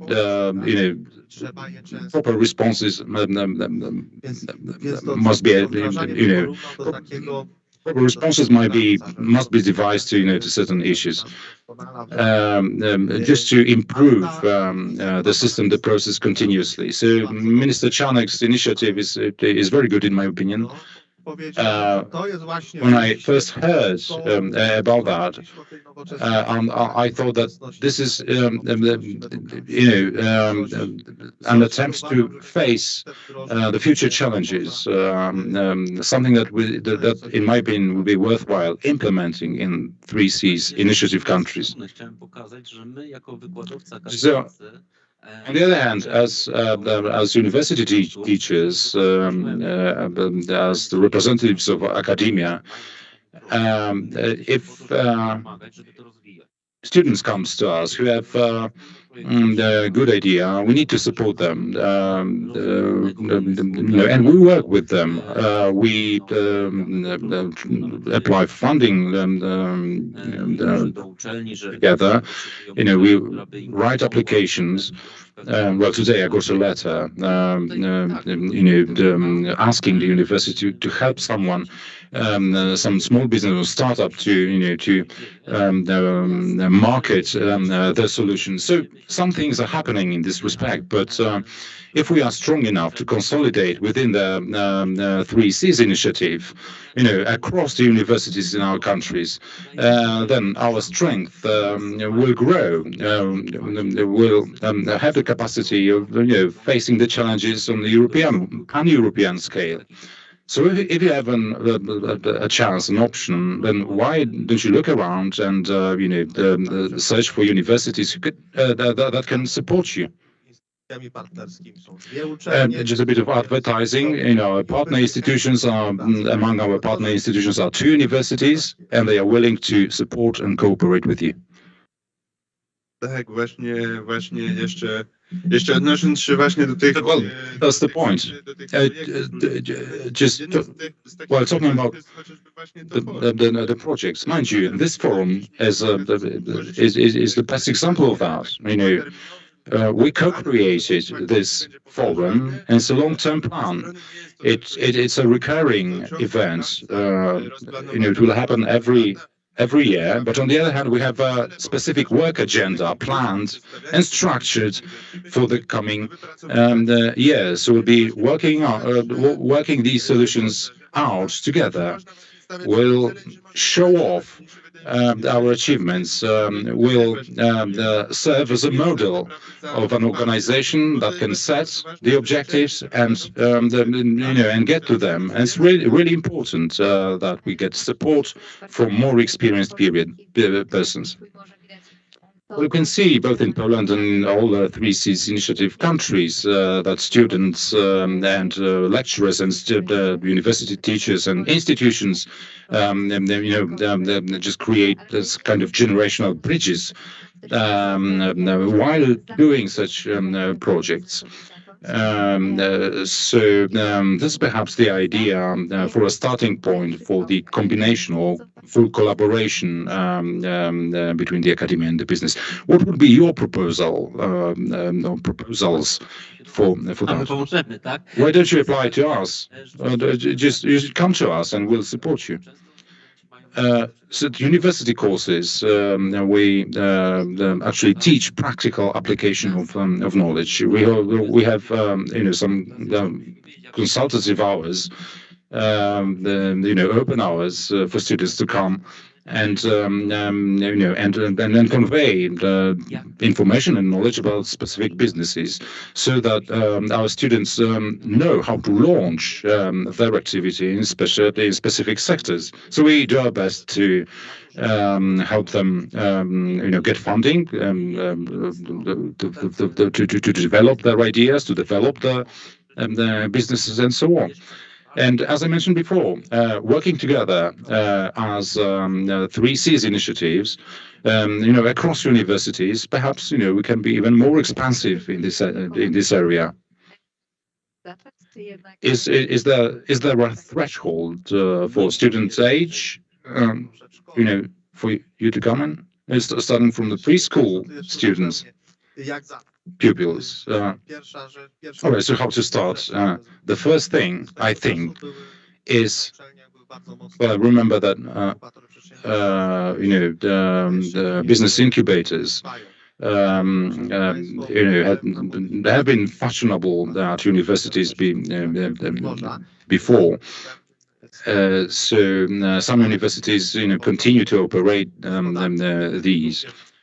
So a form of business incubator, covering all the 3Cs initiative nations would be very good. Mind you, part of the students don't want to continue with the courses. I mean, they simply want to get a job as soon as possible. What I like is that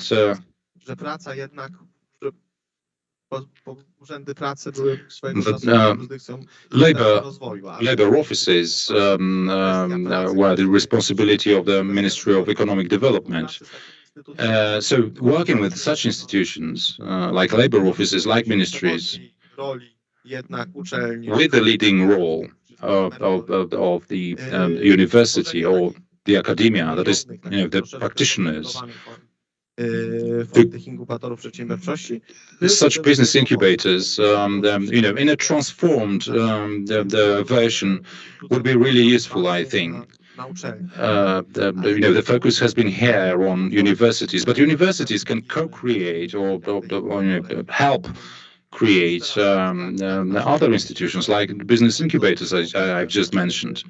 A very good idea, I think, would be to for graduates. Postgraduate courses are beneficial to some people, but if we can have some courses, postgraduate courses, focused on Trójmorza, the needs. In business, the approach, then would be really great. Well, our Radom University, is going to offer such courses. We have been in talks with the Ministry of Education, so there will be a postgraduate course on how to launch their activity in the 3Cs initiative countries, and vice versa. How the businesses from other Trimarium countries can step into Poland. So these postgraduate courses will be funded by the ministry, so it will be free. So there's a project like that. Now, young people face something different in your lives than we did, or we had to. Your starting points for future career is quite different. I see that among my students, and I'm really glad that we can combine your practical attitudes and our theoretical knowledge to have graduates capable of applying the knowledge in practice. We have seen the government initiative to create innovation centers. There is one in Podkarpacie here. Now the financial the incubator they're also going to be established very soon. So it's beautiful news. I mean, Chciałabym się też tutaj dopytać o taki wątek, co so the path is quite open. But what about the initial efforts of the young people in their professional careers? While searching the websites, I have found a lot of job offers for students. But what's worrying is that the jobs are not paid. They are rather internships. So, in your opinion, do you think it's a good direction or a bad direction? What do you think about that? Humility is important in every field of life, but you cannot overuse it. So obviously, it's paying. I mean, without paying for work is overuse of the system. So I would be happy to have someone for a month, and that would be free. But then afterwards, if we decide to work together, they should be paid for. It's work. If it's work, it should be paid for. I have. In this system, people give us our time. I pay for his time, and of course, he gets knowledge and practice. Obviously, if it's first kind of work, it's not going to be paid, as a regular employee. But stage by stage, when this person stays with our company, then obviously they become just regular employees. But as I say, my opinion, practice or interns that are not paid for are in an economic overuse. Abuse. Well, the worker deserves its pay. And obviously, maybe this shouldn't be a regular pay in this classic, as a regular pay for this kind of job. But there should be, it should be in a way balanced to be a motivating factor. Obviously, it's hard to calculate, the sum, but financial gratification should be a basic element of any kind of work. Even if you think about the fact that this person needs to get to the place of work, to the workplace, and obviously, well, there is one more issue with student practice schemes. I know about it because I was head of career office, and so sometimes, at least in Polish, It's the student practice looks like an ideal picture when you look to the documents, but then you ask the students, so what did you do during your practice? Well, not much really. So that's also another problem, and this is one of the reasons for not having practices which are not paid for, because they do not impose certain mechanisms of responsibility. So maybe as far as maybe this practice system should be changed.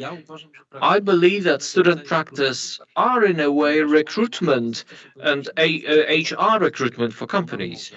They may be a meeting point for a good to find a good specialist, because just hunting on the market, sending information about we are hiring, maybe not enough. And we get those people from the university, and then they engage in developing work culture. So student practice also shows us, do you match our culture, or maybe you should be looking for another pathway? So practices should be there, and there should be a way of recruitment of future generations of employees for companies. Piotr, what's your opinion as a representative of the youngest generation of us? I believe that we as young people, we also need money for living. So that's just a simple fact. Widzę, że jesteśmy tu w większości, ale The majority of us is here, but right. Przechodząc poważnie, w sensie, no tak, w sensie jednak tak jak właśnie... I agree with Dr. Radecki. If you work, if someone uses your work to earn their money, you also deserve your own money. Obviously, yes, it must be proportionate, it must be, but if you want somebody's engagement and to the specialization and expertise of this person, I agree. So we need kind of that underlie the grade. There must be some kind of agreement, some kind of assessment. You may use grades as sanctions, and you need to have sanctions, and you need awards. I think that we have more than just grades. There are also participation in projects, possibility of publishing. There's a possibility of not only of certified knowledge of theories, which is assessed, but what the university grants to you is an opportunity to grow. And the question is not so much that you care about grades, but that you want to develop. Do you want to participate when you publish, when you contribute to science, to research? And sometimes they may also be an inspiration for organizations, non-government, government organization that may inspire change, inspired by young people. So do we go to studies to get grades and a diploma, or do we really treat as a sphere for development? And this is the source of prize, evaluation. I think there may be questions from the floor, from the audience. So I think I'll be sitting when asking the question. Now, Piotr Tarnogórski said that as far as education is concerned, we shouldn't be studying in books, only books, but we have access to workshops and a lot of educational formats and debates. I agree. Still, I believe that for us to be able to talk in a creative way, we do need to have knowledge from so-called books. And you agree, perhaps, that you need to study, and the books is the material that you need. Oh, yes, there is some hope for us. There is hope for academia. So the theoretical background is important if you want to have practice. And maybe one more question. maybe general one to the panelists, to interesting views about education. Students, for instance, early stage students like first, second year. And do you think that there is maybe some deficiencies in some fields of knowledge that need to be made up for? Well, in my view, you need to have knowledge, but knowledge is not only books. That's my point. My point is that knowledge needs to be practiced to be knowledge. That's the idea. I mean, obviously, we may be erudites, we may be theoreticians in a way, but the point is, if you didn't practice your knowledge, will you be able to have a forum of that kind? You would know. You would learn all the formulae, or all the theoretical concepts behind it. But what we need is a kind of balance between what you learn as a theory and you learn how to practice. And we have no mic, so sorry, no signal. To some extent, the lady says she supports the view, but to some extent, she doesn't support the view. Theory. Obviously, there is nothing like a theory without practice and practice without theory. If somebody writes a theory, it's out of practice. So nobody invents theories because they sit down and invent theories. A theory is inspired by practice and may allow new practices because somebody wrote it down as a theory. Knowledge is in constant flow. There is nothing like we know, and that's the end of it. We will develop culture studies. We will develop idea of Trójmorza. We can write about the idea of Trójmorza right now. What about next year? We'll know even more. We will know even more. In each domain of knowledge and human activity, we are developing new things. It's up to us if what we choose as our interest, what we learn, what we study, and we can be brokers of change. We can create new things. Okay, deficiencies, if I can refer to that. I think it's a difficult one. Obviously, it's difficult to answer the questions of topics, but the question is, okay, historical sciences or social studies, civic studies. In a way, now we have improved. We have made up for by a general topic like history and contemporaneity. And there was a lacuna of a kind, and in this sense, yes, we made up for it. Somebody determined that. Somebody saw this to use history as a source of practical knowledge about the present. So we needed that. Some of the panelists mentioned that some students had no idea about the dates such as 17 September 1939 in Poland, the Russian aggression. And if students do not know that, so certainly there is something wrong with historical knowledge, and this deficit, perhaps you cannot say whether this subject is successful because it's just the starting point, and whether substitution whether the compensation is sufficient or efficient. But still, we try to make up for the loss, for the deficiency. In a way, I believe this. Maybe sometimes it's lack of advancement of certain studies. So you were asking about the pre-university, the periods, last the year of the secondary school, and so I can say nothing is missing. I mean, it's just the reverse. There's too much information. There are too many topics for us to cover. We need to reject part of it. We simply can't process them. In history textbooks, so much information about ancient Egypt, the pyramids, and so on. So it's not quite easy for everyone just to remember what happened the 17th of September 1939. So And as for practice and theory, Peter, I will say that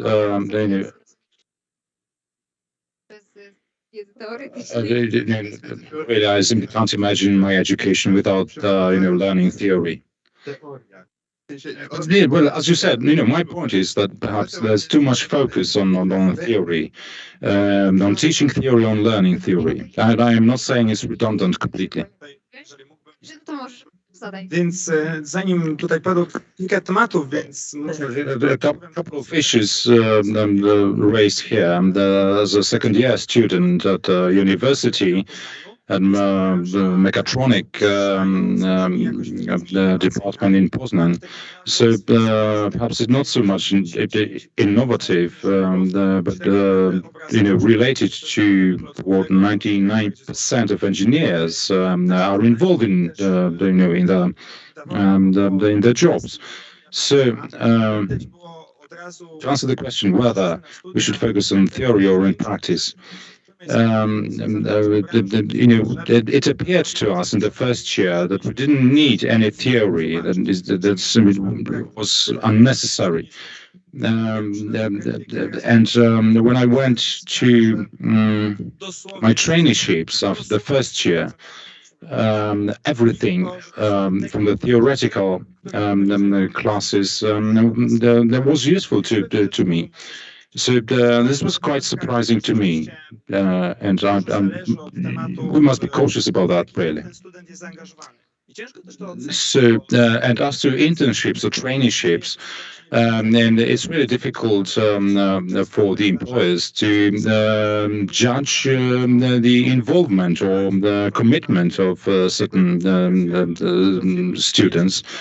Yeah, I went to a company, not through a career, the bureau at a university, but through my friends that recommended me to a business. So, as student self-government organizations, we postulate that these traineeships are paid. Now universities are sanctioned or penalized for allowing paid traineeships. So we are punished for initiative, and I would be punished personally, and I would need to explain the thing to the director, the head of my university, if I simply allowed paying internships. So some legislative changes, I believe, are necessary. And how do you imagine this should be resolved just at these levels? Self-government of students at universities, the legislator, and then there's accreditation committees and so on. People from the student self-government often are members of accreditation committees. So they need to assess and evaluate, the candidates that were formerly their students, for instance. Tak, dokładnie tak. Dlatego, że coraz częściej mówi się o tym. More and more often, voices are heard that the final exams from secondary school in mathematics should be done away with, should be abandoned. So,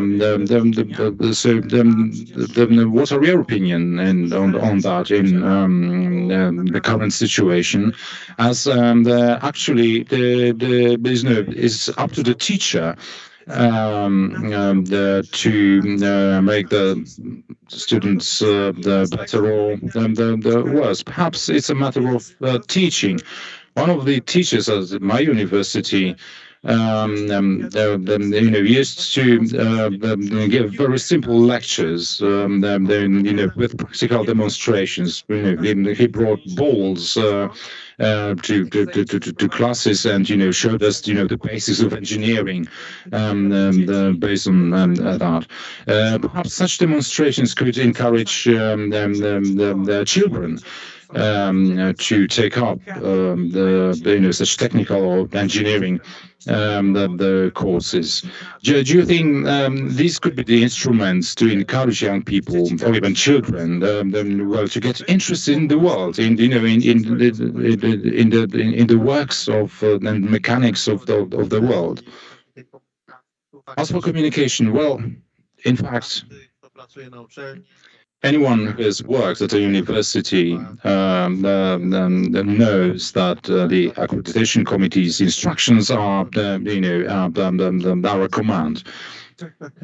So Szanowni Państwo, tak, ta komunikacja jest. This communication is essential, really. In many areas, there are issues, and legislative solution there seems to be needed here. All this communication is based on legal provisions, so this is the only way to streamline this area. In my opinion, as well, it's unreasonable. It's an understatement now. I'm making. I mean, paid traineeships should not be forbidden. Let's be clear. Na drugie pytanie, jak rozwijać? And now, as to the second question, how to develop the abilities, if I understood well. Teachers should inspire students. It's actually, we learn from students, and we need to diagnose the needs of the students, and you as students need to come to us for support.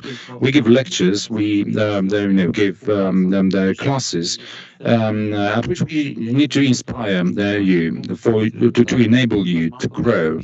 Now, I have contacts in the business. I have a network of contacts in my academic colleagues, and then I can do something for you if you try and do yourself. If you allow, okay, be synthetic about it, because we have to allow another panel. So, synthetically speaking, now, a comment.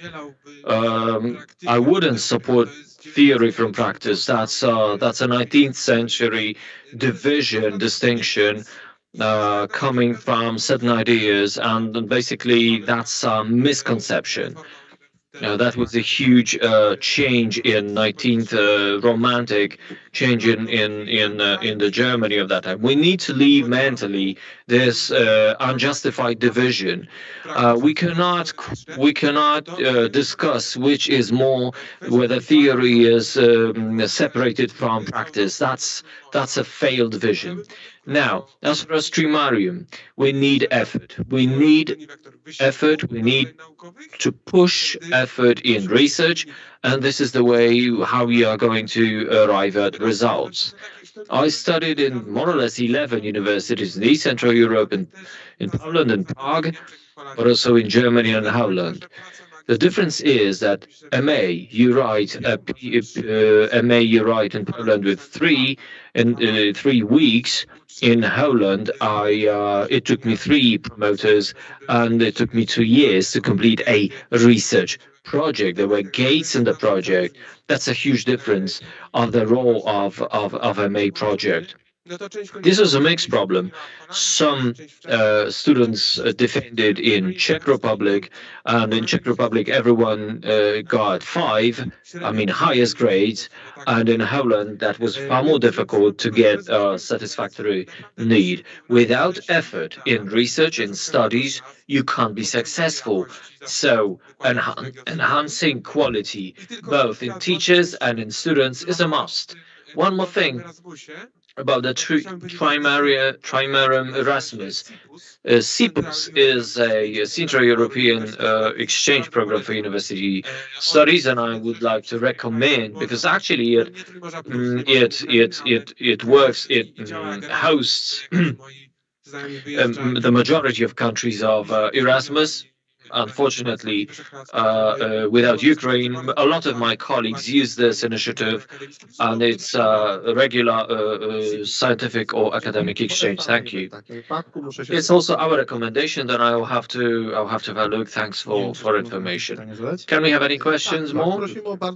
Yes, but be synthetic, please. Maybe one thing that I don't agree with final examination at school. I think this should be more difficult. You know, it's this the you know they tell us nothing about academic achievement. Everyone tries to get the best results at this examination, but this is in a way useless as information about your knowledge. Why am I talking about this? Because my education is also industrial, and again, separation from theory from practice is a huge mistake. It's a very detrimental, strongly detrimental. In industry, when you want an implementation, you won't learn about what is confidential information, but you know, just when you want a solution, you try to look what was the solution adopted maybe 50 years ago. Maybe the method is not relevant, but the way of thinking maybe. So that's theory. So basically, maybe I'm closer in my question to secondary schools. Do you believe that adding new topics, adding new subjects, or maybe how much knowledge or how less knowledge we should have, maybe you shouldn't care much about it. Maybe you should concentrate on young people to be able to look for information on their own, to be self-educationers, to whether they should study more this and study less this, because there are points for that. So maybe we are not creating filters of self-education, and maybe that would lead us to innovative knowledges, innovative domains of knowledge and innovative economy. You know, we go then to studies and we do not learn because we want to pass an examination, because we are interested in discovering the answer. I don't want to learn for the exam to elicit. I'm interested in some position, some problem on my life. In missing knowledge that I have. I don't want just to say, okay, done, check, right? But I want to be surprised by the world around me. All right. That's actually perhaps all of us would agree that this separation of theory from practice just doesn't make sense. That's a misconception. There is an overlap and there is an over-dependence, I mean mutual dependence. As for what you said, that's actually I think this is key. I mean, it's not a question of a amount of content. Maybe apart from this element of compensation, that's another thing. But what I meant by directing knowledge, by vectors of knowledge, that's it. And then, as you said, after your ladies and gentlemen, write books and read books. Dobrze, więc jeżeli już nie ma więcej pytań. I think there are no further. There is one more question from the floor. Just a synthetic question. O kwestię generalnie pozycji, przynajmniej about the position of Polish universities in international rankings like Shanghai ranking and other initiatives. Should we care for this? Should we try our best in competing for prestige of our universities? And if so, what can we learn from other universities? What can we implement in Poland? Or maybe something that we should avoid at the same time? Ladies and gentlemen, it's obvious that these ranking settings are, say, different, and we know where we are and what position we are as Polish science, Polish research. To some extent, we shouldn't ignore them. We should maybe observe. But should they be our objectives? Should we care? Should we put everything at stake because we are winning one or two positions? No, I don't think so. Obviously, we should learn, we should follow what others do, we should have best practices, repeat those good practices. and repeat certain ideas like between the masters and learners, apprentices. Taki zwyczaj akademicki, że zapełniano całą aulę, siadał There was profesora i dyskutowali się. Some tradition of professorial talks. They talk to one another, and students are listening. So they are in a way quarreling. They are trying to solve certain conditions. Obviously, we cannot. And my synthetic answer is, I like this kind of relationship between Anglo-Saxon way approach to masters and students, classical medieval solutions, but obviously in the modern facing. We can talk about it in a slightly different context. I mean, if you are interested, we can talk and I can present my opinion in more detail. Is there any question? One more? Dziękuję. Ja mam do Thank you. pana Tomasza I pytanie. have a question to Tomasz, just a couple of words. Uczelniach patronujących What dokładnie. universities do you mean, the partner universities of this event? One is European Schumann's School and Intermarium College. Representatives of these two schools are here on our floor. Okay, I believe that all synthetic questions are over.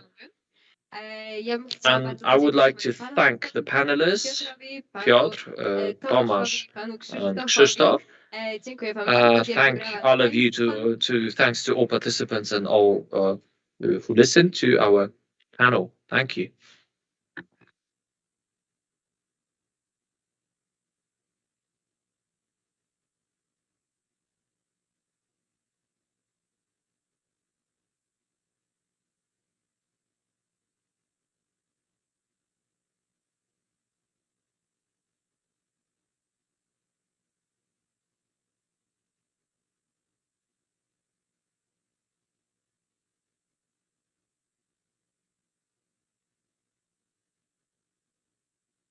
Teraz 15 minut przerwy, za 15 minut spotykamy się. We have a quarter break now, and let's meet again within 15 minutes.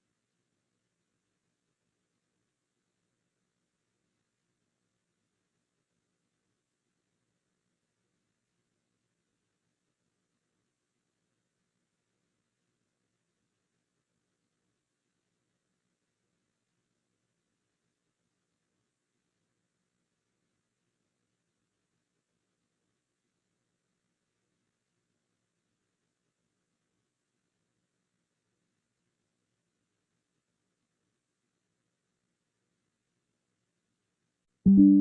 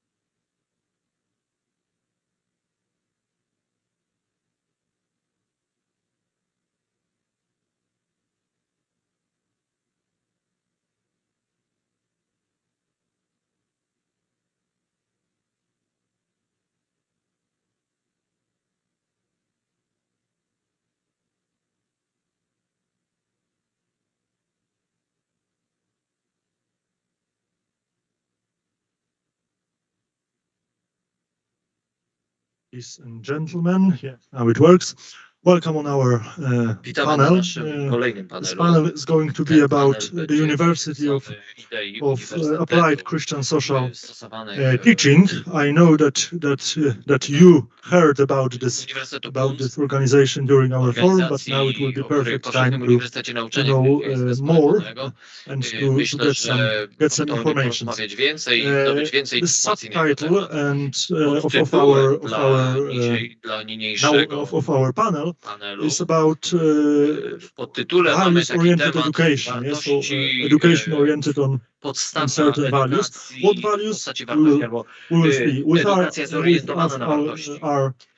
our dear guests. I chciałbym przywitać naszych gości panelistów. Jacek Kurzępa, member of Polish Parliament. Jacka Kurzępę, posła na Sejm Rzeczypospolitej Polskiej. Panie profesorze, zapraszamy do stołu Gabriel Sekeli, member of Dr. Sekeli, many organizations and from Slovakia. Dr. Marek Oktaba, welcome and zapraszamy panie doktorze. Yes, bravos. Samuel van de Putte and Jakub Reszke. I Jakub Welcome. Reszke. Witamy wszystkich panów.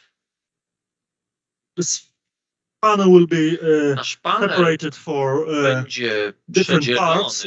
First we will hear the różne części.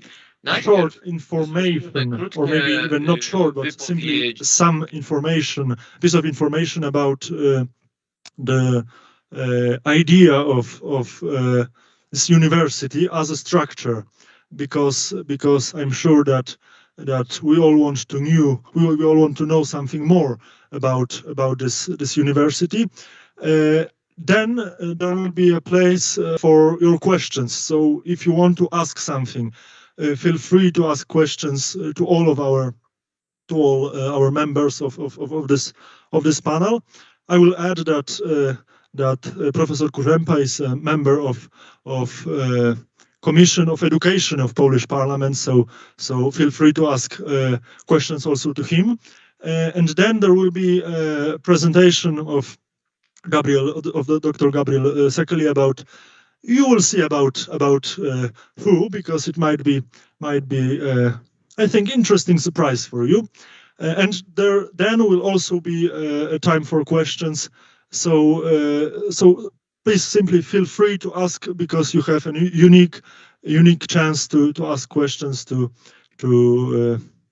interesting people that are here with us. Please, Dr. Oktaba, tell us interesting facts about the University of Applied Social Teaching, Christian.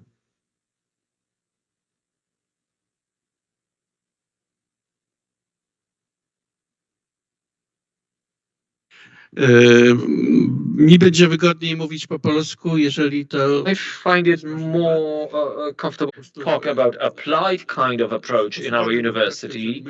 That is a social thought used in social practice. In this sense, it's an applied approach of a university program. A university conception. A social thought, a Christian social thought, is not a very well recognized concept. Dr. Sekeli would tell us more about it. That there were people who in the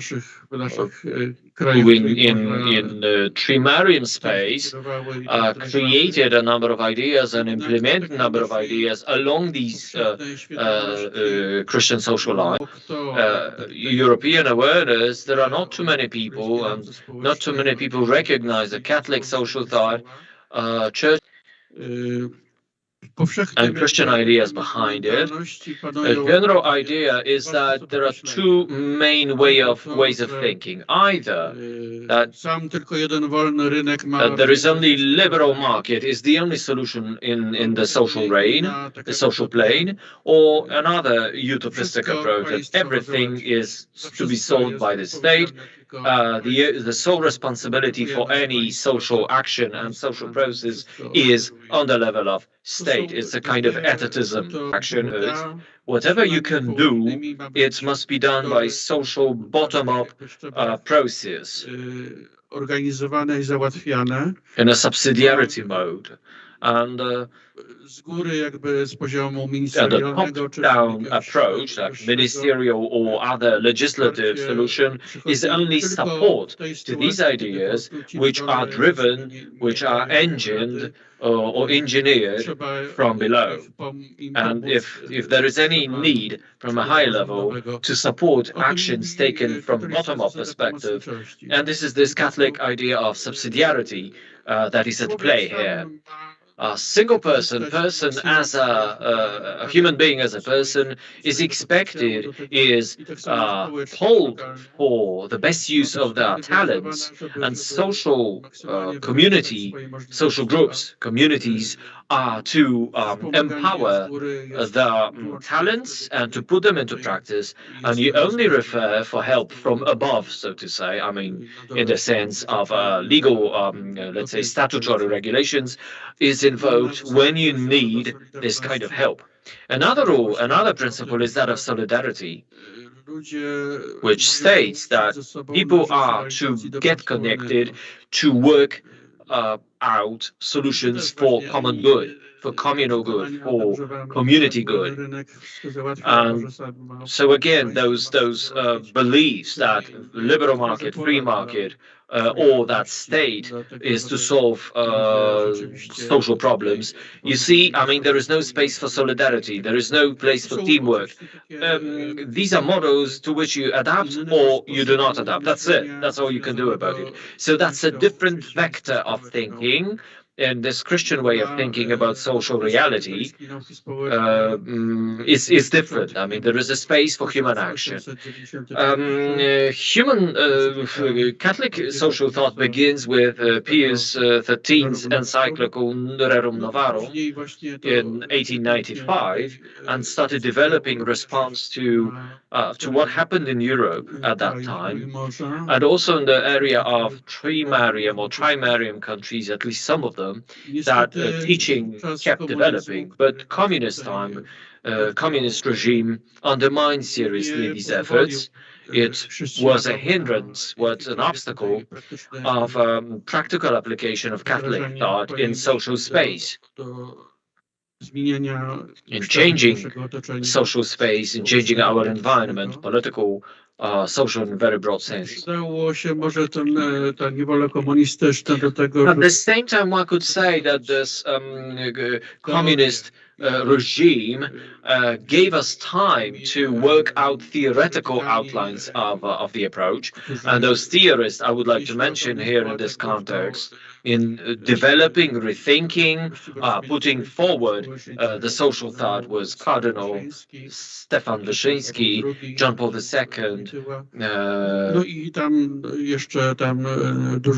and the broader array of researchers and thinkers, and of obviously social practitioners. Poland was maybe in relatively positive, if we may say so, situation, because church was relatively free to act. So actually, if you had a Catholic university, and there was one at least, you could publish, you could teach. So in Czechoslovakia, that was absolutely out of the question, or virtually out of the question. And the main Czech theoretician, expert of these ideas, Jan Schramek, was imprisoned, persecuted by the communists, and died there.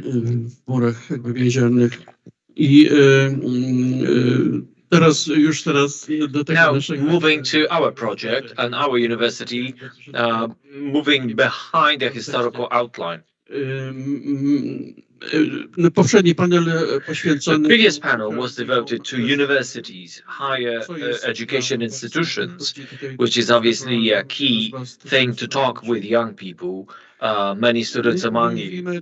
We are not talking about a higher education institution. Our university is a format of lifelong learning institution, lifelong learning. We could call it initiative, we could call it educational intervention, something similar to university of third age or so-called popular university. So institutions, no, maybe formats, educational formats, which are not fully formal, and they don't give validated diplomas that would be understood in the, in a European, in EHEA kind of understanding, European higher university, higher education area, validation sense. But it does not mean that our efforts are not ambitious, education-wise. What we want to arrive at is discovery of practical uses, practical applications of Christian social thought. We are not complacent with the knowledge that you can find in encyclicals, in church documents, or in good practices, or other academic works, books. We are looking for ways to implement these ideas, to translate these ideas into life. For instance, in business context, in entrepreneurial context, in social actions, in social activities, or in a modified way of understanding and defining work, in shaping attitudes towards work. And the values that we keep repeating all the time, the concept of values that we keep repeating all the time is crucial, is pivotal, because they are to be realized in concrete actions, concrete behaviors, concrete attitudes. For instance, students of our initiative, obviously we are talking about a relatively fresh initiative. It has been launched, PUMC was launched something like a year and a half ago. So we are absolutely at square one. We could say we are still experimenting with the formula, with the format itself, but there is a number of people who are graduates and who worked out the diploma projects, and we find it absolutely crucial because these diplomas are not just pieces of text, but the application works. There is some practical application, some practical implementation that you have to produce. One idea that may be mentioned in this context is a concept undertaken or developed by social activists who wish to face the problem of energy poverty issue. Energy poverty, which means a social situation where people have no access to services, or they live in a house which is whose insulation is very poor, and they have to pay a lot, or they have a source of heating which is very ecological. There are funds, there are state-level funds, government-level funds that can be addressed to target these issues and to change the technical issues that we mentioned. Some people who suffer from energy poverty, they even find it difficult to fill in an application for funds. They find it too complex to apply. Sometimes they find it difficult to get the money and get the final, first you have to pay the money, then you have the money back. So sometimes people who live day by day find it difficult to make their ends meet. They have no surpluses of money to use for investments. So you see, these are those preventive social actions that can help people in entering to this way of thinking and apply and get the money and another idea like ecological actions in supportive or some kind of advisory movements measures, how to allow building new water sources and small water energy production. I mean, energy based on water, so tiny little water turbines. Obviously, you have to support it. You have to support it. These tiny little power plants, water power plants, can be very, very useful, not only locally, obviously also PVs. We talk about very local uses, but when we have a number of such plants for instance, in one village, you can imagine that can change the game seriously. These are tiny little examples, but our ambition is to work on such projects and to develop such projects and to develop solutions that can change the general shape of our environment, of our social environment, here and now, economic environment, workplace environment. So we are not educating in a formal sense. We are actually working on education as means of development, as individual development, social development. Our idea is not to pass content on anyone. We want to form people. We want to shape people to make them ready to change the world. We are working on moderators of Christian social thought. That's our main objective. I have a question now to Professor Kurempa, because when we think about formation, about Christian social values, we often think about certain values, but they are not present in education. In education as a higher education, not a formation like the University of Applied Christian Social Teaching, but in normal higher, for example, education in universities, there are no there isn't the spirit of Christian social values, and what for example actions might be taken in the regional or central level to apply this spirit of Christian social teaching in universities. Serdecznie Was witam. Uniwersytetach. Zanim Michale odpowiem na Hello and welcome, everyone. Michał, before I answer your the question, which is a very broad one, let me just briefly make a brief introduction. First, I'm really glad and honored to be here among young people who are not ashamed of being Christians, are not ashamed of being Christ followers, who are ready to and willing to bear witness. Why I'm starting with this, because I think that desacralization of contemporary world is a big problem for all of us, both those who depart from the true faith and those who actually feel pain over our brothers leaving the church. It's a challenge for us, for all of us gathered here, because my assumption is that it's in the roots of the Christian faith along these lines that we want to renew the face of Europe. Another point that I would like to make, as most frequently I'm very specific about different things. I would like to suggest something to you, or give you a piece of good advice, something that seems to be spectacular. The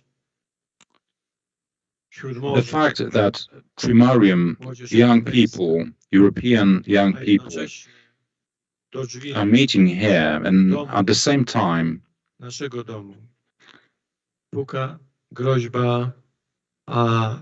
we have knocks on the door from Putin, the threat of invasion from Russia. When I had a look at the declaration that you signed, I would like to ask you now, I don't know if that's possible, but perhaps you could prepare an appeal to the world as young Christians, demanding peace. You come from different European countries. You have the right to speak, and this time is also a time of verification for the young generation, and perhaps it's a phenomenal moment to give an address to your peers, to young people in Russia that are being mobilized by force, they're drafted into the army. So I don't know what you are going to do with this suggestion. It's a hot potato that we need to do something about that.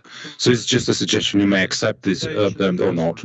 And the third point, and I think it's quite important as well, something that should perhaps be the foundation of our thinking about the initiative for the University of Christian Social Teachings, that is a diagnosis of today's European youth.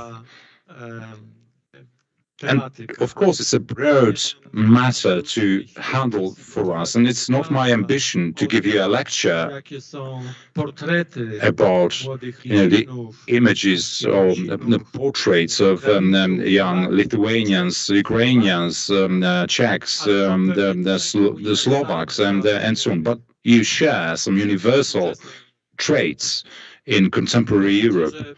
So let me just quote 5 of them. Pierwsza rzecz First to jest niebywała pożądliwość is the i taka potrzeba unbelievable desire for freedom and the need for freedom. Ja myślę, że to jest bardzo korespondujące I think ze it światem corresponds perfectly możliwości, to the które daje world of plenty cyberspace, cyberhabitów, of opportunities that the digital or cyberspace gives you, that the online world gives you. There are no borders. You are omnipotent there. po tych rozmaitych obszarach You are omniscient there, flying everywhere, surfing everywhere in the world. And that translates, that is reflected Natomiast ten świat into your freedom in the real world. nakłada na nas pewne zobowiązania. However, we have certain responsibilities, whether formal or informal, moral, legal responsibilities and obligations in the real world. How to reconciliate the need for freedom with those limitations, those obligations that I need to comply with. Of course, it doesn't mean that this uncontrolled need for freedom does not build the basis for being revolutionists, just to tell the old and corrupt Europe, that's enough. Let's stop at this point. Let's renew Europe in line with the thoughts of the founding fathers of the European Union. This is the task and this is the responsibility that you have. Porządliwości bycia wolnym. So I deduct this task from your desire to be free.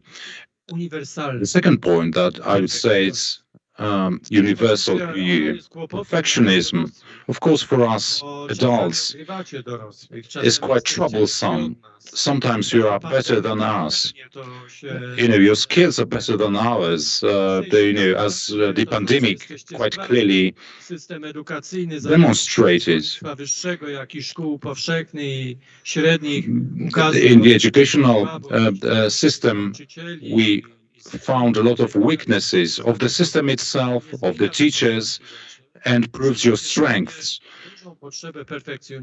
You have the need to be perfectionists, to be competent, to be to the point, to be skilled, to be well educated, to be well qualified.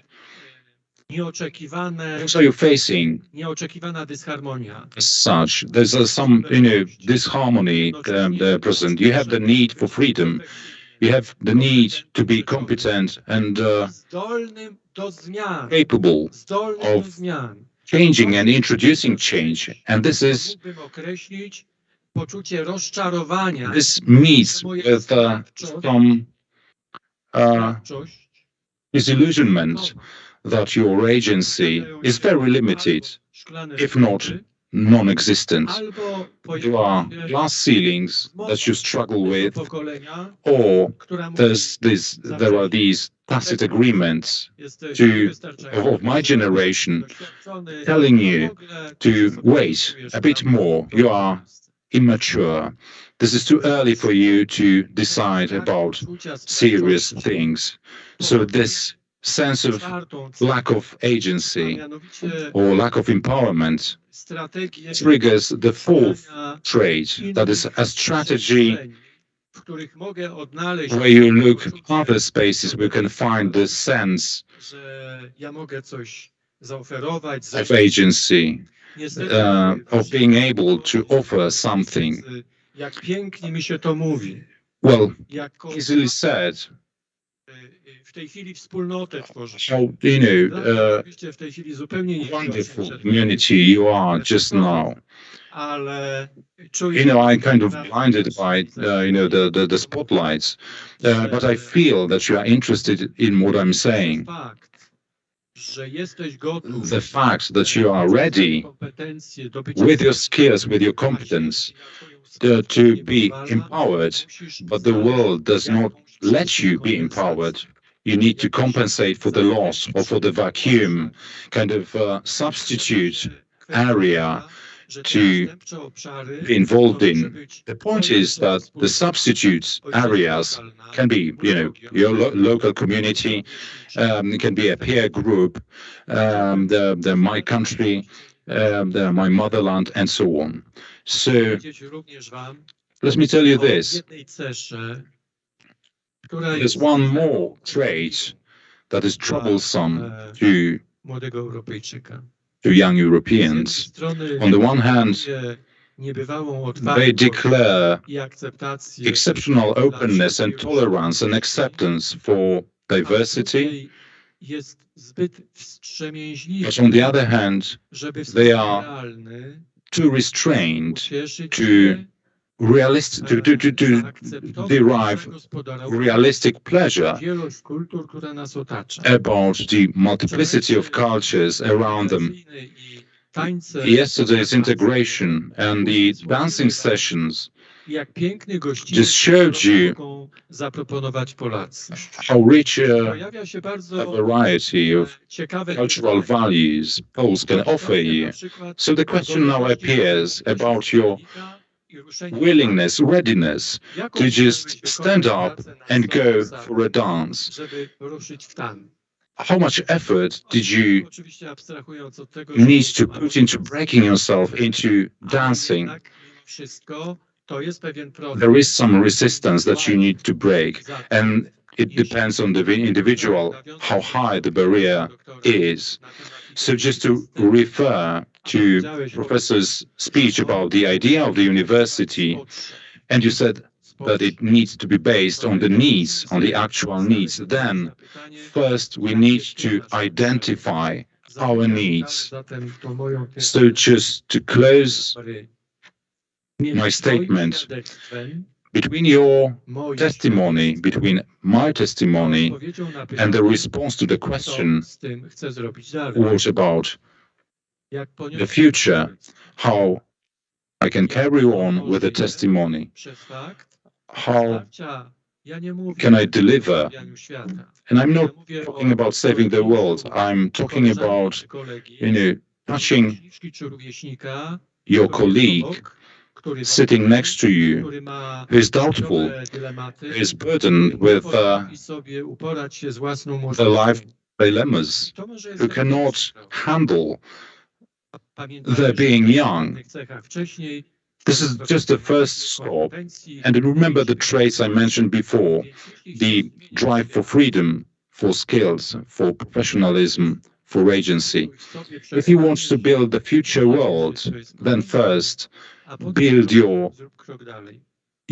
yourself internally, and then make the first step, perhaps in your community, in your parish first, perhaps through the university that can lend some skills to the students to kind of wake up the giant. You know the story, of course. Our parishes are asleep because the young generation are asleep in parishes. So let's wake up from the lethargy and then attract others in your... I guess that our participants also have questions, so please feel free to ask them. Dobrze, to ja będę miał jedno pytanie. Pytania do... I have three short questions to Dr. October dealing with, or maybe concerning the university idea. And the first is its formula, its format, its formulation. You said that the most popular way, or maybe most obvious way of implementing a concept like that is like third age universities or universities of third age. And, you know, basically those social popular universities were to serve to grant access to social groups that were marginalized, that we excluded in some way, like the rural populations or workers. Today, the situation is obviously different, and higher education is widely available. And the question is, should we continue the formula of a popular university, where in the context of other institutional forms of education, and some of them did not survive. I mean, there is no longer a need for them, like these popular things. I mean, some of them are very, very long and existed in Poland, but they no longer exist. Do you think this is the right pathway? This is the right trajectory? Take into account the educational situation, educational map. Maybe if you take a different form, maybe if you build postgraduate or post-diploma, additional training, specialist training that we know in Poland. And point number two, question number two, a lot has been said about the formation in a way, as in a kind of opposition to education and getting knowledge. So my question is, can we really institutionally represent formation? Can we have an institution representing or enforcing formation? Can we build it into frames? Can we make it as a member of formal education, of a lay educational institution that will be responsible for formation, and how much you can form your conscience, your personality without knowledge? Does it actually make sense as a concept? And the last question I would like to pose is concerns the name of the university.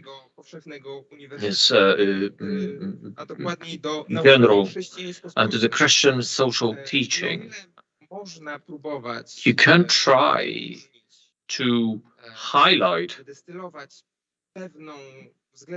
certain relatively say coherent doctrine within Christianity, like Catholic social thought, Protestant social thought, but it's rather difficult to talk about one Christian, let's say, pan-Christian conception. Max Weber was one to extend differences between religions and how they translate onto functioning of societies and believers in society. So these are more two questions. Quite hard, but please give possibly the shortest possible answer to, because we have not much time. Let me start with the formulation or the concept of our university. When I meant university of third age or popular university, I meant a certain similarity of legal formulations, but I don't want to say we are building a university of that kind. That's a completely different, so to say, kettle of fish. We are a different initiative. We are a different thing. We are talking, we are negotiating post-diploma, postgraduate studies here in Poland. Dr. Radecki and Dr. Pysiak were present. They represent this European, this school, higher education school in Radom. And there are talks with the Ministry of Education to broaden to broaden certain formula and to introduce this post-diploma studies. Post-diploma course would be to to enhance the quality of organization.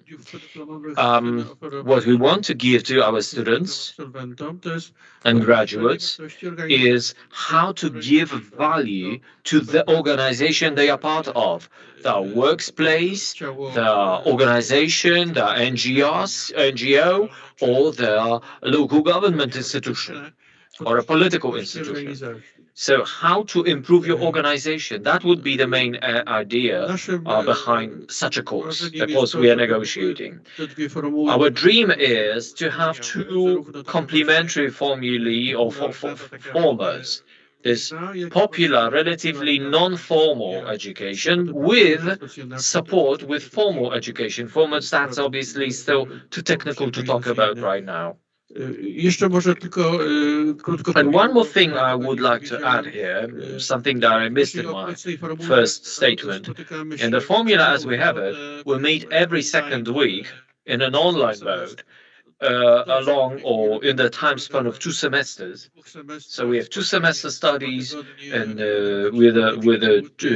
every second week. Every second Saturday morning or early afternoon. Some of them are real place meetings, but apart from lectures, there are also seminar classes and working on the projects I mentioned. So in this sense, it's a non-formal or closer to non-formal education. And I would be very happy for it to continue, even if we become a little bit more formal in our post-diploma studies. Because for a lot of people, this is a very clearly available educational format. A lot of people cannot afford, either financially or time-wise, to participate in post-diploma studies. That's, in Poland, it's 180 hours of learning and teaching. So, when you run a family, when you are in a business, you don't have time, and in this non-formal format, it's easy to find compromise between, maybe not compromise, but synergy between what you do in your life and, we make it more available to those people who have no time or money to have their postgraduate or post-diploma studies. So that's the formula stuff that you mentioned. So this question about how we are organized and why. Question number 2 is about formation. This question touches upon a key idea that underlines our format, and it in a way demarcates the idea of transformation, demarcates the area of change we want to. We don't want to say that the spiritual stuff is soft skills, or it doesn't matter in your work, or it's your private stuff. How you live is just, a matter of private religion. They are very closely related to our everyday functioning. So we are experimenting on how this formative element should be present in the program. Our ambition is to build community, right? One of our, I'm sorry to say, educational products is a community. Those people who have space and want to learn, and those people who know that they suffer from glass ceiling and they are looking for empowerment. So we are trying to provide them with an environment when they can work out, when they transform their approach to life and work in a way that they break the ceiling. So you see, spirituality, values are important, and my relation and my being a human being is the most important thing. We always start with this. My technical skills, my knowledge resources are less important in this context. I don't want to say they are not important. I don't want to say they are inferior. But we start as human beings with heart, with noble behavior, with certain courage, ability to face challenges, but also openness to others. I will be a product of a social, I will be just a machine at work. I just go to work, do the work, and disappear from work. You know, you cannot expect me to be better or to be more efficient. I just work. So one of our groups that cooperated on the diploma projects, they have that title, is entrepreneurship evangelizer. You were 4 people who were working on, all of them are entrepreneurs. All those diploma writers are entrepreneurs, active entrepreneurs. They are, let's say, small and middle enterprises. But they worked on how being an entrepreneur allows you to be an evangelizer, how an entrepreneur can behave, what kind of attitudes they can have to pass through messages of the gospel. And honestly, this is a wonderful project because it shows formation done through real things. And we have very ambitious plans to how to introduce this form of development in educational real actions. I know we cannot force it. I know we can't have learning effects concerning formation. Yes, this is true. You cannot force someone to be better, to be subject to open themselves to formation, to transformation, to metanoia. But the idea is there behind in this very important Latin statement that what you do speaks louder than what you say, and this is the source of attraction for action. Here in organizers, we have this motto behind us. We want to be drivers. We want to be brokers of change. And our environment also is an environment where we expect of our students that they will be drivers for us. So it's like a feedback that we expect out of this cooperation. We are a group of people who wish to be mutually supported. We have 100 of people on board right now, so basically these are not hosts, but still we are hoping for a growing format of this initiative. And maybe one more thing about number 3, about this Max Weber and the Christian social thought. Max Weber showed the relation between capitalism with Calvinism and the strong Protestant ideas. But it's over 100 years when Weber had his ideas. That was late 19th century or maybe turn of the 20th. And there are obviously differences. I mean, denominational differences are not that significant in that respect. I mean, you don't have to highlight these. You know that certain common grounds are there. Because 100 years ago, the Bible was perhaps, as a text study, was studied more by the Protestants, and obviously wasn't much of a subject to studies by Catholics or Orthodox. And nobody would believe today that that Catholics were not familiar, they were not able to feed with the Word of God on daily basis.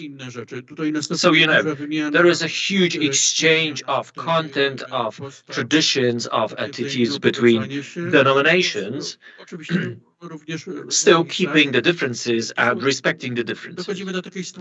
We are reaching a situation where there are good differences that may be, borderlines for us to see how can we be different and how can we be similar, how can we cooperate. And I would like to mention a kind of spiritual patrons of our Trimarium, Cyrillus and Methodius. They are patrons of fathers of cultures of all Slavic nations. They also patrons of Europe, and also in a way they can be patrons of the Trójmorza area. And they are important for both Catholics and Orthodox people.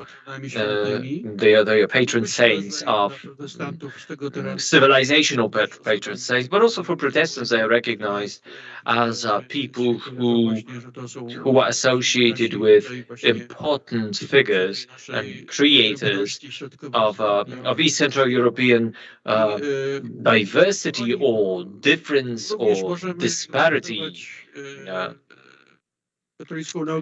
We can build Catholic social thought on the tradition on Cyrillus and Methodius. Obviously, the times were different. I don't want to say it's like an obvious analogy. We have problems with sources, especially about Methodius, because it's rather difficult to find reasonable, reliable sources. And we have the whole tradition that was triggered by the saints and is developing and is alive and thriving of a different tradition of understanding Christianity that we had in the west of Europe, when we have military conquest to Christianity. Cyrillus and Methodius showed a completely different approach. Saint Wojciech,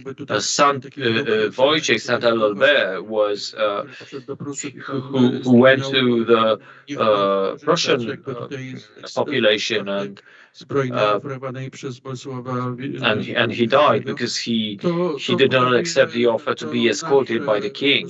So we see that our understanding of the social, political understanding of Christianity is specific on the one hand, but at the same time is very promising. Thank you very much. I promise you that you will have a chance to ask questions, and I hope you will have a chance. But now we have to go to the presentation of Dr. Sakeli. If you want to ask questions, please, we will have a time after a presentation because it also might be interesting for all of us. Thank you for presenting the idea of university. So now is the time for your presentation. Well, thank you very much. But I think that we should go to the chairs, and I will stand up just to have it. It has more than 40 slides, but I will shorten it until, yeah. So probably you are making it. I don't want to present or make, let's say, propaganda, or how to say it, of this one person, but I prepared a presentation of Blessed Bishop Paul Peter Gojdich, who was a Greek Catholic bishop from 1926 till 1950, let's say so, because in 50s, Greek Catholic Church in Slovakia was liquidated. But somewhere is a problem. Well, there is notebook. Okay, I can continue. So I want to present this social, Christian theory, or let's say solidarity, and to be on example of Bishop Gojdich. So my presentation is the message of humanity and testimony of courage of the Blessed Bishop. This one. Well, a lot of text. Okay, just Christian social teaching. What we mean, an integral component of the Christian doctrine of man. But at the end, you can see that there will not be paradise before the last day in spite of all prophets from the east and the west. It means that we are touching the question of social utopia. Because communism and also Nazism and all totalitarian movements, or let's say ideologies of 20th century, presented the idea, okay, let's go make heaven on the earth. Impossible. So main goal of Christian social teaching is a social order in which man is able to fulfill the will of God and to lead a Christian life.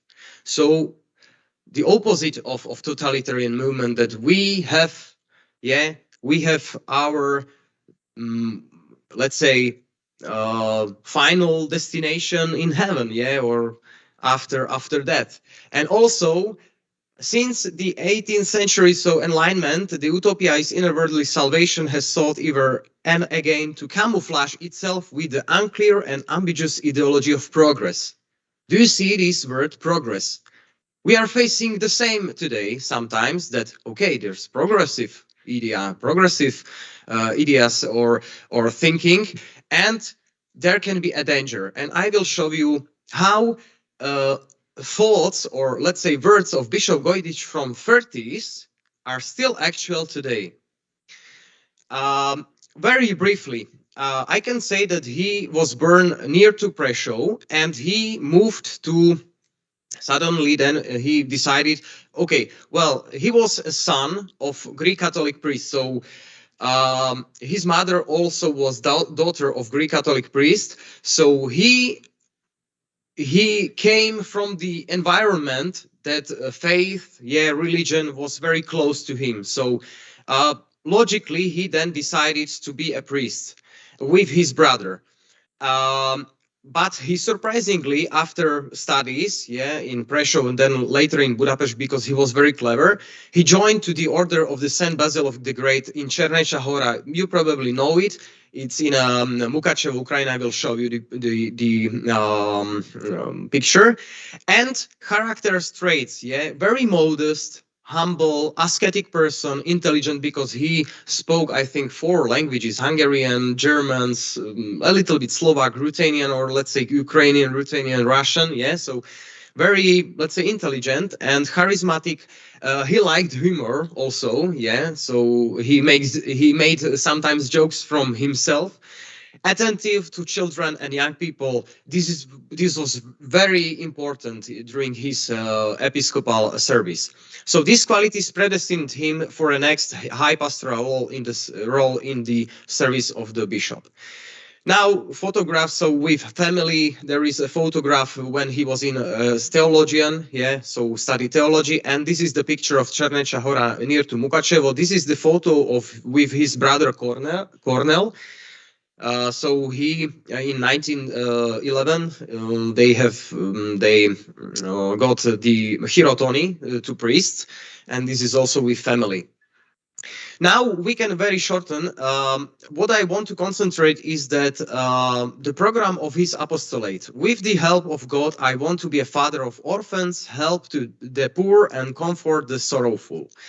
Well, he was chosen as the next, let's say, bishop of Greek Catholic faithful.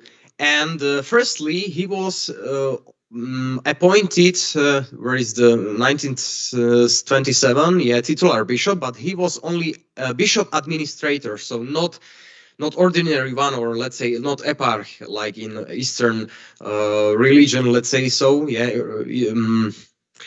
Eastern Catholics, yeah, we use. And when he met with Pope at the audience, Pope gave him or presented him a golden cross with prediction that this cross is only a weak symbol of great crosses that God will send to you, my son, in your episcopal ministry. And it was true. Yeah, so it was like a prophet word. And the motto was in Slovak, means Boh je láska, milujme ho. God is love, let us love him. So this is his herb. Yeah. What he said when he was decided to be a bishop, he told that I have never longed for such a great ecclesiastical honor, because I'm ever that I haven't the necessary charisma and strength for this service. We are all children of God's nation. Therefore, we must maintain the unity, love, respect. Do you see these words? How comparable are with ideas or thinkings of Robert Schuman? Unity, love, respect. Yeah. So yeah, these ideas are universal one. But how he think, how he react to this high service, very responsible service. Yeah. What I said, humble, yeah, very ascetic. And so according to the Saint Paul of Apostle, I will try to be everything to all of you. Okay, I will shorten then. main activities. What he, from social teaching, we can say that mainly concentrated on poor and orphans. Yeah, so he established the eparchial orphanage and the installation of its staff, religious sisters. Of course, as bishop, founding new Greek Catholic parishes, building new churches, etc., and education also. And mainly, he, it will be on the next, there are some photographs. So he had really good relationship with children and mainly orphans, yeah. We can say that it was he was a bishop of 4 regimes, because he started in democratic regime. From political science, we are still not, decided how to say if it is totalitarian, authoritarian. But we have, I will not, to be boring with that. But during the first Slovak Republic, it was authoritarian regime. Then Czechoslovak Republic from 45 till 48. I mean February, where Communist Party grabbed the power, and then totalitarian communism regime. First of all, in the first Czechoslovak Republic, church itself was attacked by atheism and liberal ideas from the West, and mainly in Czechoslovakia, that pragocentrism. So I don't need to describe it, but this was from the West. But what was from the East? You know that after 1970, a Bolshevik regime established, Tsar fell, and there was also danger from the East.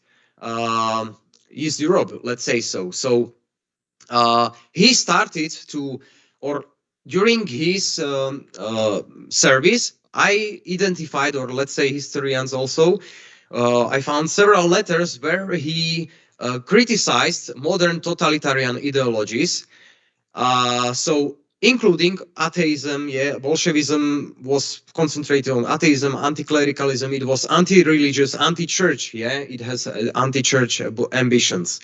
There is a really long text, but I would like to concentrate mainly on this one, because he is starting that, okay, you see, even from schools, they begin to expel the cross, so there were still tendencies to let's say, to minimize the influence of Christianity, and crosses down, etc. But what he's saying, they rely on science, on culture, that in eparchy there are many people who are attacking the Christianity and faithful, and they want to grab them. And he says they rely on science, on culture, on the modern world, on changed circumstances. They say about priests who extort people. They promise golden mountains, green forests, fruitful fields, or whatever you want. They promise you everything just to unsettle you in your fate, to snatch you from your peace, and to drag you into misfortune. The hate against the Catholic Church became the main duty of these unfortunate Christians, which will turn later into the indifference and into the true atheism. Very actual thought, I think so. Today, well, I will say about another, maybe at the end we will hear his voice, because it's the only one sound which we have of this bishop. But he also, in this radio speech, I cutted it, for Ruthenians in USA for Christmas, he told that don't hesitate in very important, decisions. And he uses Scylla and Charybdis. You probably know about that, the devil and deep blue sea, or helpless situation. This is only, not narrative, it's an illustration to the situation we are facing, in 1938. So several years after Nazism is established in Germany. So Christians can't make any compromise with one or the second, modern ideology.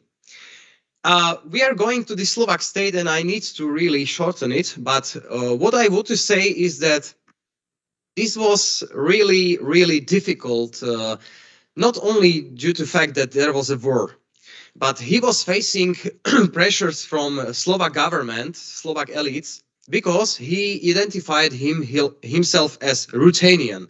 But he wasn't a Ruthenian bishop. He was bishop of all Greek Catholics.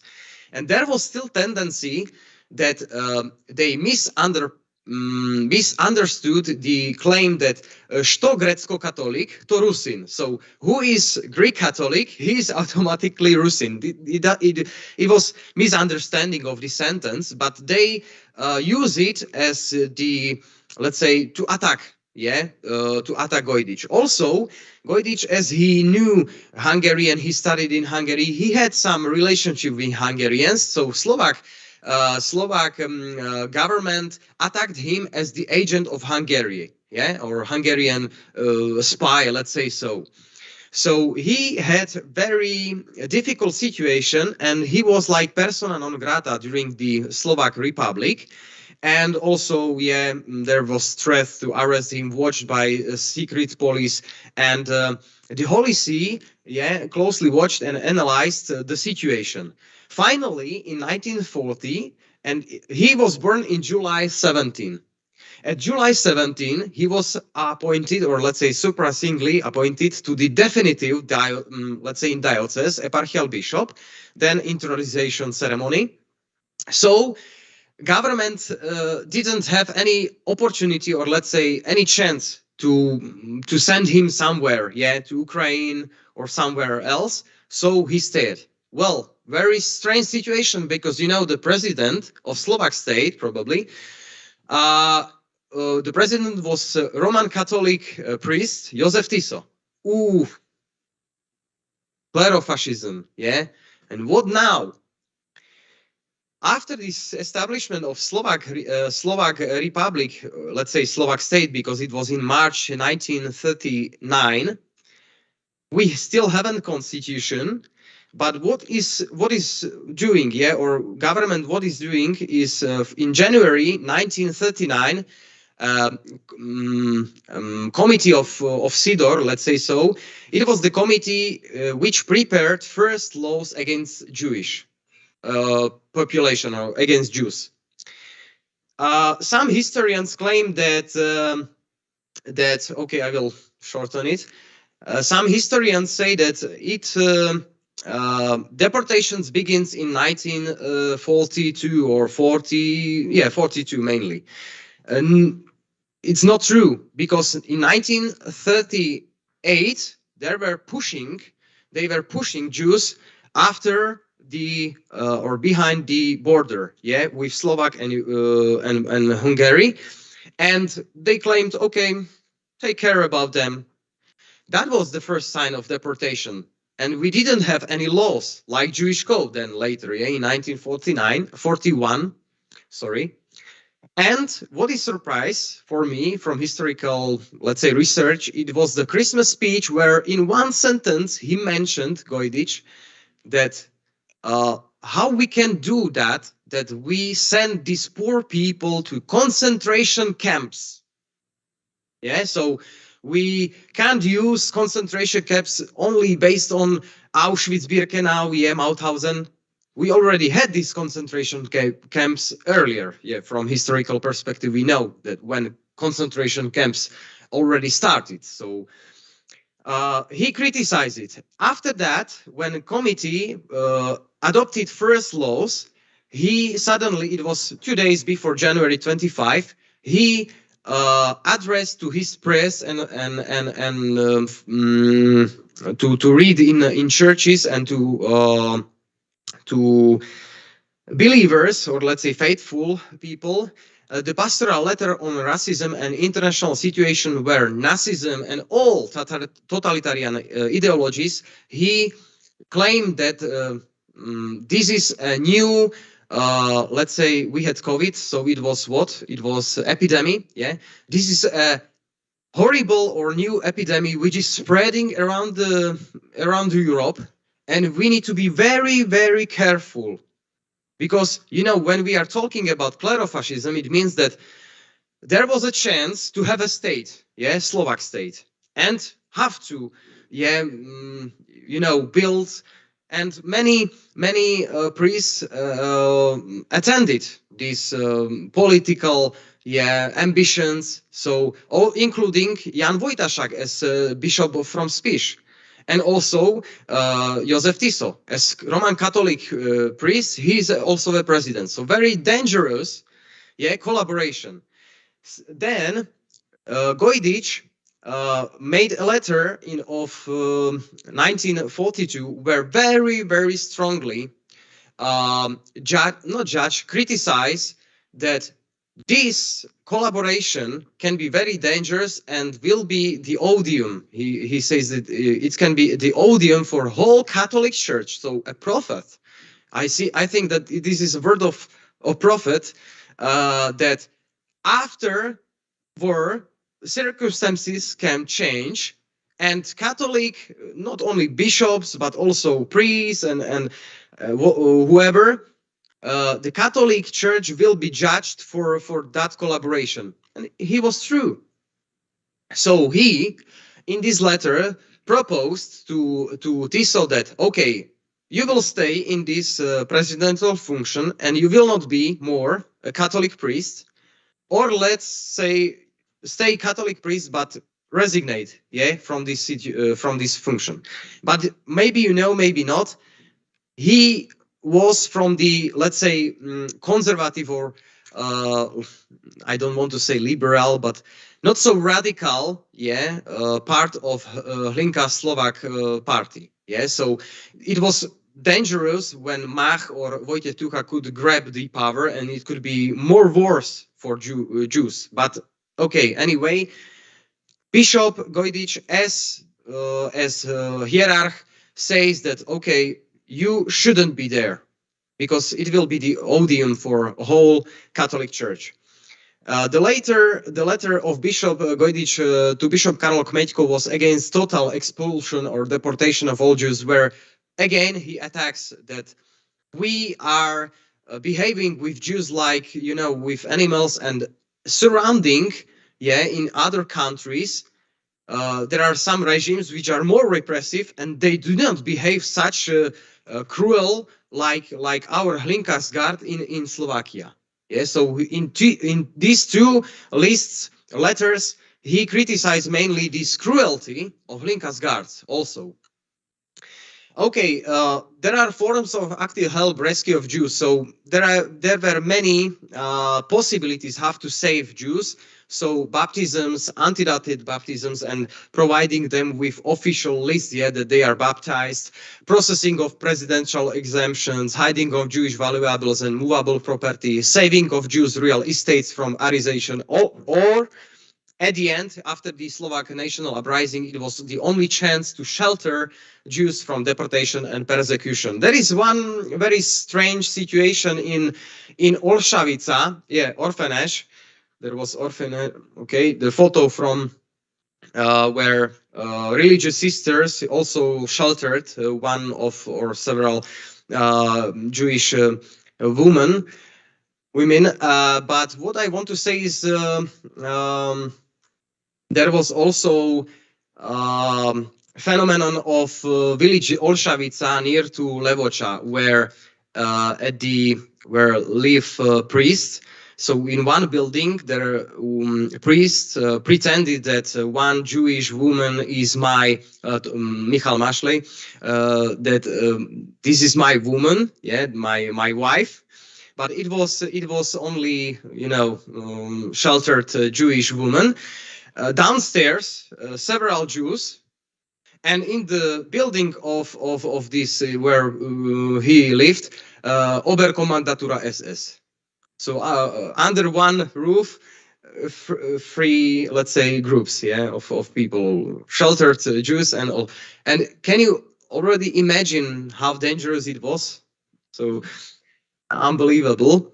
But what I want to say, this, let's say, his personality was he showed to priests, to the clergy, how to behave. And he mentioned that, okay, don't look don't look on the circumstances, don't look at Jews. You need to see in them my brother and sister and save the life. Do not, for example, baptisms. Do not be such conservative, dogmatic. Yeah, just make it, save them. That's the reason why we talk or call him the man with the golden heart. Sometimes you can find that Semitists, so Židomil, že mal rád Židov. He liked Jews, really liked Jews. And he had a positive attitude to them. But also the last picture is from Strážske detention camp. So he also helped to refugees from Ukraine, Halič, and this is also the positive picture which we also can find today when refugees crossing the border, mainly Greek Catholic Church also helped to them, to Ukrainians. Yeah. Due to this fact, several persons, including him, got the certificate of honor, or let's say they have been recognized as writers among nations. There are no such many people from Catholic Church, including bishops. Maybe I know about Slovenian Prožman. I don't know if the exact name, but he's not recognized yet. So this is quite extraordinary in our region, and mainly in Slovak state, yeah, where Jewish code was presented in 1941, the most repressive, yeah, let's say law, or how to say legislature in world against Jews. So this is the fact. Okay, this is Josef Borowski with his wife. He also was recognized as a writer of the nations. This is from Olšavica after the war. He visited this village where Jews have been. There were more than 90 Jews in the village saved, sheltered, and saved after that. Yeah. So I will show. Okay, the period between 1945 and 48 was strange because, you know, he was respected just for help to Jews, etc. But communist regime which is coming want to discredit. There is a tendency of discreditation of Gojdich, and mainly due to the fact that he also helped to several people fleeing from Ukraine, and mainly there, or not mainly, but there were also people from UPA, you know, Bandera, yeah. So communist regime wanted to discredit this bishop. But firstly, he was really respectable. Yeah, he also, there is a sentence that he got some car from president. But anyway, situation is worsening in 1949 and mainly in 1950, where when a communist party is, you know, grabbing the power, and he was then let's say isolated from faithful, from priests, and he also warned priests that this can happen. So he knew that he doesn't have the chance to change, yeah, circumstances.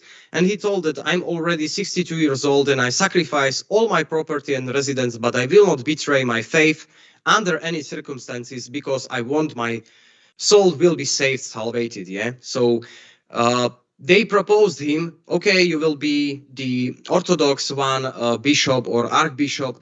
He rejected. I will not betray Pope. I will not betray my faith, so I will not betray faithful, my clergy. But there was insinuated, process action P, where this is a unfamous, let's say that for Greek Catholics in Slovakia, because officially it was banned. Okay, I need to shorten it because we are at the end. What I want to say is that this is photograph of him from the prison when he was buried, and then moved to cathedral.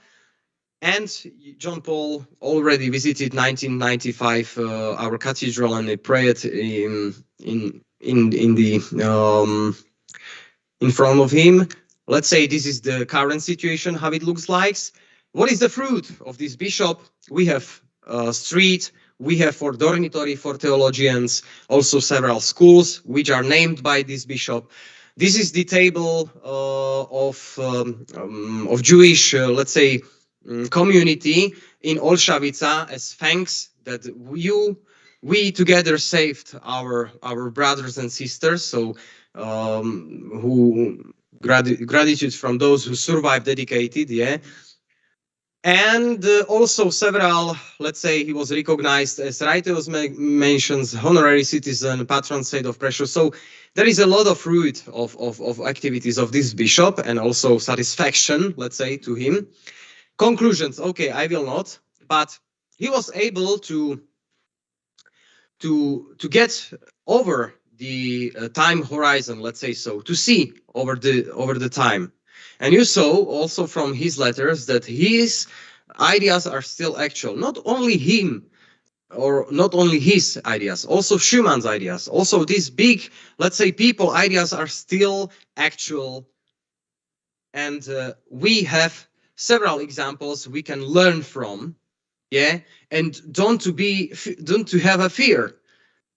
You need to have, let's say, courage, and we have some examples we can learn from. Parallels. This slide I will leave to you. Just think about that. Yeah, visualization, and you can think about that. Yeah, what we can compare from three persons and their life and their attitude to people, to whatever, yeah. And this is the end, and I wanted to just to play you the voice of this Bishop Goidi, just to, you know, memorize it and make it more, let's say,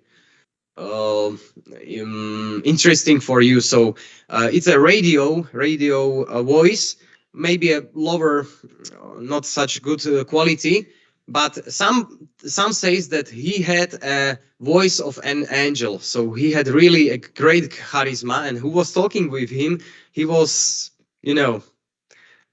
So maybe you will. Can I please, because I don't know if technicians are ready or not, or okay. Yeah.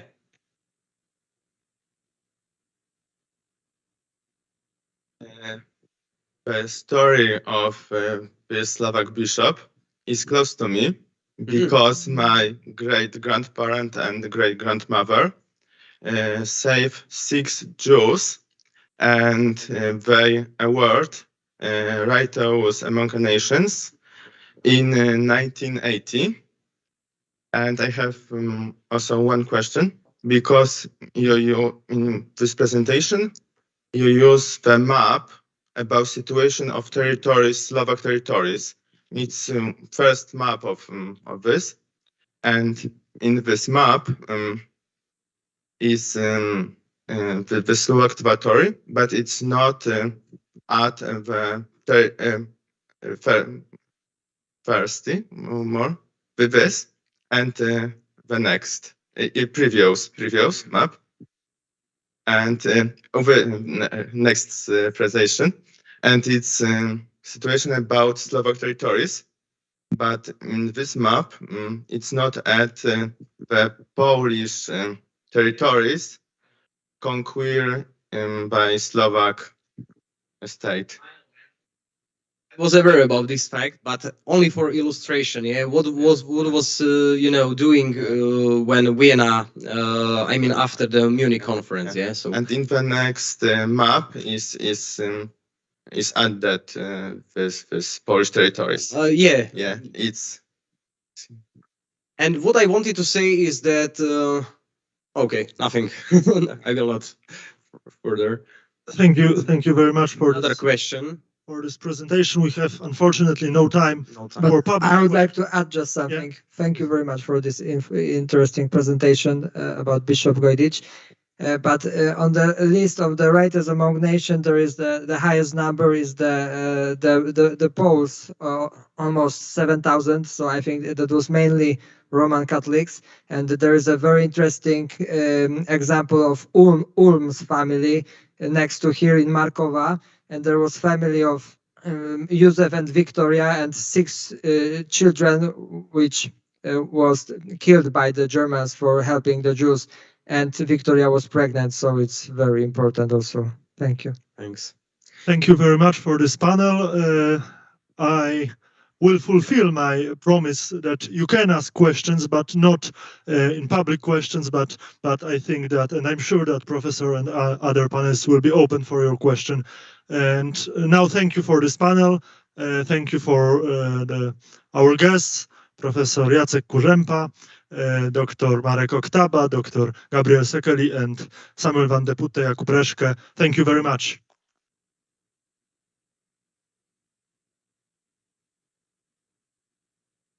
Everyone, just really short announcements before we go for the feast, for our supper. So yes, today we'll have 2 buses. Around 9 p.m. There'll be the first one, the earlier one, and then 10:30 that will be the final bus to Przemyśl. Tomorrow the bus will take you from Przemyśl at 8:30. So remember, a bit later. And we'll start a bit later as well, because it will be around 10. We'll start around 10 in the morning tomorrow. The program has changed a bit, so we adjusted for more free time. The lectures won't be so long, so don't worry. And yes, also there will be a party tomorrow in the evening with a DJ. So if you want to take some clothes to change later, do that. Remember about this. And there's a question whether you want to have an earlier bus tomorrow as well. If there are people that would like to go back to Przemyśl earlier, then please let me know. Thank you so much. There is also a short announcement because yesterday 3 translating devices, didn't come back to the right person for right place. So if you have this devices, please let them in the proper place, because there are 3 missing devices. So please be sure that you left your translating device in the proper place. Thank you very much.